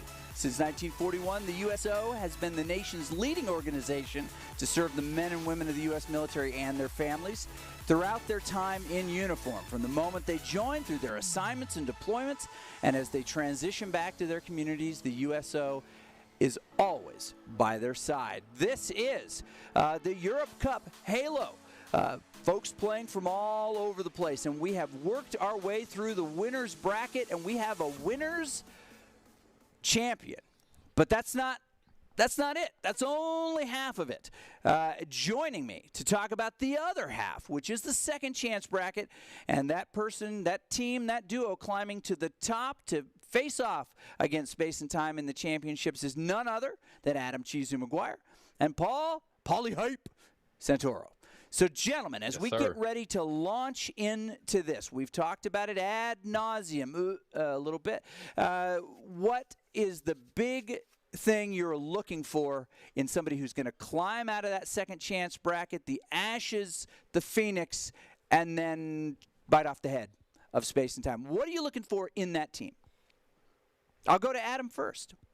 It's just aggression. I think that we did see when you were planting your feet and going up against Space and Time, Time and Space, it really worked out. A lot of the times teams were falling is when they decided to peel on out just a half second too early.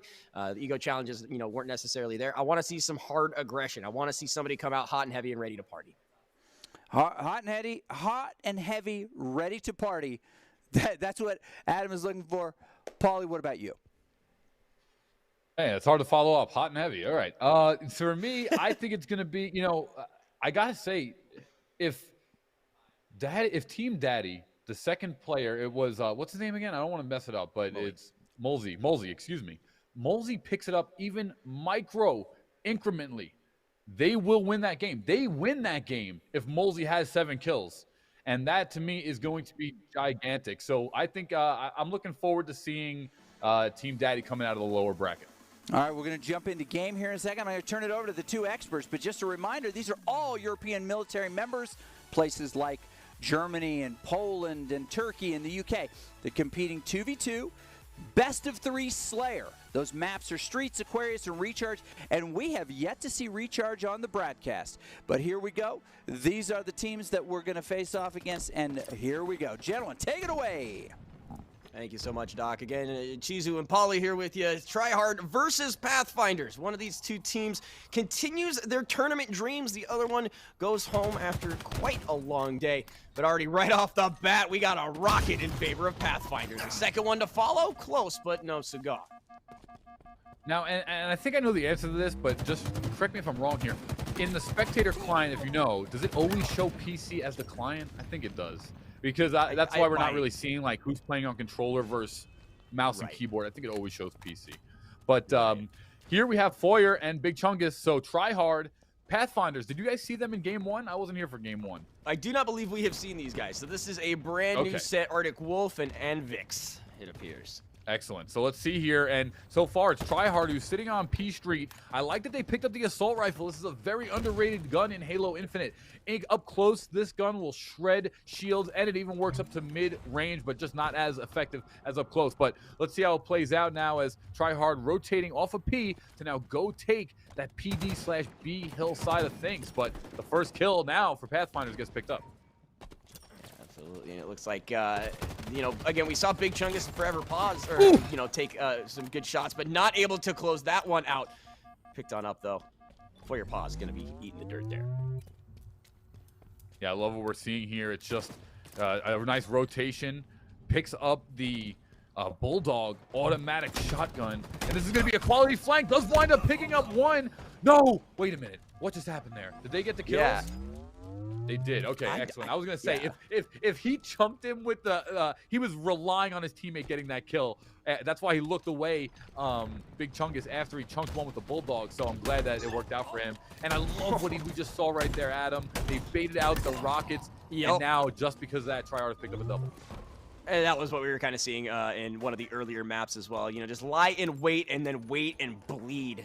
Just a great move there. Just go ahead and, as you mentioned, use that as bait. You don't have to pick it up if you can just take it from them. And that's exactly what happens. And Tryhard's just looking so good right now. 7-2, up quite a bit. Maintaining that bulldog and use of the thruster. Now right here, he can do that. Like right there, you can bulldog, reload, thrust, bulldog, like really fast. If you had to, it'd be almost a quick double shot, but we didn't see it right there. Yeah, there was an opportunity. Well, you can't dodge that either. Explosions, good and good to go. Melee's not enough, but the kill assist will come through. Big Chungus making sure that's a 2-for-1 there. So once again, Tryhard's doing exactly just that, and they will take a rocket for their troubles as well. Should be able to pick up 1, if not 2, if they're lucky. All right, that was a risky rocket. He does wind up connecting a lot of damage, but doesn't quite get it here as he jumps on the tires. Adam. Oh, the stressful feeling of popping through a window and finding the opposing player there. A nice attempt, a couple of swings and misses, but it looks like Big Chunk is going to pick up that one. And fought very hard for that. Looking for a second to follow. The challenge there is not enough, as Arctic is also going to get punched in the jugular. I love what I'm seeing from Chungus right now. 7 kills, rotating the map perfectly, always has a power weapon in hand. Here he picks up the laser, another underrated gun in Halo Infinite. Not as strong as the rockets, but if you have the tracking accuracy, like, it is absolutely fantastic gun here to shred shields.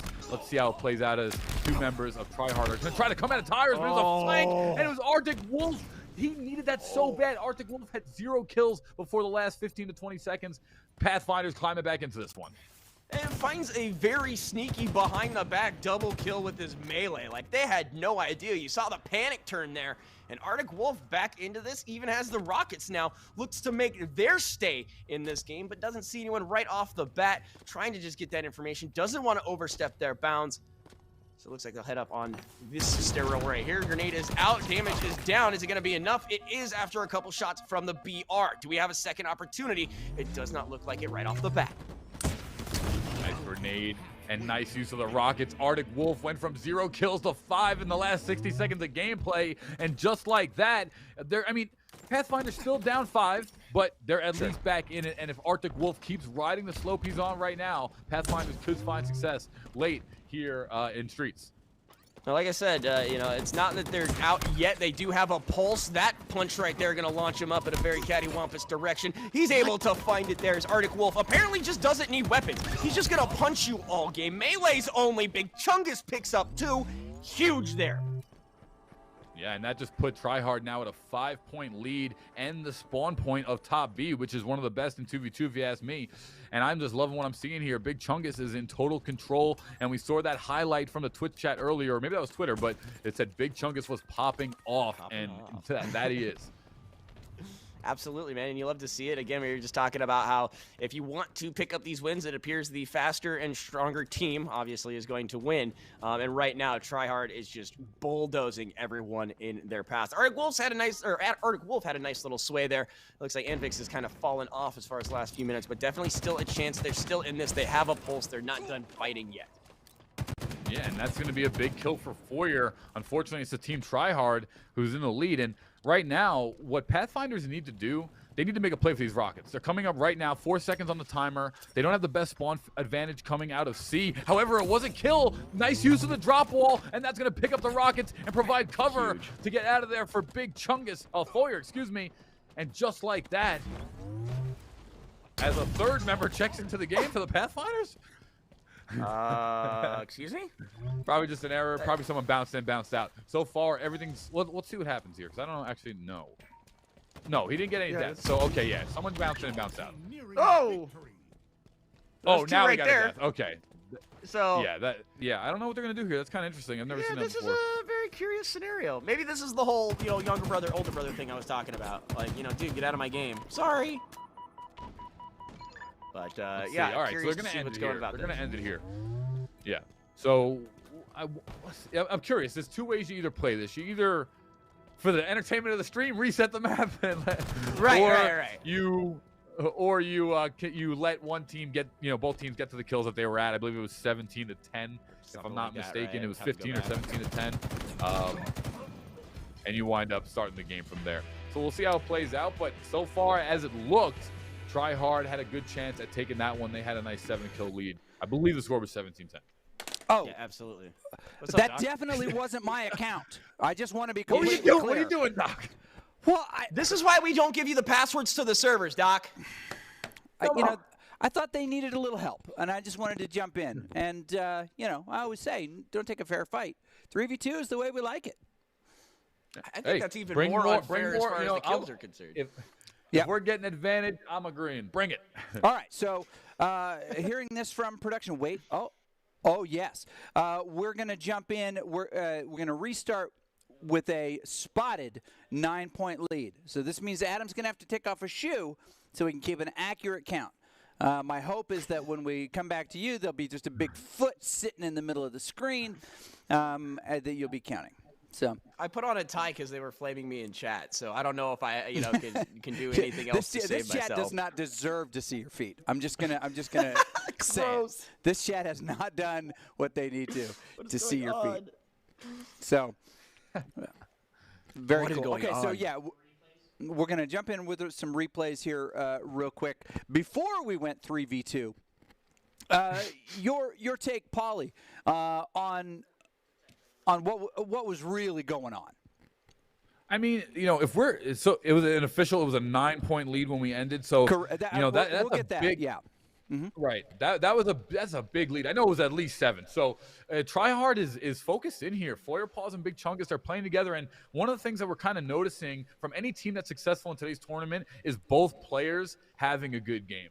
And Foyer Paws, as it ended there, look at this. Both players, 6 and 1 with 5. And Arctic started bringing it back for Pathfinders, but it was not enough. So 9-kill deficit. I think this first game's going to Pathfinders. Adam, Try Hard.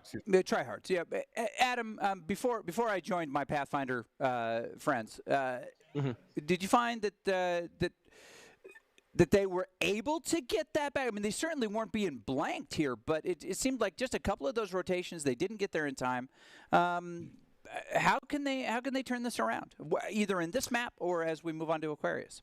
I would argue to keep the momentum that we apparently saw in the beginning, because again, Pathfinders did have a very early, albeit slight, lead, and then were able to maintain basically pace until it got out of control. And then, I can't remember the individual's name. The first individual popped off with like 4. Started with an A. Arctic Wolf didn't. Yeah, something Arctic like that. Wolf. And Arctic Wolf didn't have anything, so it was like a 4-0 differential. Then Arctic Wolf just comes on in and starts throwing haymakers left and right. Suddenly has a higher score. I'd have to go back and look, but I'm pretty positive that first player didn't end with a 5th kill once we got to the whatever situation we did.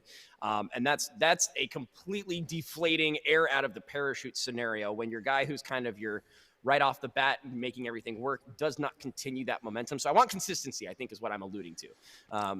Having your 2 teammates have those points within whatever amount, sure, that's great. Backpacking as a solo, that's fine. You need to be consistent, and that's something we definitely didn't see as far as that first part of that map was concerned. So the Pathfinder v Tryhard will produce a winner here in a second that'll take on the winner of Elm Dinstar. Now this represents what you see here, the semifinal, one semifinal for the second chance bracket. And of course, the team that did not advance, who was knocked out in the upper round by Space and Time, will play the winner of that matchup.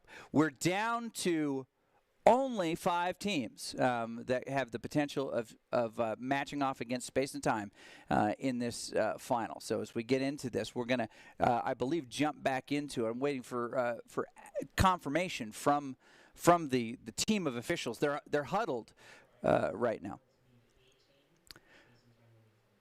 So Tryhards will need 18, and the other team will need 25.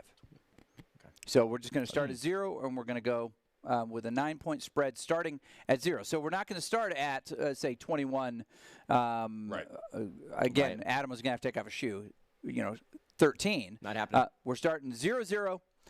Winning score for Tryhards will be 19. We'll have to keep that in mind. As we throw back to our casters, here we are jumping in.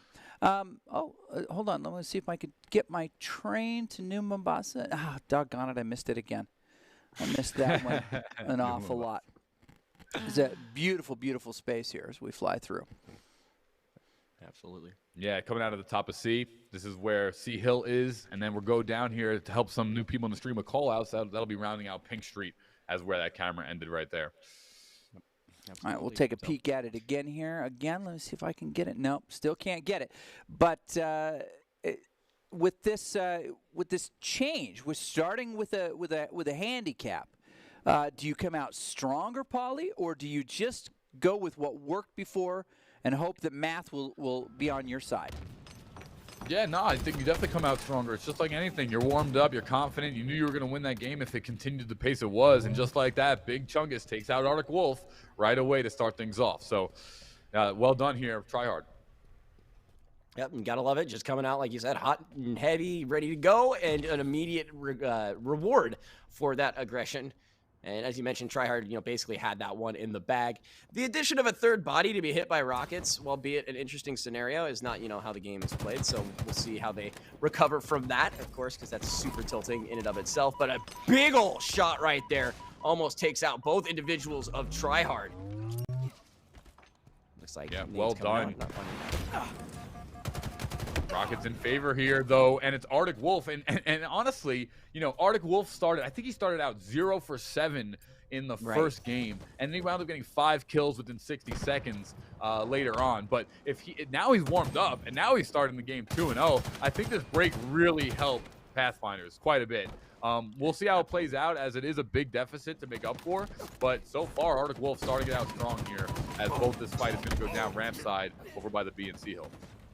Yeah, just crazy exchange there. Anvix is going to fall there. Big Chungus finds a pair as well.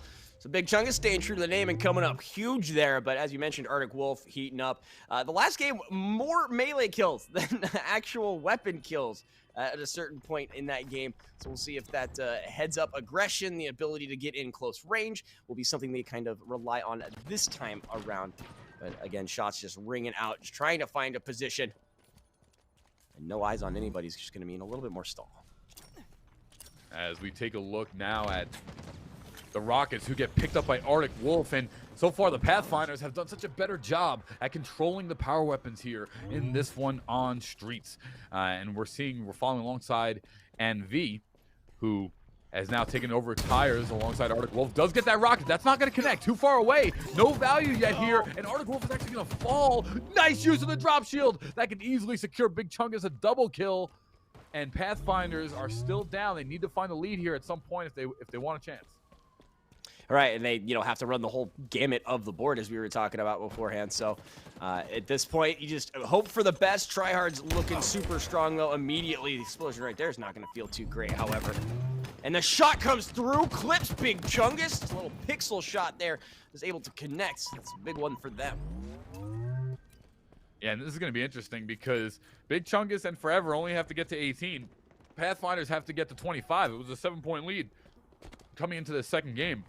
And that means that, 7 kills have to go in favor, and they're behind, Pathfinders are, so they're going to have to find a big way. Stalker rifle, though. Nice shots, but MV will finally get taken out behind back A. And Arctic Wolf going to find yet another one there, as we were talking about. 1v2 looking for it. Going to get another as Arctic falls in that instance. So again, 7-5, still within striking distance. But that gap is closing ever so quickly. Over to top A is where the Pathfinders have set up, and actually they're both kind of weak here. Stalker rifle in favor of Foyer. Pause. Big Chungus does find one, and Pathfinders are actually this is really in trouble because they've just lost another one, and V does wind up finding. He'll trade also. So first to 18, only 9 kills remain. Excuse me. See, like the spectators changing while, so it's flipping me back and forth. Putting me in the time warp continuum here. Like. That's going crazy for a second. Man. Like Rocket is 6, not going to find much. Yeah, right. Rocket essentially wasted there. One individual, 2 rockets, not a kill to be said, but Big Chungus gonna get the melee there on Arctic Wolf. Says, I know you're fond of punching things. Let's see how much you like it. So already peeling away from this one. 5 kills the differential here, and Tryhards are looking real spicy moving into the rest of this round. Again, it looked good for Pathfinders for a little bit. I wanted them to keep that momentum. We'll see if they can find it once again. here at the USO Europe Cup powered by USAA. It's 11-6. And right now the kills are just coming in for Tryhard. It is a double, though, in the favor of Pathfinders. But remember, Tryhard wins this one at 18 due to the 7-point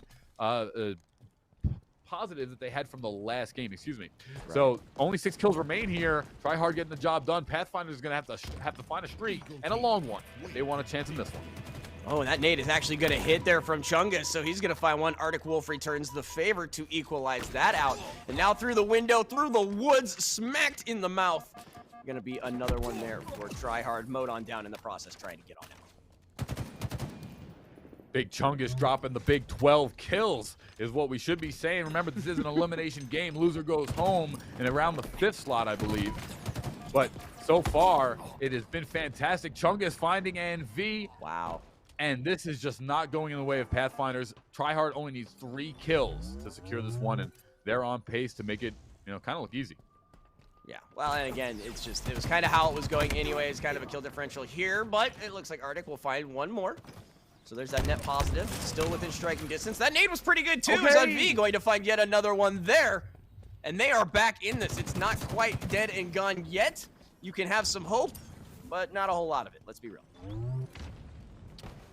Yeah, this is game 1. Remember, this is the first game in a best of 3. If you're just tuning in, we did have a match reset.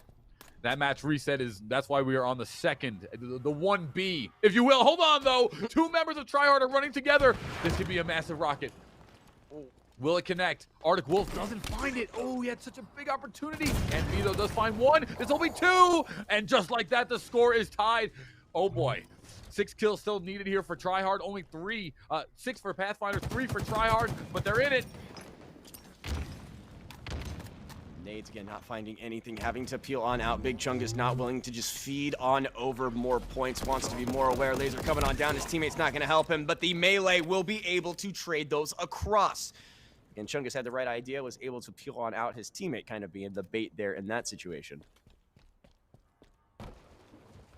16-16, only 2 kills needed for Tryhard, blue team, and 5 needed for Pathfinders. So actually, Pathfinders are still behind technically.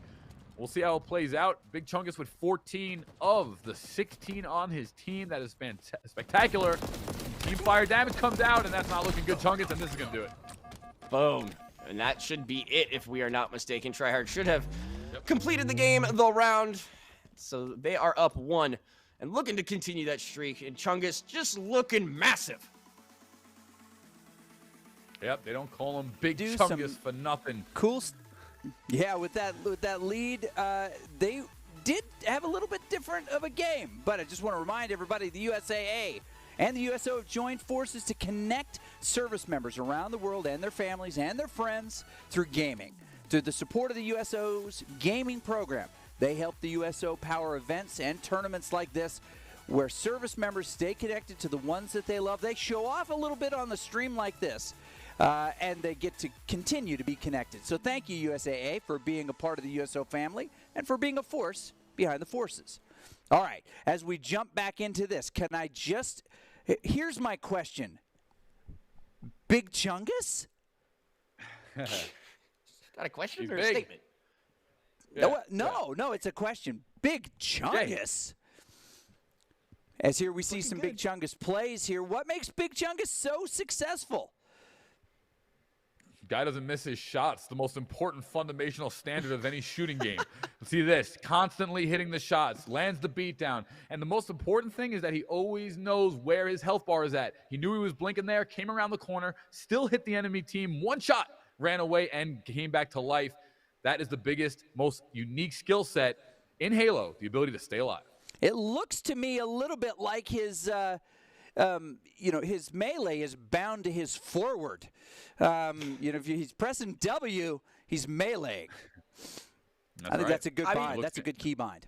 I think I'm going to copy that one. It's one of those things where we saw that a bunch of this kill was very melee, or this game was very melee oriented for some very weird particular reason. And you love to see it. It means these players aren't afraid to back on down, that the retreats they are taking are tactical, not just panicked, True. If you're able to really find those things. And we saw Arctic Wolf get a double kill from behind, just punching dudes in the back of the head, calling it a day.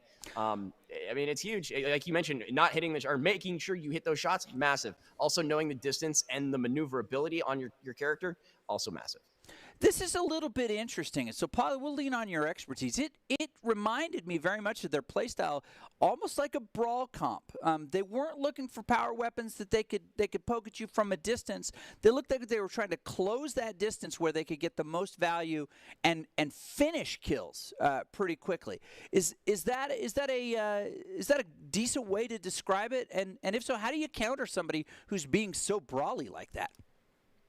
Yeah, I mean, so what really happened here is that the enemy team, Pathfinders, they kind of got themselves stuck in a loop, because the way that you would counter that, if someone's playing over-aggressive, right, and in Halo, the melee does so much damage that's why we're seeing it used. Basically, people will use for instance, if I have full life, I can throw a melee at you, we can trade, and if I know my teammates behind me, I don't care if we trade, he's just going to shoot you and kill you, aka we win.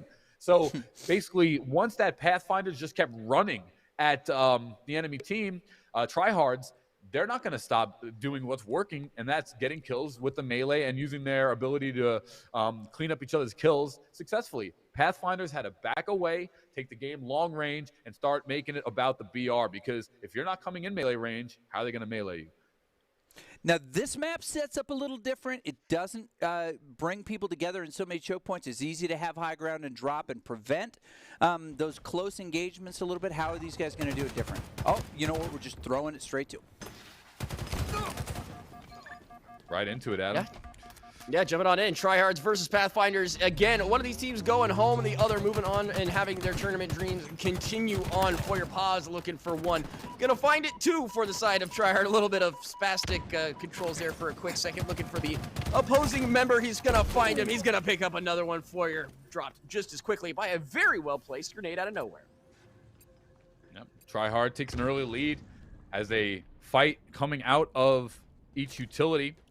And now it's top mid control, top mid spawn here for the Pathfinders, and that's a great place to be. They're sitting on side of planners, and both teams here are going to start going against each other. Arctic Wolf throws some quality grenades, and one member does get taken down. Pathfinders are staying in this one.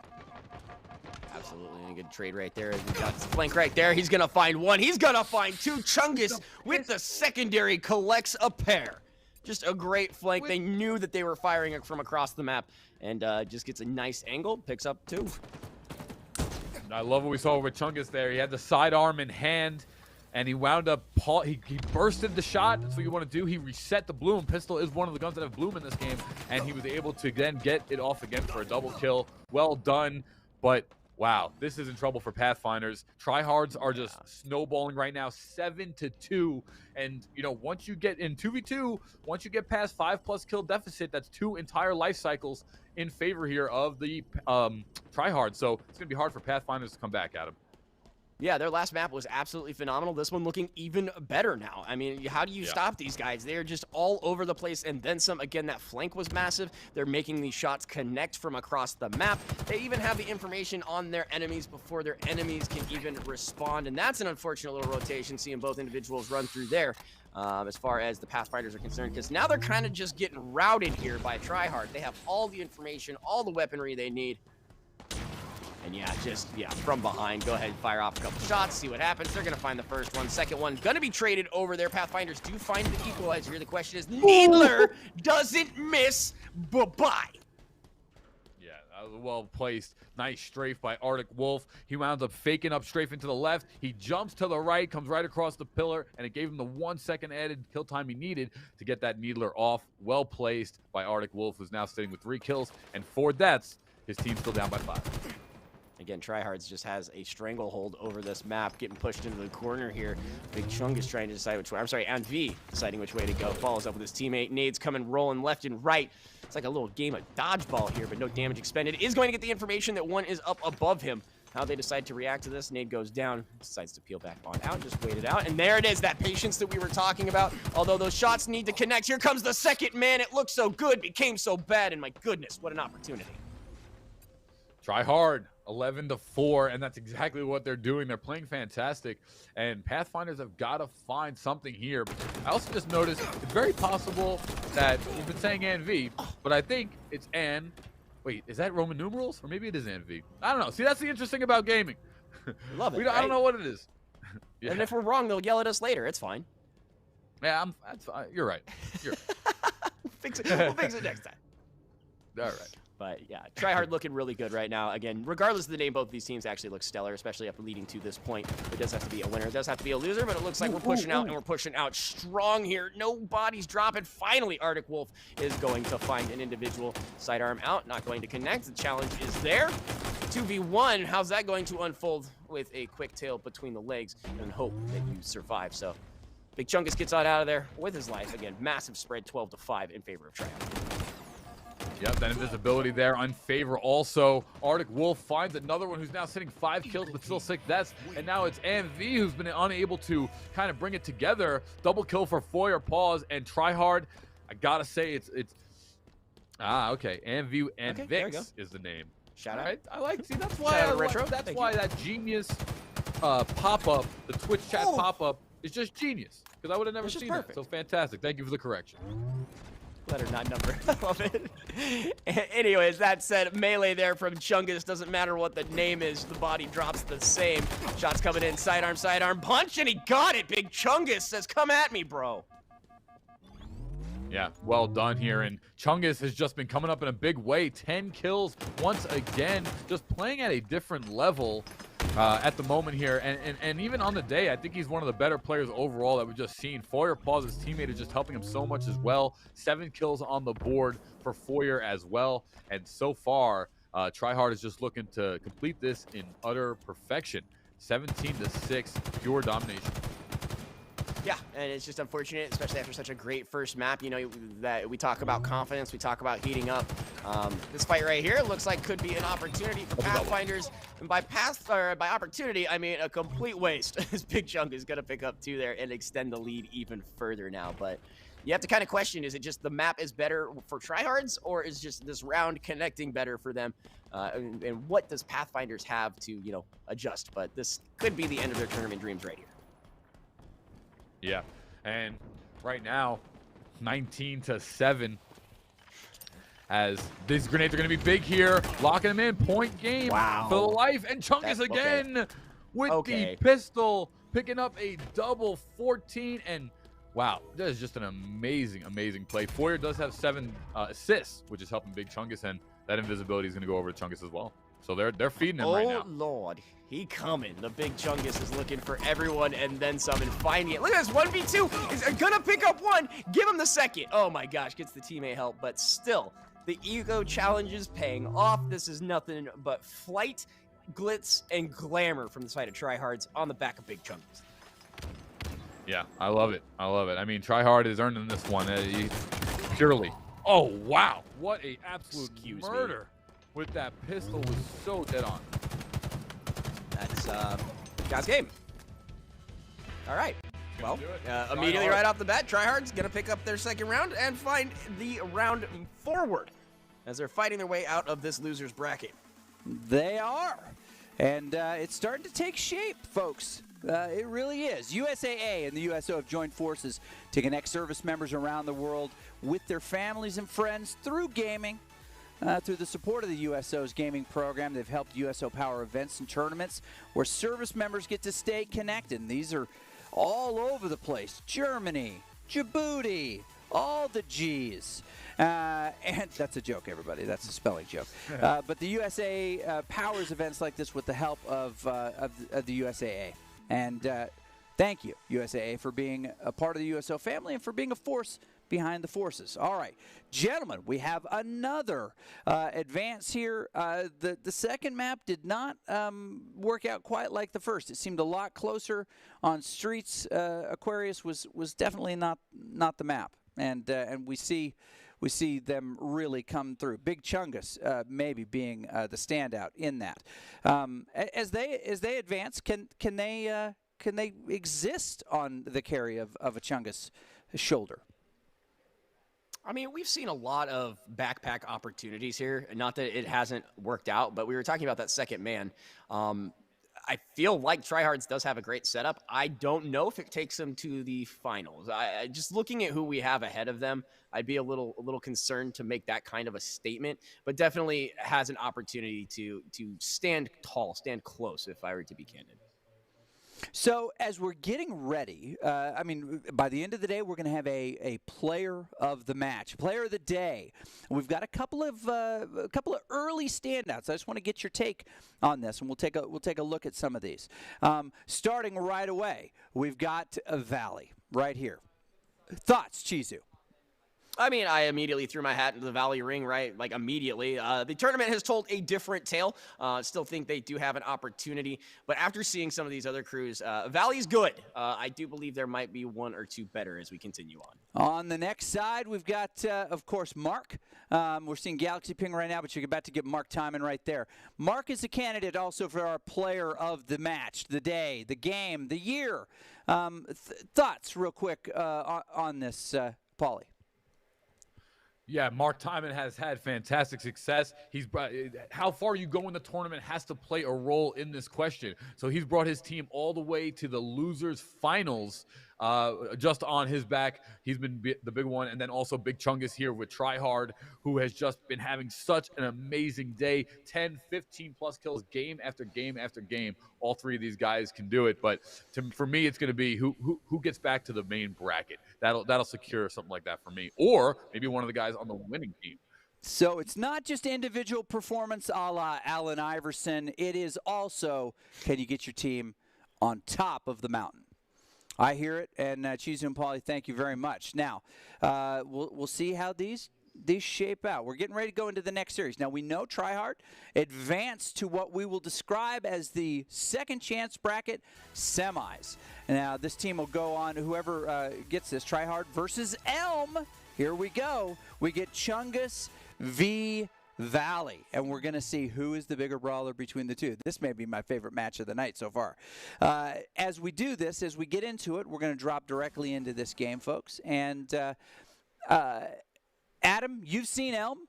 Paulie, you've seen Big Chungus and the Tryhards. You get a one-sentence description of why you think they're going to be the best. We're going to start with Adam and Elm. Why on the side of Elm? Because if they're not, I was wrong from the beginning of the broadcast, and I don't want that Fair. to be the case. No, Okay. But in all seriousness, I think they have it. I just don't know what it is. Okay, undefinable it, but they have it. Paulie, Big Chungus and the Tryhards. Why are they at the top? I think Valley's great, but Big Chungus, I think their team secures it with also Voyer dropping 7 to 10 assists a game. Yeah. Yep, it's those assists that are racking up. We don't see that in almost anybody else's byline. All right, I'm going to get out of the way. Let you guys take this semifinal in the second chance bracket. Absolutely, semifinal here of the USO Europe Cup, powered by USAA. Tryhard and Elm.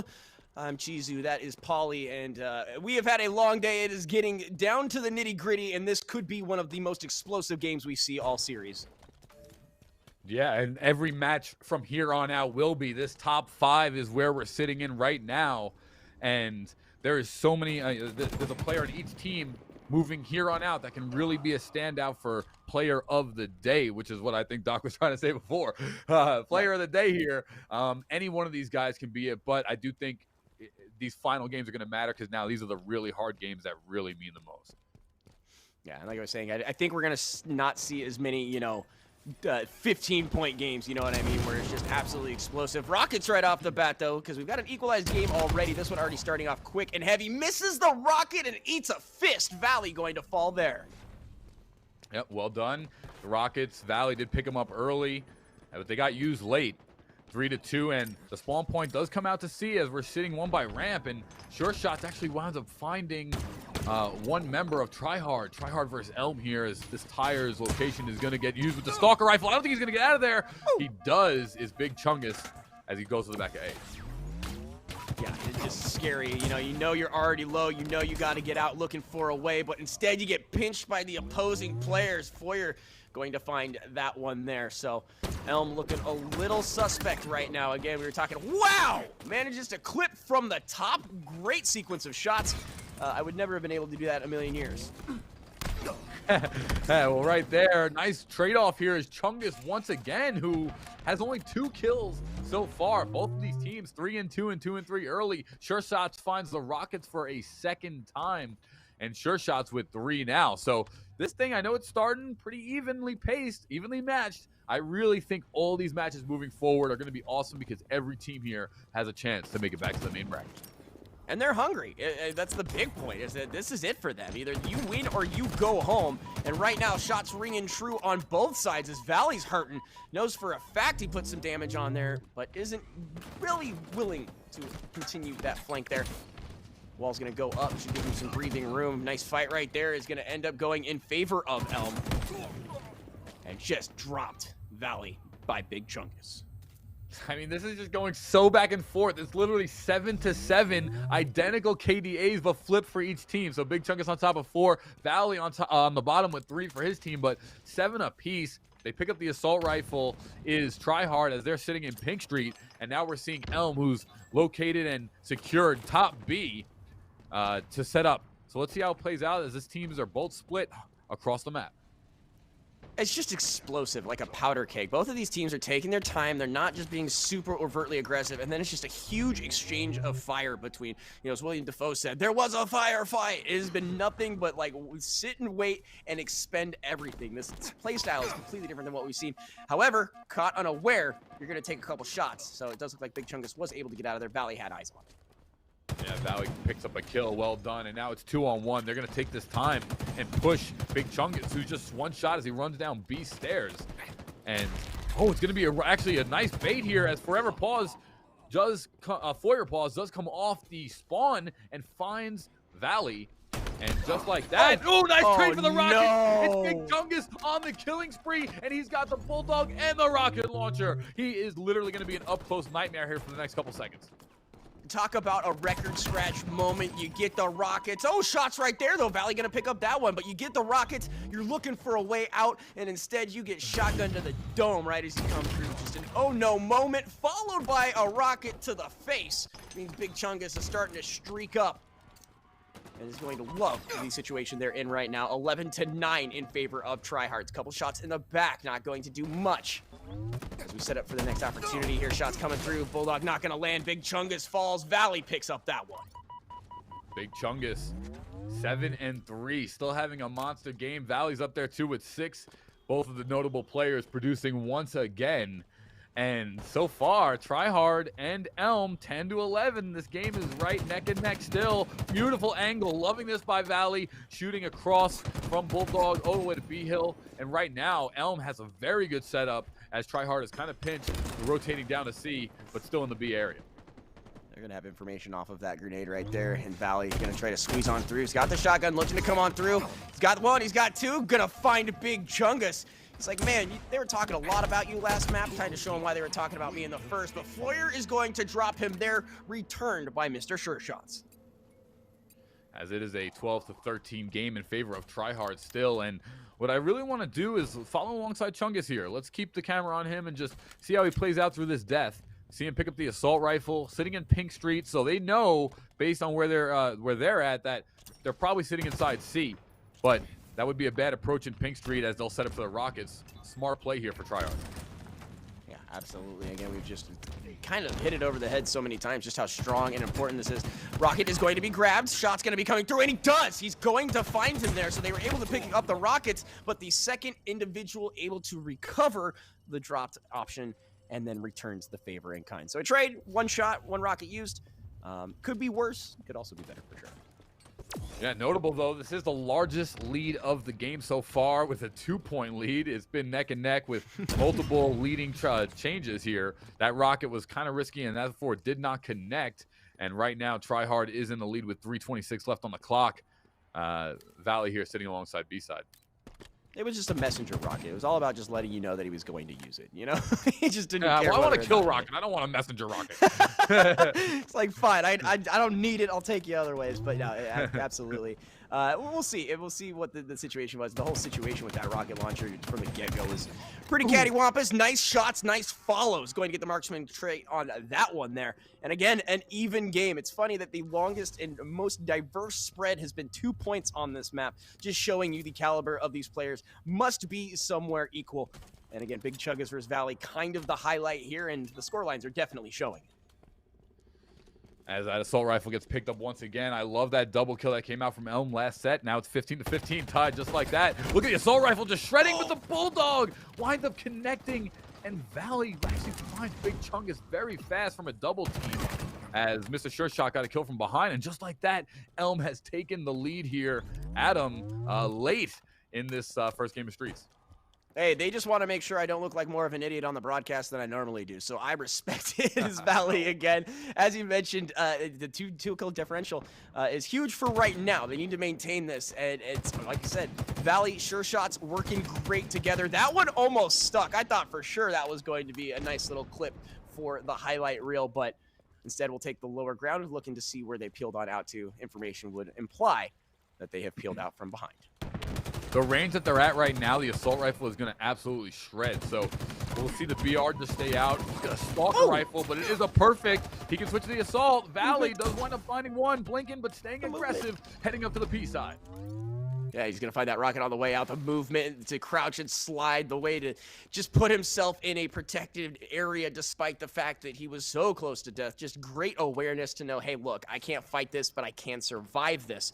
So love the movement play there, let alone everything else. That rocket's going to connect, so that feels pretty good. Another one there for the side of Valley. Valley's teammate is going to fall, so now he needs to clean this up. It's a 1v1. We're playing Ring Around the Rosie with a post in the way. Meet my fist. Kiss the ring. Another one there for Valley.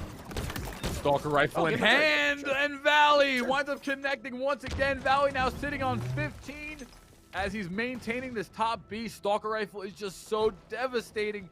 One of the power weapons that is slept on for sure. And I love what we just saw there by Valley. He had one equipment, he dropped it, knowing he was going to pick up the quick shot, so he got a double value use instead of just picking up the thruster and not getting anything from the drop wall. Just an awareness like we were talking about. You know, the flashy plays sure are your 360 no-scopes, but to be able to use the situation that you have at hand, that mental awareness to not only know, hey, I need to switch some things out, but then to commit and connect on it just works out so well. And again, huge moves here from Valley. We were talking about being one of the highlight players here for Elements. They're looking to close this one out, 17-22, and there's only 20 seconds left. Tryhard has to do something here.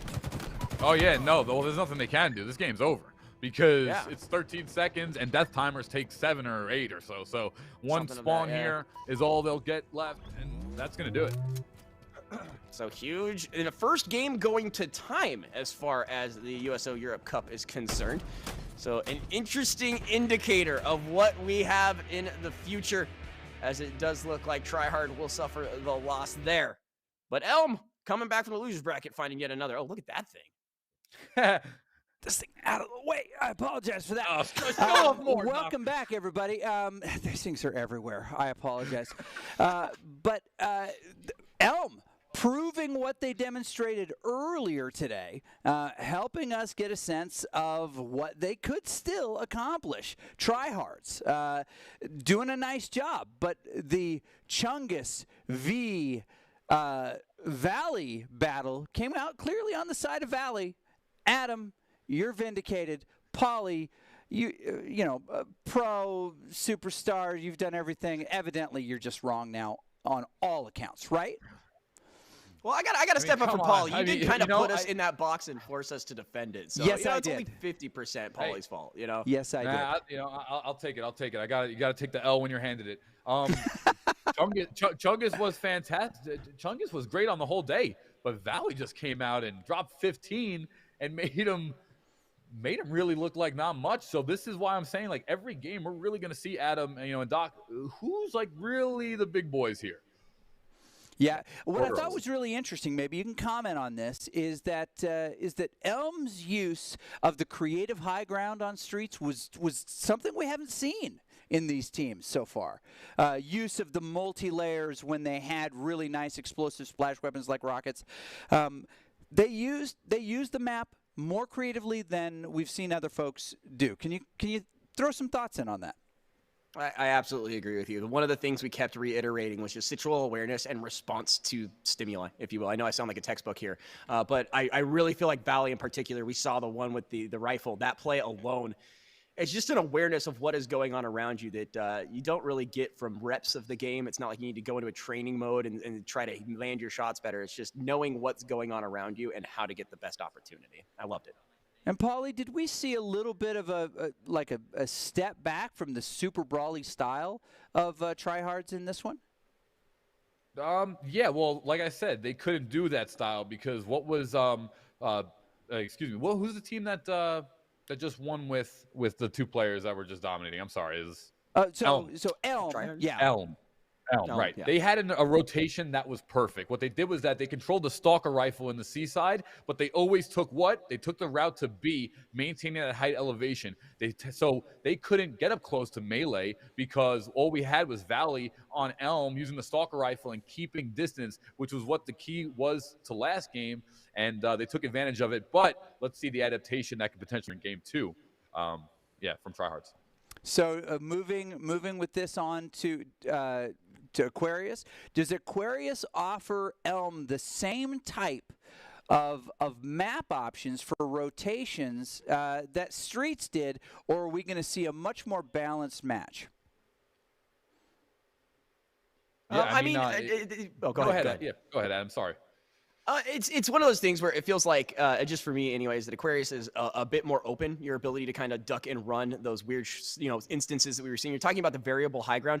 There really are no variables here, whether it's the respawn or just the center that we've kind of talked about all day. But I don't think it's going to adjust too much as we jump back into this. I'll leave you with my prediction. Someone's going to win this map. All right, take it away, boys. Chizu and Paulie here. USO Europe Cup powered by USAA. And so far, Tryhard already looking good, but Elm looking so much better again. Best of 3, meaning if Elm picks up this one, they will find themselves moving on to see yet another round here in this tournament and inching closer out of this bracket. But immediately, it's going to be in the hands of Valley. We have sung their praises. They find first blood. Yeah, and he finds the camo, which is even more important. What I love so much, this is going to come down to, is Valley going to outslay Chungus here? The one thing I like about this map, you hit the nail on the head, Adam, it's vaster. So if Elm won by long range last game, they're going to do it again this game. However, it does offer multi-layer and a lot of different rooms. Big Chungus is a sneaky player. He can maneuver around these rooms and play properly to get some extra kills, but we'll see how it plays out, and we'll see what Elm actually gives Big Chungus to work with. Yeah, absolutely. And, Elm already out. Valley's already off to the races. He heard us talking about Chungus and says, look what I can do. Another one coming over there, but Tryhards will find their first one of this map. Within striking distance, as we mentioned, the game was within 2 for very much the entirety of that game. Shots coming in, gonna end up in Big Chungus's hand now. Equalizing, but the trade, Elm's still ahead by 2. As Chungus now taking a lot of damage, and I hate to see that there because Chungus kind of reacted late in that last kill. Even though he picked it up, his teammate died. Right. He had to react quicker there and save his teammate. Get those are the little plus. Those little plus stats that really change and matter everything. As Chungus is going to get called out here. Valley in the back of that base. He was on the rotation fly, and he's going to pick up an easy kill here, and he'll want to. I think he's going to get 2. Yo! I knew it. Oh, what a revert. I knew it. I saw the minute he started the jump, they're going to get camo as well. Nice double kill, Adam.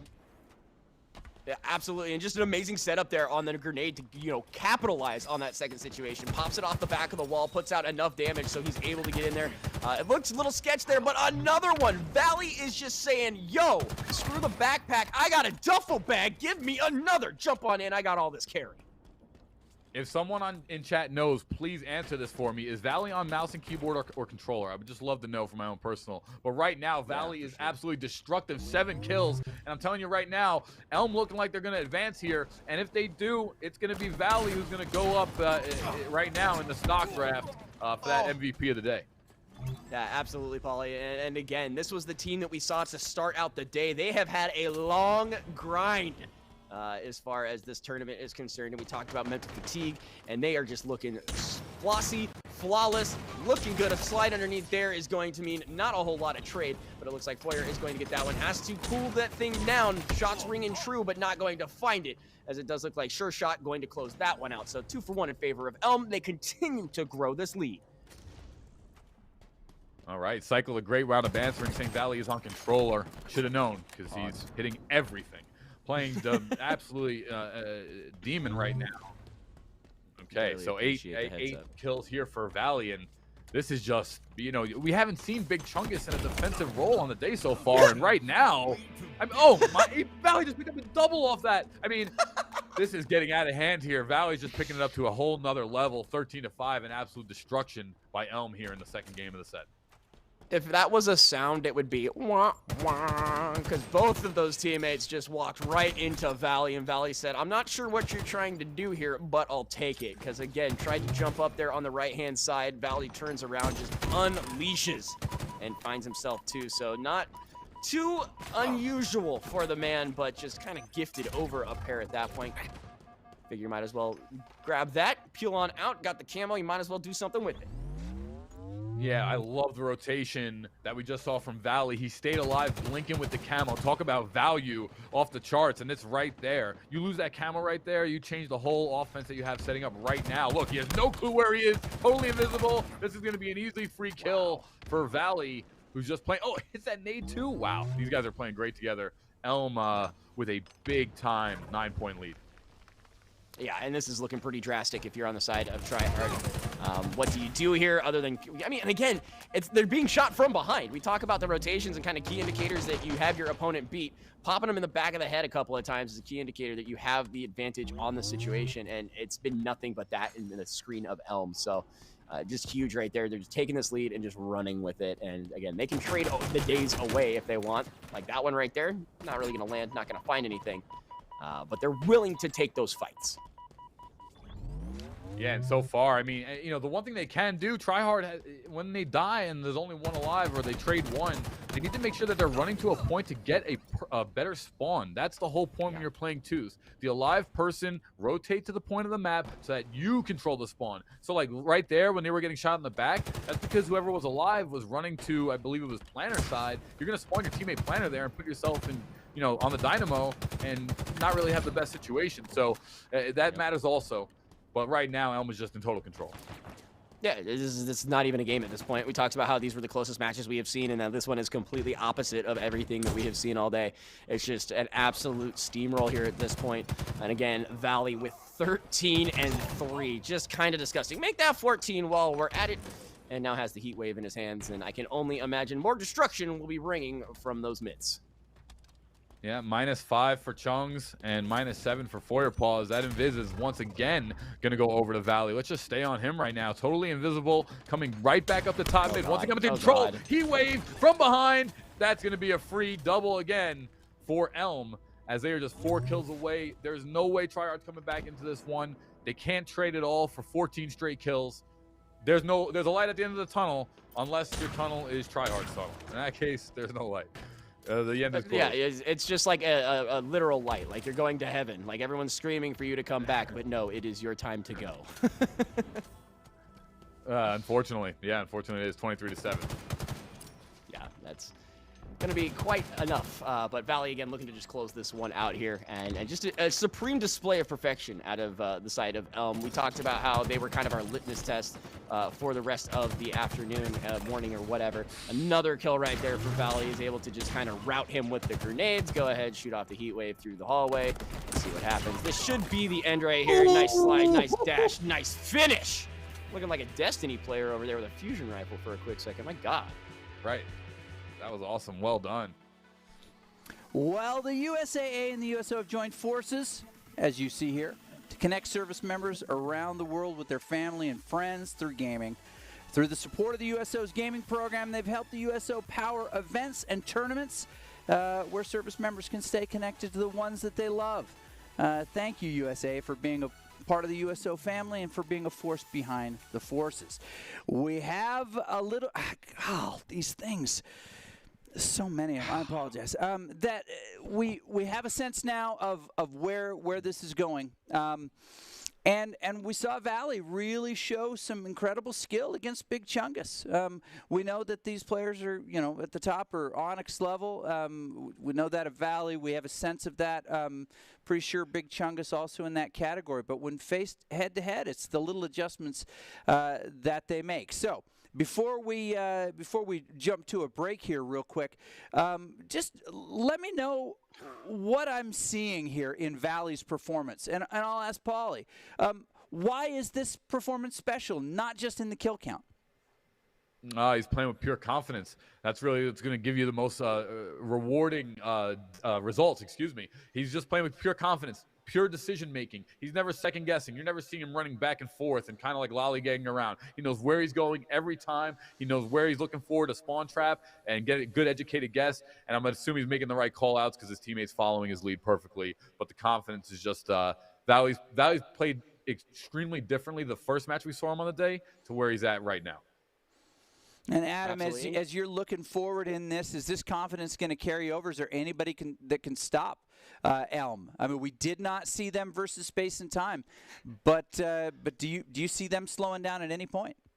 I absolutely do not. That was an absolute huge confidence booster. Again, that first match was so close. And then for them to turn on the turbojets, and then Paulie even brought it up. He says, I think this is where things get really nasty if you're going up against Elm. They're just going to unleash. And that is exactly what happened. We were talking about long-range shot. They flipped the script and were in their faces over and over and over again, coming out with some crazy stuff.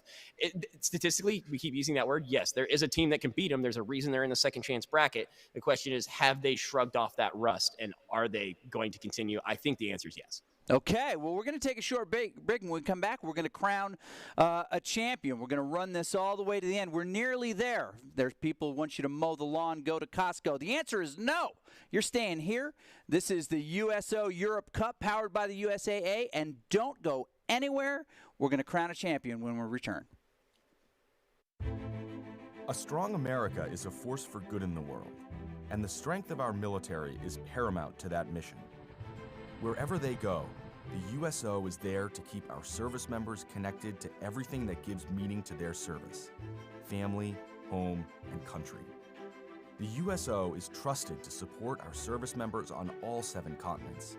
With more than 200 locations, Home for Our Troops is as close as the nearest USO center or program. The USO provides critical programming, connecting with service members and their families millions of times each year. From the moment they swear an oath, new recruits are welcomed by the USO's family of staff and volunteers.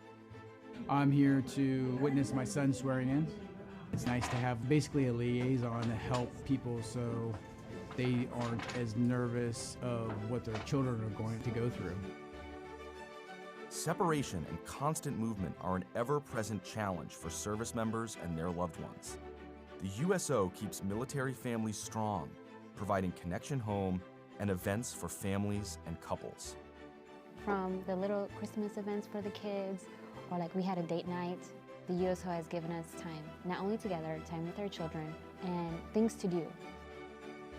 When troops are deployed, the USO provides a home away from home to help bridge the distance. On the front lines, a care package, a phone call home, comfort food, a familiar song, or a moment to relax can mean everything.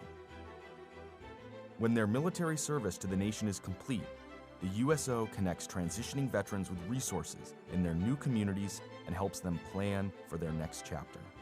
We spend most of our time servicing the country that when it's time to get out, we're usually behind the curve a little. The USO has come in and kind of get us a leg up on that transition so we can make the best move into a second career. We are the USO, the force behind the forces. Go to USO.org to learn more. Some missions don't take a holiday. Some work must go on. Standing guard, keeping the peace, lending a hand. This is our chance to lend one back. There are more than 1 million active duty service members stationed around the world, and this holiday season, hundreds of thousands of them will remain on duty. On the water, on patrol, away from home. Now more than ever, They need your help to bridge the distance to family, home, and country. So this year, as you celebrate your favorite traditions, take a moment to send a piece of home to our nation's heroes, because even the smallest gesture can lighten the load. Be a force behind the forces. Visit uso.org/holidays to send the gift of home to our service members.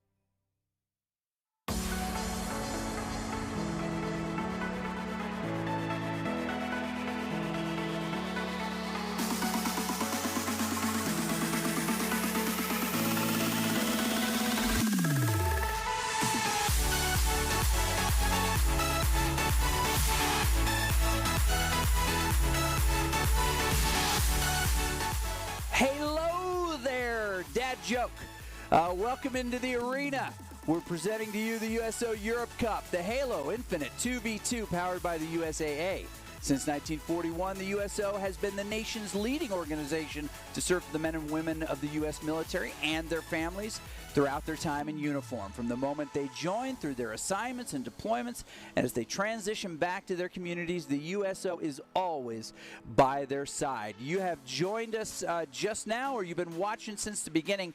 We have an exciting culminating event coming up, and I'm going to introduce you to our talented casters in just a moment, but I'm Doc Haskell, and let me just set the stage of where things have come from. This tournament, starting with the European military members, are competing in 2v2 Slayer. This is best of 3.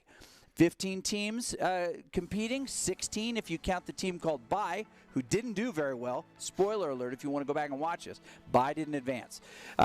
Playing specifically 3 maps, Streets and Aquarius, and we've only seen those 2 on stream so far. Will we see Recharge at all? All of us, including our production, are sure hoping so, but it has not happened yet. We've got some teams that have climbed to the top. First, we'll take a look at our winners bracket if we can. No, we're going to start with the second chance bracket, but we do want to see this winners bracket because it'll tell you quite a lot about what's going on. We just saw Elm and Pathfinders play. They did good. Here we go. Now, this is the way it shook out earlier today. Space and Time running the table, advancing to the grand finals. Daddy dropping down. Elm, defeated by Space and Time, advances and becomes our superstar in the second chance bracket. We'll take a look at that second chance bracket again. Production doing a great job. But this is going to advance. We've got Daddy. So there we go. Daddy and Elm are going to play next to decide who is going to take on the winner. Well, sorry, who's going to take on Space and Time in that grand final. So we have been aided, guided, sherped by this duo all day. Adam Cheese and McGuire. Paulie Hype Santoro, both talented in their own right. I'm not necessarily keeping score, or maybe I am. There may be a winner between the two of you. I don't want to pit you against each other. But let me start you off with this, and we'll lead in with Paulie here. As we get closer to the finish of this, now you've been in lots of big competitions. Is there a mental or emotional lull that happens at a certain hour mark in a big tournament like this? And when would that be? You know, it really depends on each player's grit and determination, which plays like a really big part in that. But the G and if T, I had to put a number, right. yeah. If I had to put a number on it, I'd probably say around 6 hours. I mean, just like work or anything you do, like 6 to 8 hours, you're like, all right. Like, come on, let's go do something else, you know. But and also who really wants this more is a big part of that too, because maybe Adam's end is 8 hours, and if I'm just sitting there thinking like I want those Super Bowl tickets or I want those Anaheim tickets, like this means so much more to me. Maybe my threshold's 12, so that plays into. And just to be clear, I do not have any indication that they're going to have Super Bowl tickets, but Yaki is the person to ask about that. All right. Sure, now, yeah, and Yaki, while you're under the bus, I dropped my keys. They're under there. If you could grab those keys for me. So, the G&T value established. Adam, how do you refresh mid-tournament like this to be ready for the big matches when they count? This is a big one I've actually personally been working on throughout the years, as far as, you know, you talk about these marathon runs and things of that nature. You have to find a center. You have to find a spot in yourself that you're like, okay, cool, we did it, we're here, just keep doing what we did, maybe a little bit better. You've already fought through 5 hours of tournament. You make it through another one, you're golden. So the top 3 teams are teams that we've had eyes on from the beginning. I don't foresee this being a mental fortitude, like complete kaboom situation. But again, it's just find that spot where you feel comfortable and then play with that confidence. Okay, next matchup coming up, but you'll notice that we've remixed a little bit the keys. Right? In Halo 2v2, control that high ground. Rotate to power items, team target, and sweaty comms. Can you tell us a little bit about that high ground? Paulie, you seem to like the high ground. I do. That high ground is high for a reason. You want to stay at elevation. You want to stay at advantage. It's always going to be easier to aim down than to aim up. It's as simple as that. Okay, we're about to jump into game. We've got just a little bit of time here. So, the G&T value established. Adams, find a spot. You just got to find a spot. That's the secret. That's the key. Find a spot. As we get into this match, the winner of this is in it for the big prizes. The loser just played a bunch of games today and doesn't have anything to show for it. How do you get your duo, Paulie, hyped for this match?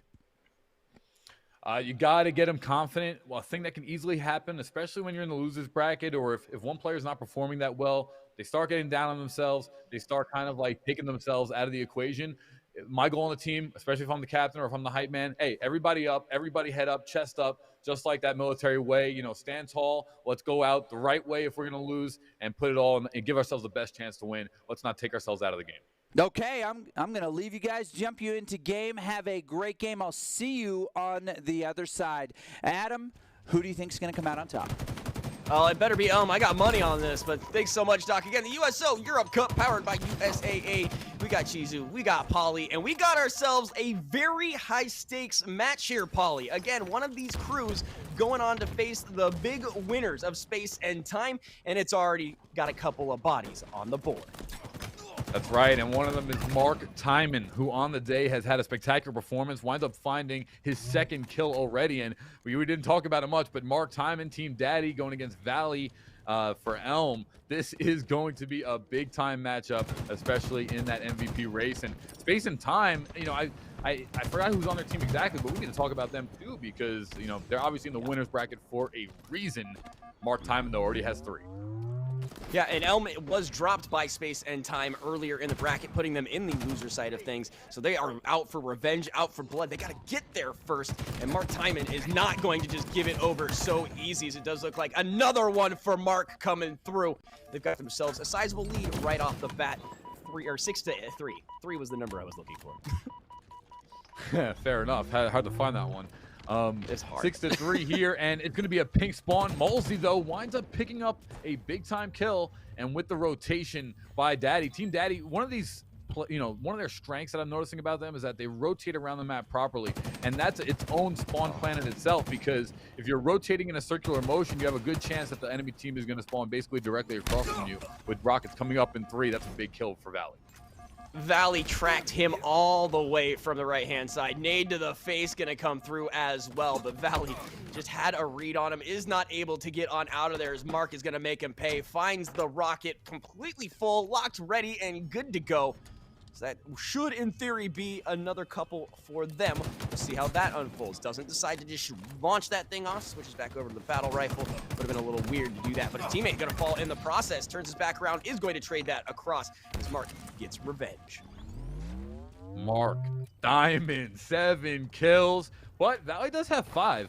But the difference is that Team Daddy is up 5 kills with Mark Diamond having 7 of those. So Diamond right now is just looking spectacular. Valley's keeping his team in it, but Sure Shots has got to find some success here. He's 0 kills as we're about 5 or so minutes into the game, 3 minutes into the game, and that's not shaping up. That's not going to help his team win there at the moment. One right there.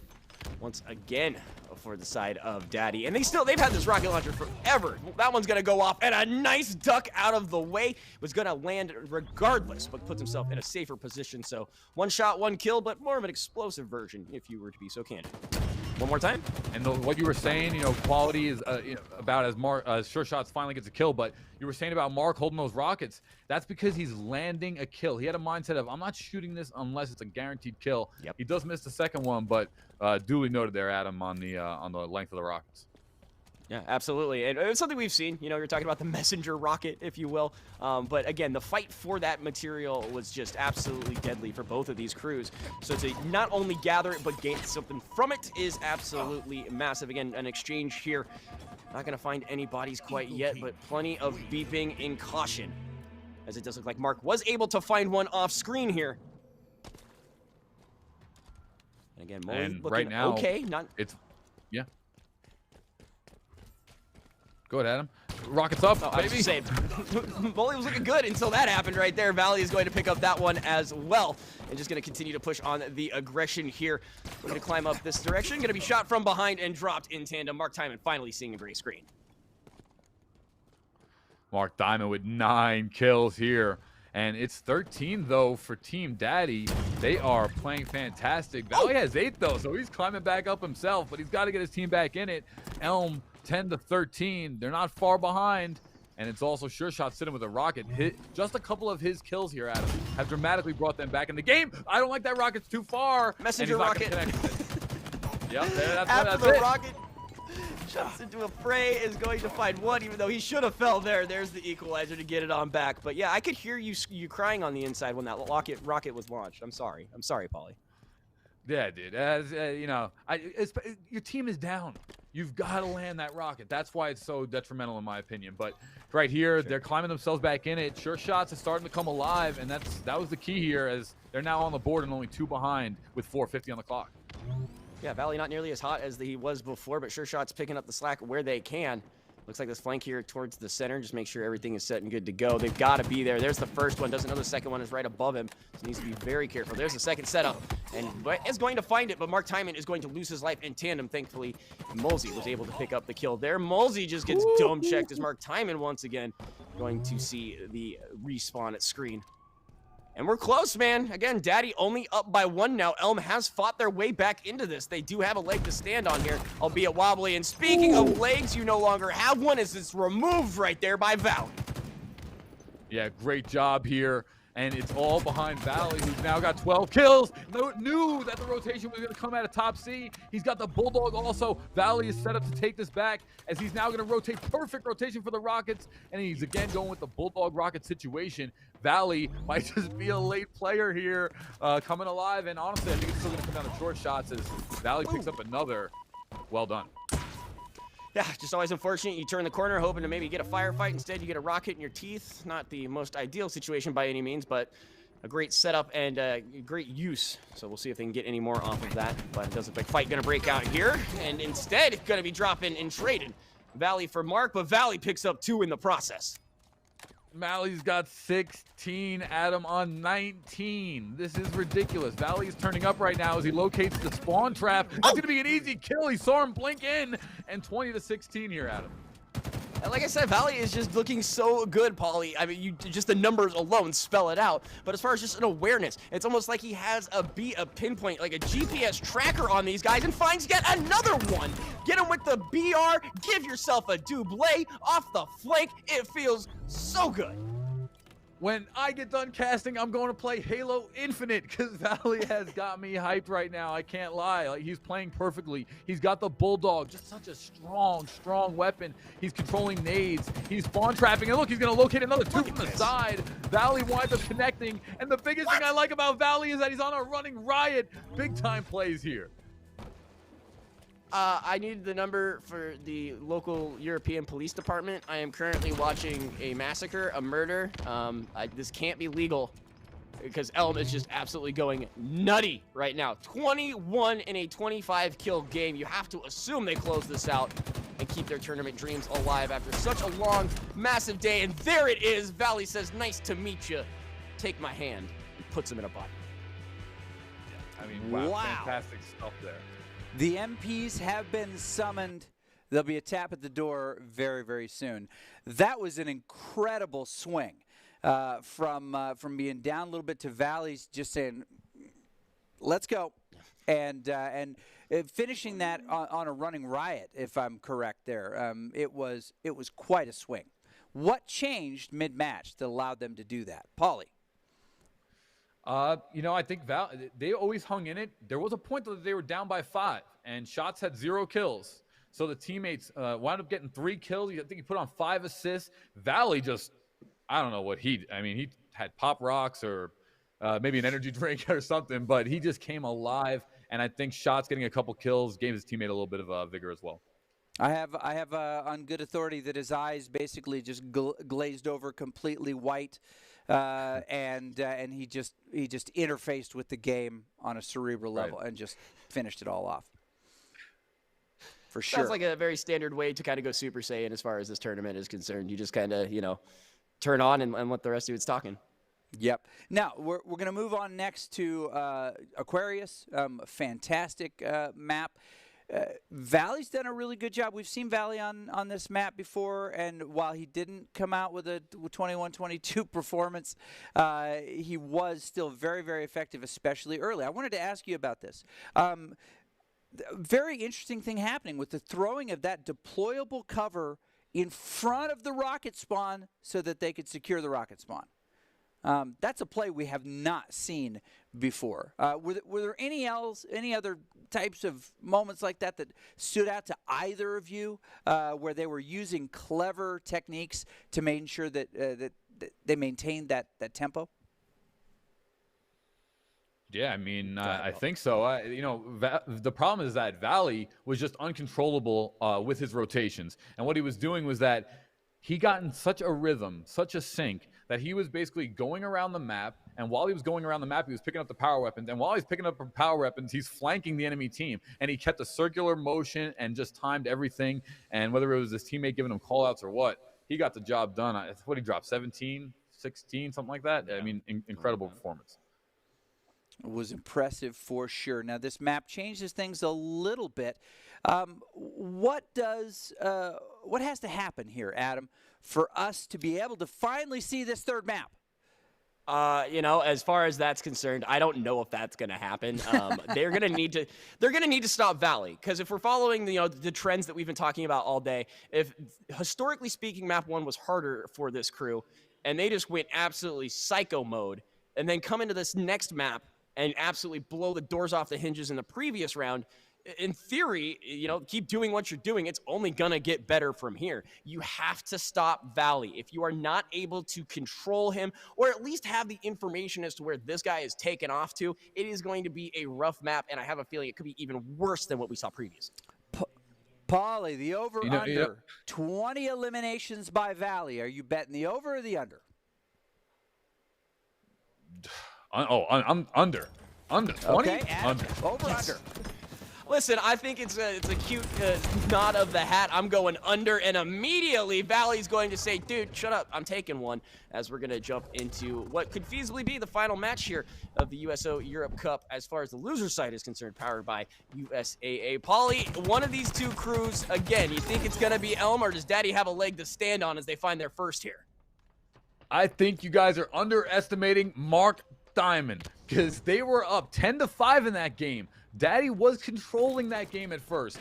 They just did not able to seal the deal. They lost their energy halfway through it. If they're able to continue, push all the way through, they can easily win this one and take it to the first game 3 of the day. But if, to play on what you said, Adam, was dead on accurate, you got to be calling out Valley every time. I don't care about shots. I don't care if he's open. I'm calling out Valley every time. Let's make sure we kill him, lock him up, and keep him in the desert. Well, weren't able to track him there. They're going to lose a life for it. Again, just the fancy feet on this guy. Fancy footwork via Chromio. And is not going to see the individual on the left. I thought he did, but instead decides to run through. And Molsey going to find one as well. You talked about Mark has yet to see the board, but Molsey picking up as much slack as he can. Again, Elm out with an early 2-kill lead. Beautiful stuff here. Valley does have 4 on the board, so kind of interesting as that's playing out. It's going to be a flank from Molsey, though, and Diamond's got him distracted. Molsey winds up picking up a double, Our market's 1, and Molsey actually has 3 here. And look at this, 4 to 5, just like the first game. They're staying in it early. They got to keep the pressure and stay consistent. Yeah, you know, we didn't talk about if Molsey just, I don't know, suddenly catches fire and just starts putting people in their place. Definitely a way to bring down Elm. We've got both teammates firing off and popping off. Molsey, as we sing his praises, is just going to GTFO. Right on top of that nade was a little sketch there for a quick second. But it does look like Valley was able to find his teammate in the meantime off screen. Yeah, and this Elm game just is playing very that lead. close. It's 6 to 5. That pistol gets picked up by Molsey. And Molsey saying, you know, you guys are talking about Diamond and Valley, and what about me? And so he's 3-2 right now, +1, and he's actually doing a good job. Mark Diamond's 2-4. He's got to hold back a little bit, play around Molsey. Yeah, and this game is super, super close. It does look a little bit different than what we saw just previously. Another trade right there. Never mind, Molsey going to pick up that one. And again, just exchange. That's why the score is so close. It actually looks like that's going to even things up for the side of Daddy. I thought it was a trade. Instead, they're up 1, and Mark is going to find another one there. Shots ringing through down the middle, but Valley going to find Molsey there as the fight extends. Valley finds the second. And again, Mark having an uncharacteristically, rough game. However, Sure Shots and Valley looking real good, as we have seen throughout the course of this tournament. +1 here for Elm. Valley definitely warmed up, dropping 7 already. But the problem is that, they're in it. They can't give up double kills like they did. Like Valley killed them both last round, and he was the only one up. You can't drop stuff like that. Those are those plus-minus areas that really hurt your team. Yeah, that nade actually looked super sick there for a quick second. I thought that might actually get a little bit more than they were anticipating, but yeah, like you mentioned, Elm is just now starting to get that little piece that they're so used to having. The question is will they extend on it or just kind of let things go? Our last map did actually go to time, which is something we hadn't seen a whole lot. So it looks like a melee here. Nade out, gonna get one, not even on the screen. Mr. Sure Shots finds the other. Valley's going to pick up one there. And 5-point kill lead here for Elm, which is really my play that like points of the game rather. You get to that 5+ kill mark in 2v2, that 2 full rotation spawn cushion, and it's gonna be hard to come back. Valley dropping 11 already, and Elm is definitely warmed up. And this is what we were talking about earlier, Adam, about a team coming through the back of the playoff bracket or the second bracket and getting warmed up going to the grand finals. This could be devastating. You're absolutely correct, and that was one of the things, not that I was quote-unquote worried about, but whenever you see a trend, you got to point it out, and I mentioned I thought Elm was going to come out even crazier in this map. It feels like they almost enjoy this map more, just the way that they move, the way they rotate. It almost looks like they're having fun. I know that sounds like such a stupid thing to say, but they're really doing whatever they can. Molsey going to grab that one. That was a 1v2 that once again could have ended up in Valley's hands. It's not uncharacteristic. We've already seen multiple of them today and on this map alone, so unless Daddy has some way to stop this momentum, I have a feeling the Valley show is just going to continue on. Well, Pistol does get picked up by Molsey. Pistol is there. Oh, Dynamo Grenade eats the whole thing. Good use, though, of the thruster jet. Molsey still gets out of there with half life. And right there, Mark Diamond picking up one from behind. Quality play. But Valley does have 12. And their team is still up 5. 2.5 full spawn rotations. This doesn't look good, Adam. Yeah, I don't anticipate, Valley dropping this. I don't anticipate, Sure Shots just falling apart. That right there is a disrespectful ego challenge. 1v2 dives into it, shows you, again, a level of comfort and awareness that we have been talking about and highlighting. Specifically for this team, that was fancy. I like it, but I thought he was toast. Great escape there. Should have time to turn around, try to reorient himself, and he's out. Valley just looking sneaky, dangerous, looking filthy. Says, gotcha, after the cat and mouse chase. Not just talking about the helmet. Another one there for the side of Elm. Oh, 8 to 10, 4 full spawn rotations, an advantage here for Elm. Right here, we have Shots playing fantastic. He's 4 kills on 6 deaths with 5 assists, all gone over to Valley, who's 14 and 4 plus 10, with a 5.0 KD right now, and is just looking amazing. This is very quality play here by Valley. This is going to be so interesting to see if Elm goes against Space and Time in the grand final. Yeah, and this is the map that will differentiate who will be going on to see Space and Time. Trade right there. It's, again, just not enough. Daddy needs to be cleaning the house. They need to be making sure that they, clean everything up. Leave no moves or spaces for Elm to continue this lead. I like the slow play here, but they've got to do something. That's right not now, it. Valley's got Invis, and he's just going to clean up this double easily. Yeah, Invis and Heat Wave, that is a monster combination. And he's got Thruster Pack for the double reload. Yikes. Okay, He's just Valley built 17. different, man. Built different. He's built different. But it does appear, like you were saying, Elm should be walking away with this. Nice couple of bops right there. Kill assist coming through. And again, another situation where the 1v2, but it should not have been in favor of Elm, and it ends up coming out somehow positive for them. So one more kill to finish this one out, but it does appear that our predictions of Elm being a top 3 team is not only true, but possibly one better, as they will be facing off the crew that sent them to losers bracket. But Mark Diamond's not going down without a fight yet. He says, look, I know you need one, but I'm going to do everything I can that's in my power to try to stop the bleeding. Yeah, and this is the Diamond that we needed to see from the beginning. You know, where was this Diamond? Because his team needed it. That's going to do it. And there it is. That is the conclusion of this true Second Chance Bracket semifinal. It is nice to see it in the books. All right. This event, like many, brought to us by the USO, and of course, proudly supported by the USAA. They are doing things all over. Since 2015, the USAA joined forces with the USO to give back to service members and their families. This tournament is just one example of those. We now know, gentlemen, who is going to be in this championship bracket, and it is the grand finals, which could see a bracket reset. Best of 3, space and time against Elm. They defeated them in the quarters of the winners bracket, and now we'll come back a chance to see them in the finals. They're going to take a second to get warmed up. So we're going to actually, unexpectedly, take a short break. Before we do, what are you hoping to see in this grand final that you have not yet seen today, besides a third map? I was going to say a third map. I was going to say third map, actually. I know, that was my answer. Yeah, that's the one I wrote down. All right, I'll change my answer then. Sorry, Adam. Real quick. I will say I would like a team to a losers bracket team to maybe win the tournament. That's something you don't see too often, so I would like that. Oh, okay. And I think that could happen in this case. Adam, what do you want to see?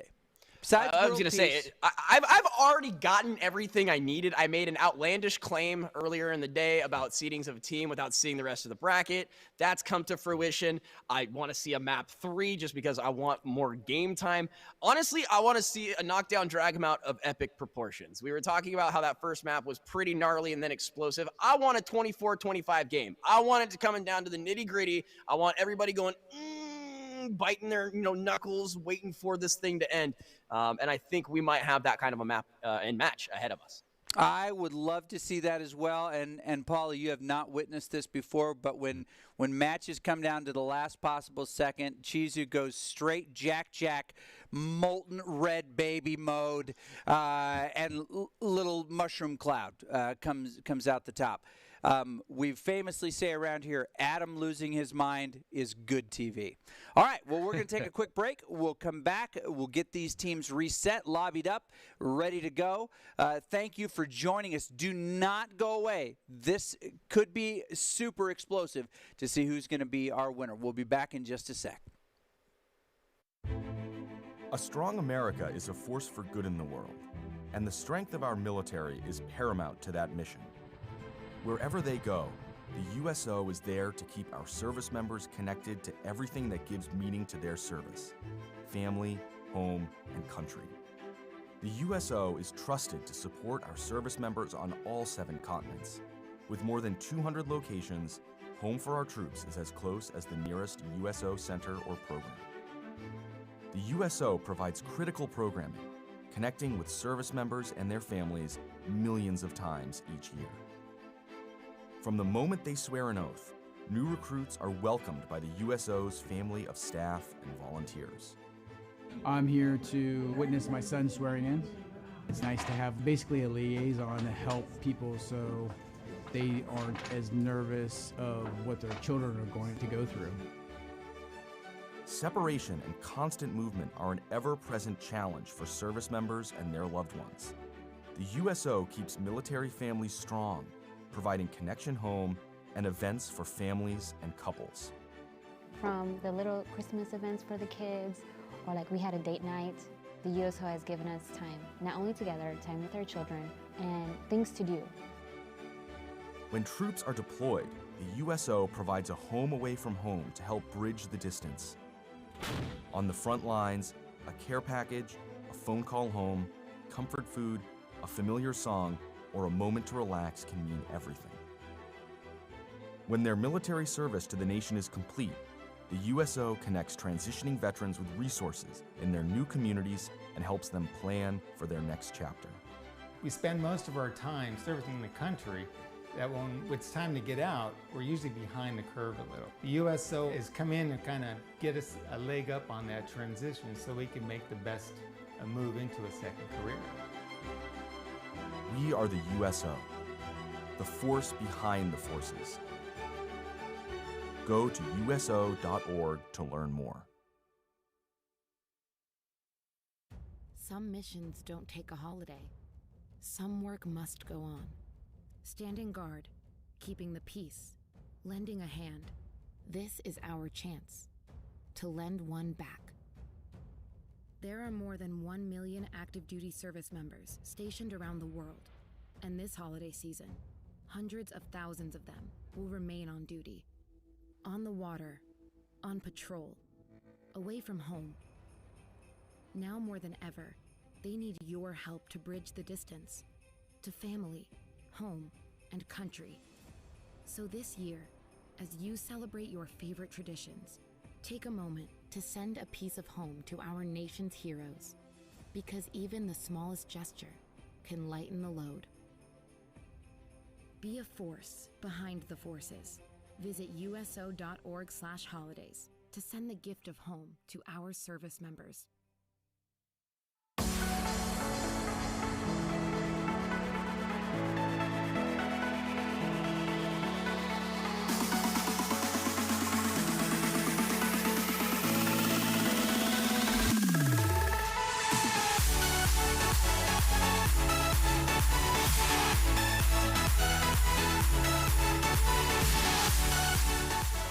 All right, welcome. It's time for the conclusion of this big event. We're talking about the USO Europe Cup Halo Infinite 2v2, powered by the USAA. Since 1941, the USO has been the nation's leading organization to serve the men and women of the U.S. military and their families throughout their time in uniform. From the moment they join, through their assignments and deployments, and as they transition back to their communities, the USO is always by their side. We have seen an incredible bracket to this point. We've even seen some prizes awarded. Wait, you say? They had prizes awarded? Yes! Daddy, team eliminated in the second chance semifinals, received some pretty cool headsets, or will. For placing third in this tournament, specifically to Razer Barracuda X headsets, but up for grabs some Nintendo Switch Lites and some Razer Anzu smart glasses. I have dumb glasses myself, but I thankfully am surrounded by some smart people. So we're going to rally these troops and get into this match right away. Of course, I'm joined by Chizu and Paulie Hype. Coming into this match. It is time, gentlemen, that we figure out who's going to be the winner. This is the grand finals. Space and Time coming in undefeated. The other side, of course, is Elm, which is one defeated by the aforementioned Space and Time. Will we see a bracket reset? We know that there was a lot of interest in it, but as we get ready to jump into this match, Paulie, what do you think Elm has figured out that gives them a chance to win and bracket reset? Man, they're just playing spectacular. It's literally the bipolar opposite storyline. You have one team that has dominated, totally undefeated through the top side of the bracket, and then one team that literally lost in the first round to that exact team and has played all the way through the entire way and is fully warmed up. I think that's big time in their advantage. And, Valley dropping 15 to 20 kills a game. Yeah, Valley is basically just they've unplugged him. He has no power source, and they can't figure out how he's running. So, Adam, as we get ready to go into this game, you've seen this was your prediction from the start. Something, something, blind squirrel, something, something, finds nut. Right. But still, you're right. So you can always point to the scoreboard to show us what you got. But what do you think? Is Space and Time a team we have not yet seen as powerful as they say? What we saw from them was not like the craziest victory. Again, their climb to the top kind of situation was something we did not have a whole lot of information on.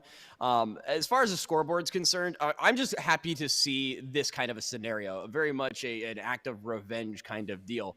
And like I mentioned, I don't think this is going to be a lopsided series.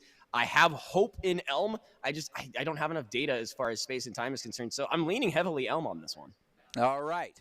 So in 2v2, control the high ground, rotate to power items, team target, sweaty comms. Anything missing from the keys to the game, Paulie?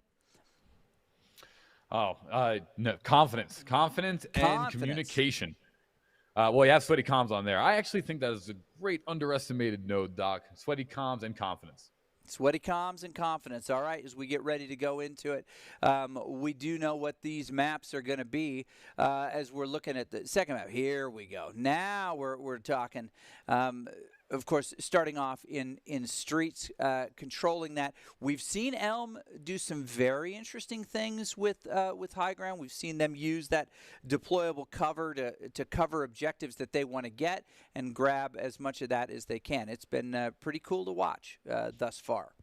So, any final predictions from the two of you? Not outcome, but what is something that you think we're going to see?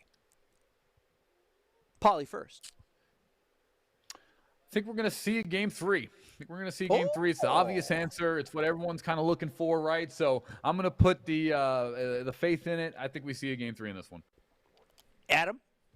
As far as I am concerned, I have an inkling that we might see one of the most explosive games out of Valley that we have seen so far. I don't think the kill spread is going to be nearly as much. He needs his teammate to step up, but I think Valley is going to be doing some crazy stuff because that's what they're going to need to take down the team that knocked them out in the first place. Team that knocked them out in the first place is going to see what they have created. They are going to see their own monster. We hope. Right. And this will be the championship. Best of 3, possible bracket reset. I'll leave it off to you guys with this one final thought, is that whoever wins will take home the top prize. Bank on it. It all comes down to this, Paulie. The USO Europe Cup powered by USAA Grand Finals. Thank you all for joining us. And Paulie, it has been, again, the team to watch. Elm with Valley, sure shots in his wings. But we can't forget Galaxy Ping and Ninja 1UP. Ninja was one of those players that we saw very strong in the beginning. Galaxy, very anchored all throughout the map. So we have to keep our eyes on them. Like I said, Space and Time, the #1 seed coming into this match. Yeah, and we have forgot about them, Galaxy, Ping, and Ninja Up, and there's really not a standout player on this team because they play so well together, and they both drop big-time numbers. Ninja going right for the Stalker Rifle, which I just can't speak enough about it. It's not underrated in pro play, but it is an underrated gun because it is so insanely strong as they're trying to push up B stairs here, Adam. Yeah, that was the second rocket. The first one was kind of a messenger rocket, which we've kind of been memeing all day. So the second one doesn't even find anybody. It does look like Valley is going to pick up one in the process. And now, as he tries to run away, Ninja getting pinged up as far as the shots are concerned. So a little bit of a misuse on that rocket. He's going to be turned around there. Valley gives him the old uppercut to the sternum as Galaxy Ping finds one off screen.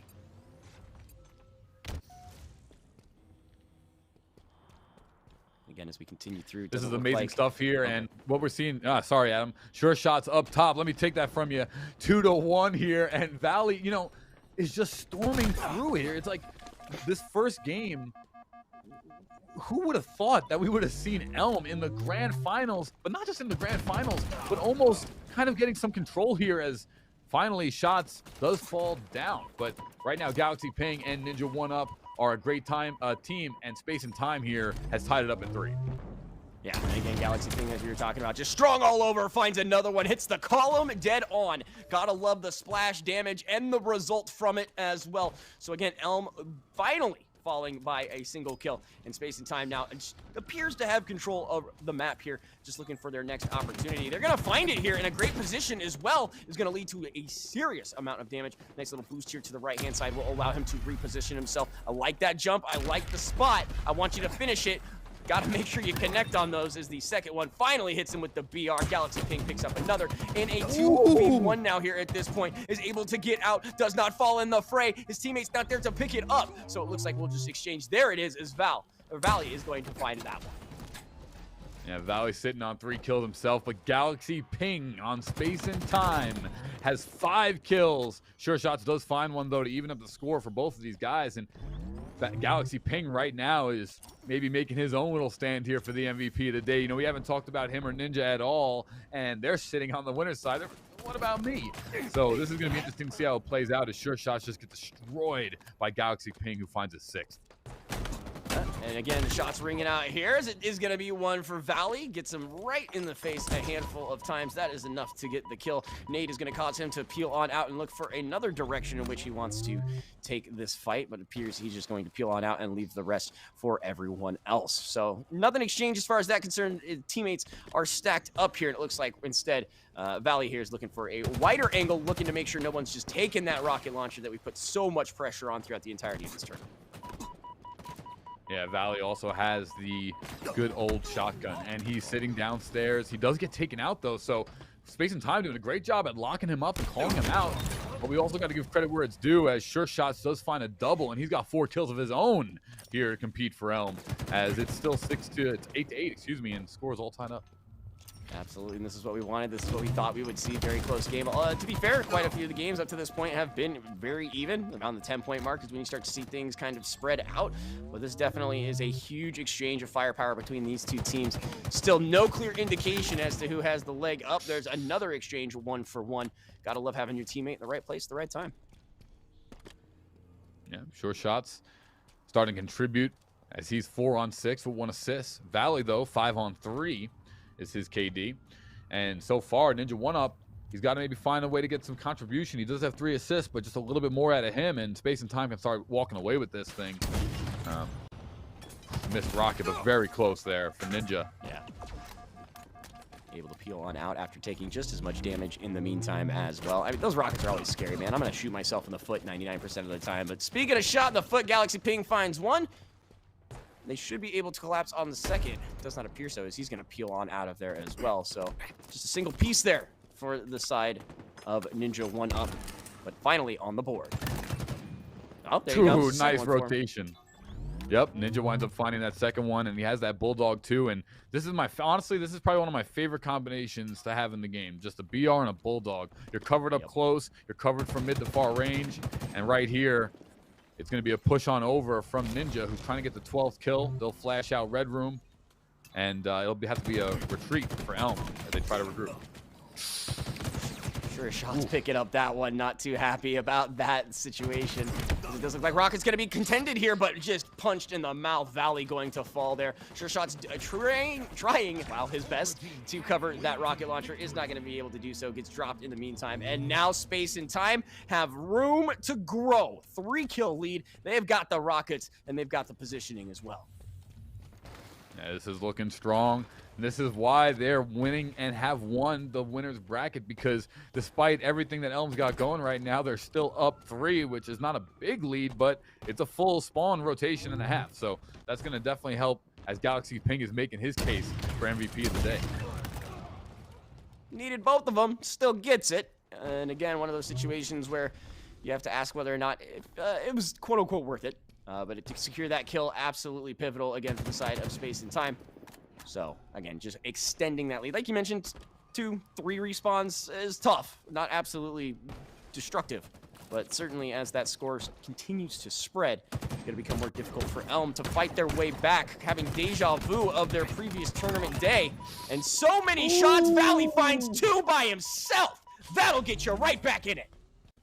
I'm pretty sure you just got a double kill. One kill came from the first 2 rounds of the try shot, and the third kill, one shot behind him, and he got the double off that. That was an amazing play by Valley. He's got 7, but he's 7 on 7. He's got to get his team back in it just a little bit more. Space and time, only leading by 2. Valley starting to wake up. Elm was so close on that one. They had an opportunity to stabilize and maybe even take the lead, but unfortunately just not able to do so. And again, you talk about those respawn timers and things of that nature. It's just space and time just doing what they can to make sure Elm does not have any wiggle room. Shots got to land, though, and that's not going to be enough as Galaxy Ping makes Valley do the worm, apparently. Teammate to follow as well. So, again, just a rough situation. Galaxy Ping able to pick up yet another. It's starting to get away from them again. 4 kills the difference. Could be a 5th one here if they are able to close on this one. We'll check the window. Should be an easy flank. There's 2 of them there. Misses that first shot. Now it's a 1v2. Not where you want to be. Hopefully your teammate can help you out. Nades causing you to push yourself forward. Instead, it's going to be a trade. And looks like Ninja going to pick up that second one, actually. 19 now to 14 in favor of space and time. It's Galaxy Ping with 15 kills on the board, 6 deaths, even got 2 assists, and I mean he is just looking fantastic. This is a pretty big beatdown here, and definitely a stifle, because Galaxy Ping is looking like he's going to take his team 1 up. Wow. And about to finish the series.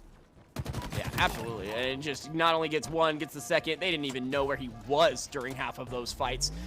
You get a weapon like this, you have to, I mean, you just follow the line, I guess. But at that point, it was too little, too late. And our boy here, Galaxy, already had a second, looking for a third, just hucking nades all over the place, hoping to get some kind of tick, some kind of information to finish this one out. But he's not able to, and will peel on out. But meanwhile, in the meantime, his teammate off screen going to pick up a couple as well. And this one's looking pretty much done. Yeah, it's really hard to come back here. It's 2 kills to win for space and time, obviously, and it's going to be 11 for Elm. This has not fared well here on Streets, the smallest map in our rotation. And space and time is just staying true, and they might just go undefeated through the entire event. That would be something. That would be absolutely amazing, and just a absolute flex on any and all tournaments going forward, any and all situations. And I mentioned, I thought, we'd see something crazy out of Elm. It was very stagnated. They found a way to staunch the star players. Another shot's coming through. Valley's going to find one, Sure Shot finding another. They're not going to roll over and die. But again, Space and Time has just done a great job of basically routing one of the strongest teams we have seen throughout the day. Yeah, and it's just been an impressive performance from start to finish. 16 kills, 7 deaths here for Galaxy Ping, as that victory does come through convincingly.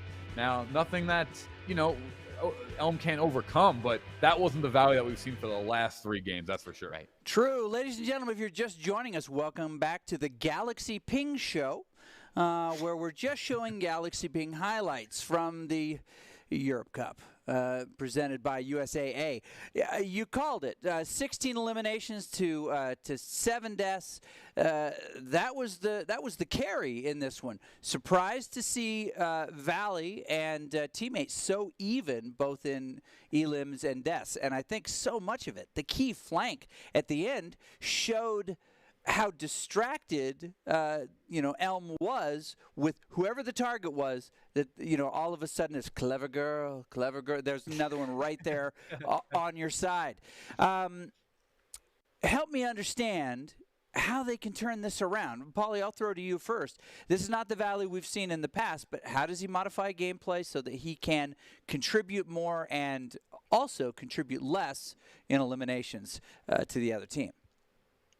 Yeah, I mean, it's tough because his teammate starts producing a little bit better, starts matching his kill speed, but that actually winds up hurting the team overall a little bit because now I don't know, the Valley hasn't really turned it up. He's not looking the same, but we also have to give credit where it's due.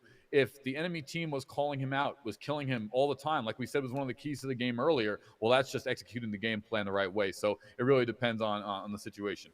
Yeah, it may be one of those situations as you described where it may be not that he wasn't doing something well, but rather they were really preventing him from doing what he wanted to do. So, and never want to take that away. Okay, as we jump on to Aquarius here, I will be very interested to see how this opening push goes. Who gets the powered weapons and really all of the powered abilities and accessories quick. I think You tell me, Adam, if whoever gets first rockets, are they going to win this map? I mean, I'm not going to go that far, but I will say that Elm really needs to kick it on up. I mentioned this is their map. They need to come out hot and heavy. So sure, you know what? I will fall on that. I need for Elm. Elm needs, for their sake of the tournament, to strike first, and that comes with collecting those rockets. Sure, I'll throw that. Okay, we'll see if we get past the pilot episode of the Galaxy Ping show, see if it gets picked up for another season or at least a limited run. I mean, Netflix will buy anything. I mean, who are we kidding? The Galaxy Ping show is coming along. Okay, as we prep for this, as we get ready to drop into map, I think it's starting to become clear that that unless there's a big change here, we won't see a bracket reset. We won't see a third map. You may be denied in this, Pauly. So if you don't get your third map, what will be the most satisfying part of Aquarius for the last time today? Now, let's see a close game. Let's see a close game. Let's see, this everybody playing their best possible, and really hard to bet against the house when the house is betting 100%. They're undefeated in the tournament. It's going to be challenging to say the least, but I'd like to see this one close if they're not going to reset the bracket. Or as Danny Ocean said, unless when you have that perfect hand, you bet big, and you take the house. And then Rusty says, "You've been practicing that long?" A little bit. Did I rush it? All right, so here we go. As we jump into this now, we didn't talk about it too much, but the pace of the first map was very different than we've seen from both of these teams, partly because they had to respect what they were doing. That we were 3-4 for a while, 5-5 for a while. I mean, it was really, really close. If we see a close match like that, who does it favor over time, Pauly?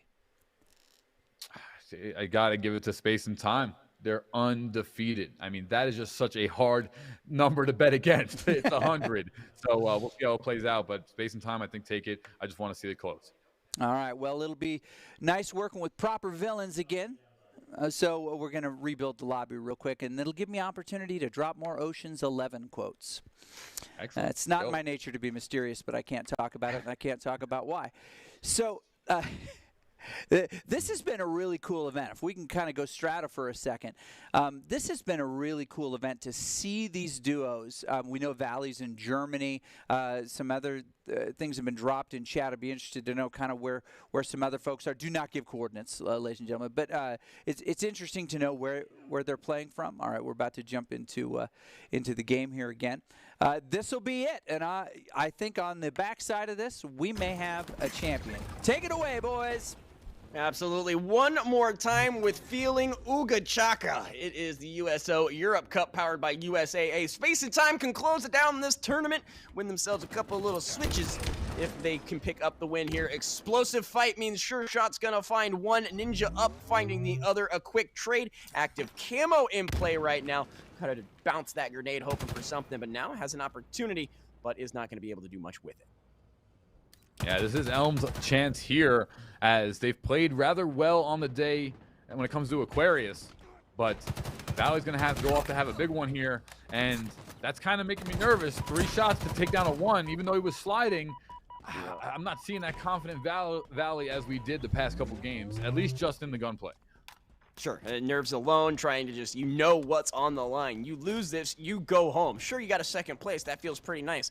But Space and Time, again, out for blood. There's a little bit of personal, vendetta based on the way the brackets have played out. You honestly can't ask for a better setup here. And so far, so good, and even all the way. But like I said, or like you said, Pauly, I don't know how this Valley confidence is going this time around. Quick little fight here is going to lead for 1 on each side. But that one right there, Galaxy Ping, add that one to the highlight channel. Yeah, fantastic. And now 4 kills here for Space and Time. Just like that, they come right on back and wind up taking the lead like it's nothing. I mean, we didn't talk about them at all because they're such a coordinated team. I mean, yeah, Galaxy Ping definitely dropped a monster game last time, but overall, we're seeing Ninja when they played the open bracket, Ninja was on top. So they're just such a quality team. Space and Time is making this look kind of easy, and right now they're going to pick up the Invis too. Is Galaxy Ping, he didn't know he had thruster, so he tried to pick up Invis, but he did not change the equipment out, so therefore he didn't get it. Ooh, I've done that too many times, and rage and punch the desk every time I do it. Yeah, absolutely. Why am I so bad at this game? I spend so many hours Right, playing. right. Like, I didn't pick up the Invis. Like, oh. Speaking of taking him out, Ninja gonna find yet another body there. And again, Space and Time has a little bit of a lead. Only 2 kills can be flipped right on its behind if need be the case. But again, Doc mentioned the pacing here is quite a bit slower compared to some of the things we've seen, at least on the side of Elm. Space and Time just going balls to the wall, looking like supersonic over here, rotating all around, but Valley will find one of them lacking, giving himself yet another one, evening up this game. 7:07 to go, 7 aside. Yeah, beautiful stuff here. And see, this is what, Doc was talking about this in the pregame. It's like, this is how the game went. This is how it started. It starts even. It's just about that closeout. Valley now has 5 kills. He's in the lead once again. What I think needs to happen is sure shots, even though he's like warming up, which is never going to hurt the team. I think he needs to say, you know what? I'm going to follow Valley around. I'm going to tag behind him. I'm literally going to help him get his stat line because we're just playing better that way. Well, he does find a fist to the face. Valley will trade in kind. Again, just trying to get as much of a lead as they can. As we mentioned, this is kind of the point in the tournament. Never mind, dome checked. Valley going to find that one there. But this is where things have kind of exploded open for both crews. And what a grenade rolls right at his feet. He goes, what's this? Beautiful stuff there. I love what I'm seeing here. And once again, Space and Time with 10 kills collectively as Galaxy Pink finds up another. He has 6 here, but Valley does have 7, and they're within 2. So they need to close this gap. Keep it within 1 spawn cycle. That's going to give you their best chance to win, Adam. Well, those kills right there not going to help either, as while they're climbing the wall, a teammate is dropped, looking like cliffhanger over here, as it does appear that Space and Time does have quite a beat and quite a read as far as this crew is concerned. Galaxy Ping finds another one, and just the response and reaction time from this person is insane. Yeah, he's playing. Both of these guys are like Galaxy Ping with 7 and 4, Ninja with 6 and 5. Galaxy Ping also has 2 assists. I mean, he's carrying definitely. Galaxy Ping is turned up to a different level. He's in biz. He's taking his time, but they see him. Great job, Galaxy Ping just turned, and you hate to see that by sure shots because he had a power weapon and invisibility, and gets no value out of it. Yeah, Valley will get the 1, so I guess it's like putting a Band-Aid over something that needs stitches at the very least. Not even going to give you a butterfly clip for that one. Shots ringing out here now from Galaxy Ping. Looks pretty good there. Kill assist is there. His buddy is in the wings waiting. It's just like they can do no wrong. It's insane. They are playing fantastic, and that's why they are undefeated in the winner's bracket with Galaxy Ping now picking up 9 kills. Nice shot there by Sure Shots, though. But he's 3 and 10. Oh, Sure Shots got to take a step back. I didn't see that. He's got to play a little bit more passive here because that's just, you're -7 this early. That's just hurting here. This game's looking over. That's the good old-fashioned Chizu scoreline, so while it hurts for him, I know how it feels, but you're absolutely correct, man. Take a second, breathe, I don't know, stop running your head into the wall. Galaxy Ping, meanwhile, is just playing his greatest Grim Reaper cosplay, just stacking bodies, says, come with me to the River Thieves, and you're done there. Ninja 1-Up gonna find yet another one as well. What was the word you said earlier? Dragamouth? Knockdown Dragamount? Cattywampus? Yeah. Oh, yeah. Well, like, your words today have had my brain in a pretzel, and I'm enjoying it. Oh, okay. You know, it's because I'm old and dying, and so I have to say weird things, or they just don't pay attention to me. So no, I've been thinking about that word all day. It was fantastic. Well, I appreciate it, brother, because it has been quite the Cattywampus event, and Space and Time now is just absolutely strangleholds on this map. You have to assume this one's over. You got it, right, Paulie? Yeah, absolutely, man. Unfortunately, especially in 2s. 2s is a higher punishment game, a faster time to kill than 4s in some situations. So in this one, I mean, it's too many spawn cycles. There's no way. Space and Time is playing too good. Look at this. 11-11 finish for Galaxy and a 12-12. A 12-kill finish here for Ninja up, both with 6 kills each. They're both playing amazing. Oh! I'm sorry, I'm a big fan of Hey, I'm Here Now, and he had no idea they were coming through there. Maybe comms at that point. This could be the final kill, and that is it! Space and Time are your USO Europe Cup champions. And there it is. Woo! You have your champions, Space and Time, undefeated. What was it like to be defeated? They have no idea. They were able to eliminate twice now in a row. Elm, and they did it in quick fashion. This was a fantastic finish for us. Again, huge thanks, and all of this made possible by our friends at USAA. USAA and the USO have joined forces and been connecting service members around the world with their friends, their family through gaming with events just like this. Great tournament. Very, very pleased with their support. So thank you, USAA, for being a part of the USO family and for being a force behind the forces. We have our winner, gentlemen. Fantastic work. Who were the standouts, Paulie, in this match that really helped them take Aquarius and just put it over the top? It was the two standouts that were on the winning team, just Ninja, and they played fantastic the whole way. Space and Time dominated, looking like Thanos out there. Well done for those guys. Very cool. Now you know the pro scene a little bit. Where would these players rank in a like an open qualifier? That's a really hard gap here. Let me give you a better question. Somewhere. You think Adam and I could beat him? You think Adam and I could beat him? No. Oh. I'm sorry to rain on your parade, Doc. I apologize. Well, we're losing our connection with Paulie right now. We'll see if we can get him back. Wait, no. So as we prep to come alongside with our player of the game, we saw a number of different folks. We saw Valley early could be a candidate. We saw the Galaxy Ping show here at the end. There were a number of other notables. Adam, who's your vote? I mean, again, I'm not going to go with something that's based off the stats alone, much like Paulie said. Like, the winning team, obviously, you should get that vote of confidence.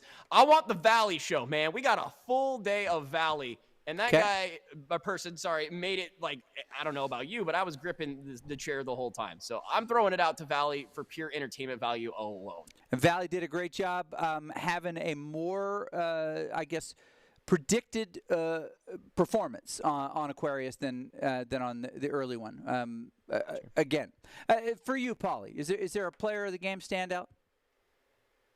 Yeah, it's got to be Galaxy Ping for me. Valley played amazing, but unfortunately did not get the job done in a collective fashion in the grand finals. Galaxy Ping went undefeated with his teammate Ninja, and he carried both in leading in kills considerably in the first round, and the second game he did as well. So Galaxy Ping, the standout for me in this one. Okay, well, we're about to find out who the USAA player of the game is. Looks to be Valley. Adam, you're just like a clock, right? Twice a day.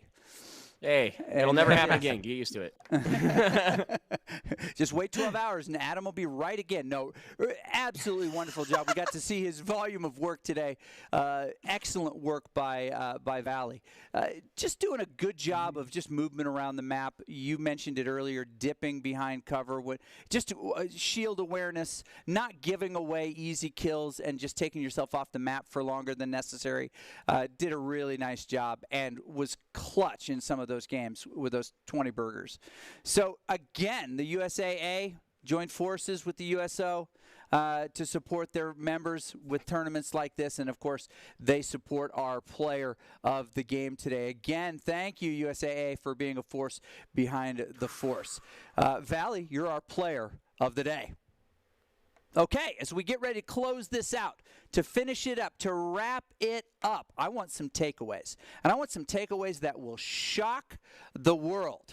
Paulie, I'll let you tell Adam he has to go first. Okay, Adam, go ahead. Go first. The takeaways are there are some good military Halo players. I would love to see a military grade. Military grade, sure. Halo which, players, again, we'll yes. talk. That's a different time. But with the situation, I would love to see a force team with the top players from those top 3 teams, top 4 teams, because they were putting in work, man. And so I think if Elm has a different look at that, they maybe stand a chance. But as far as Space and Time is concerned, just so solid, just a perfect spherical orb of power. I love it. Well, I'll have to tell you, as I retire from the desk forever after this broadcast, I can't think of 2 better people to have shared it with. Paulie, for you, big takeaways? Not too much. Thank you so much for the invite, Doc. It's been a pleasure to be here. Adam, great to meet you. I had a blast. You're getting hanging many, you. I many appreciate more you. invites. Thank you so much. Yeah, I had a blast hanging out with you, Adam, also. And I mean, this was a fantastic event. What I really want to see as a takeaway, though, is I want to see a fours. I'm just about fours. I would love to see, maybe one of these all the top players are the captains of their team. They have to find other military members, and maybe we up the prizing and get it a little crazier, a little sweatier, and that would be kind of interesting. Either way, I'm so happy to see Halo back, and I'm so happy to see that the military men and women are playing it, and I'm really excited for the future of Halo Infinite. Yeah, this was a great event. So thank you both for everything that you've done, ladies and gentlemen. That'll do it for our show tonight. But before we conclude with our USO Europe Cup powered by USAA's Top 5, we want to give a huge thanks to all of the competitors, sweaty and otherwise, and to everyone who helped make this happen. USO Team Europe specifically, Joe Durant specifically, amazing work putting this together for an early event, a first event for you guys. It was fantastic. Of course, to Yaki and to Dana and to Fletch and to Dallin and Jem on Almost No Sleep. And of course to USAA, who makes all of this possible. Thank you for tuning in. Be sure to follow the USO on Twitter, _USO. And of course, the USO Discord at discord.gg, the USO. That's going to be it for the USO Europe Cup powered by USAA. Make sure to give all the follows and such. Here is your USAA Top 5.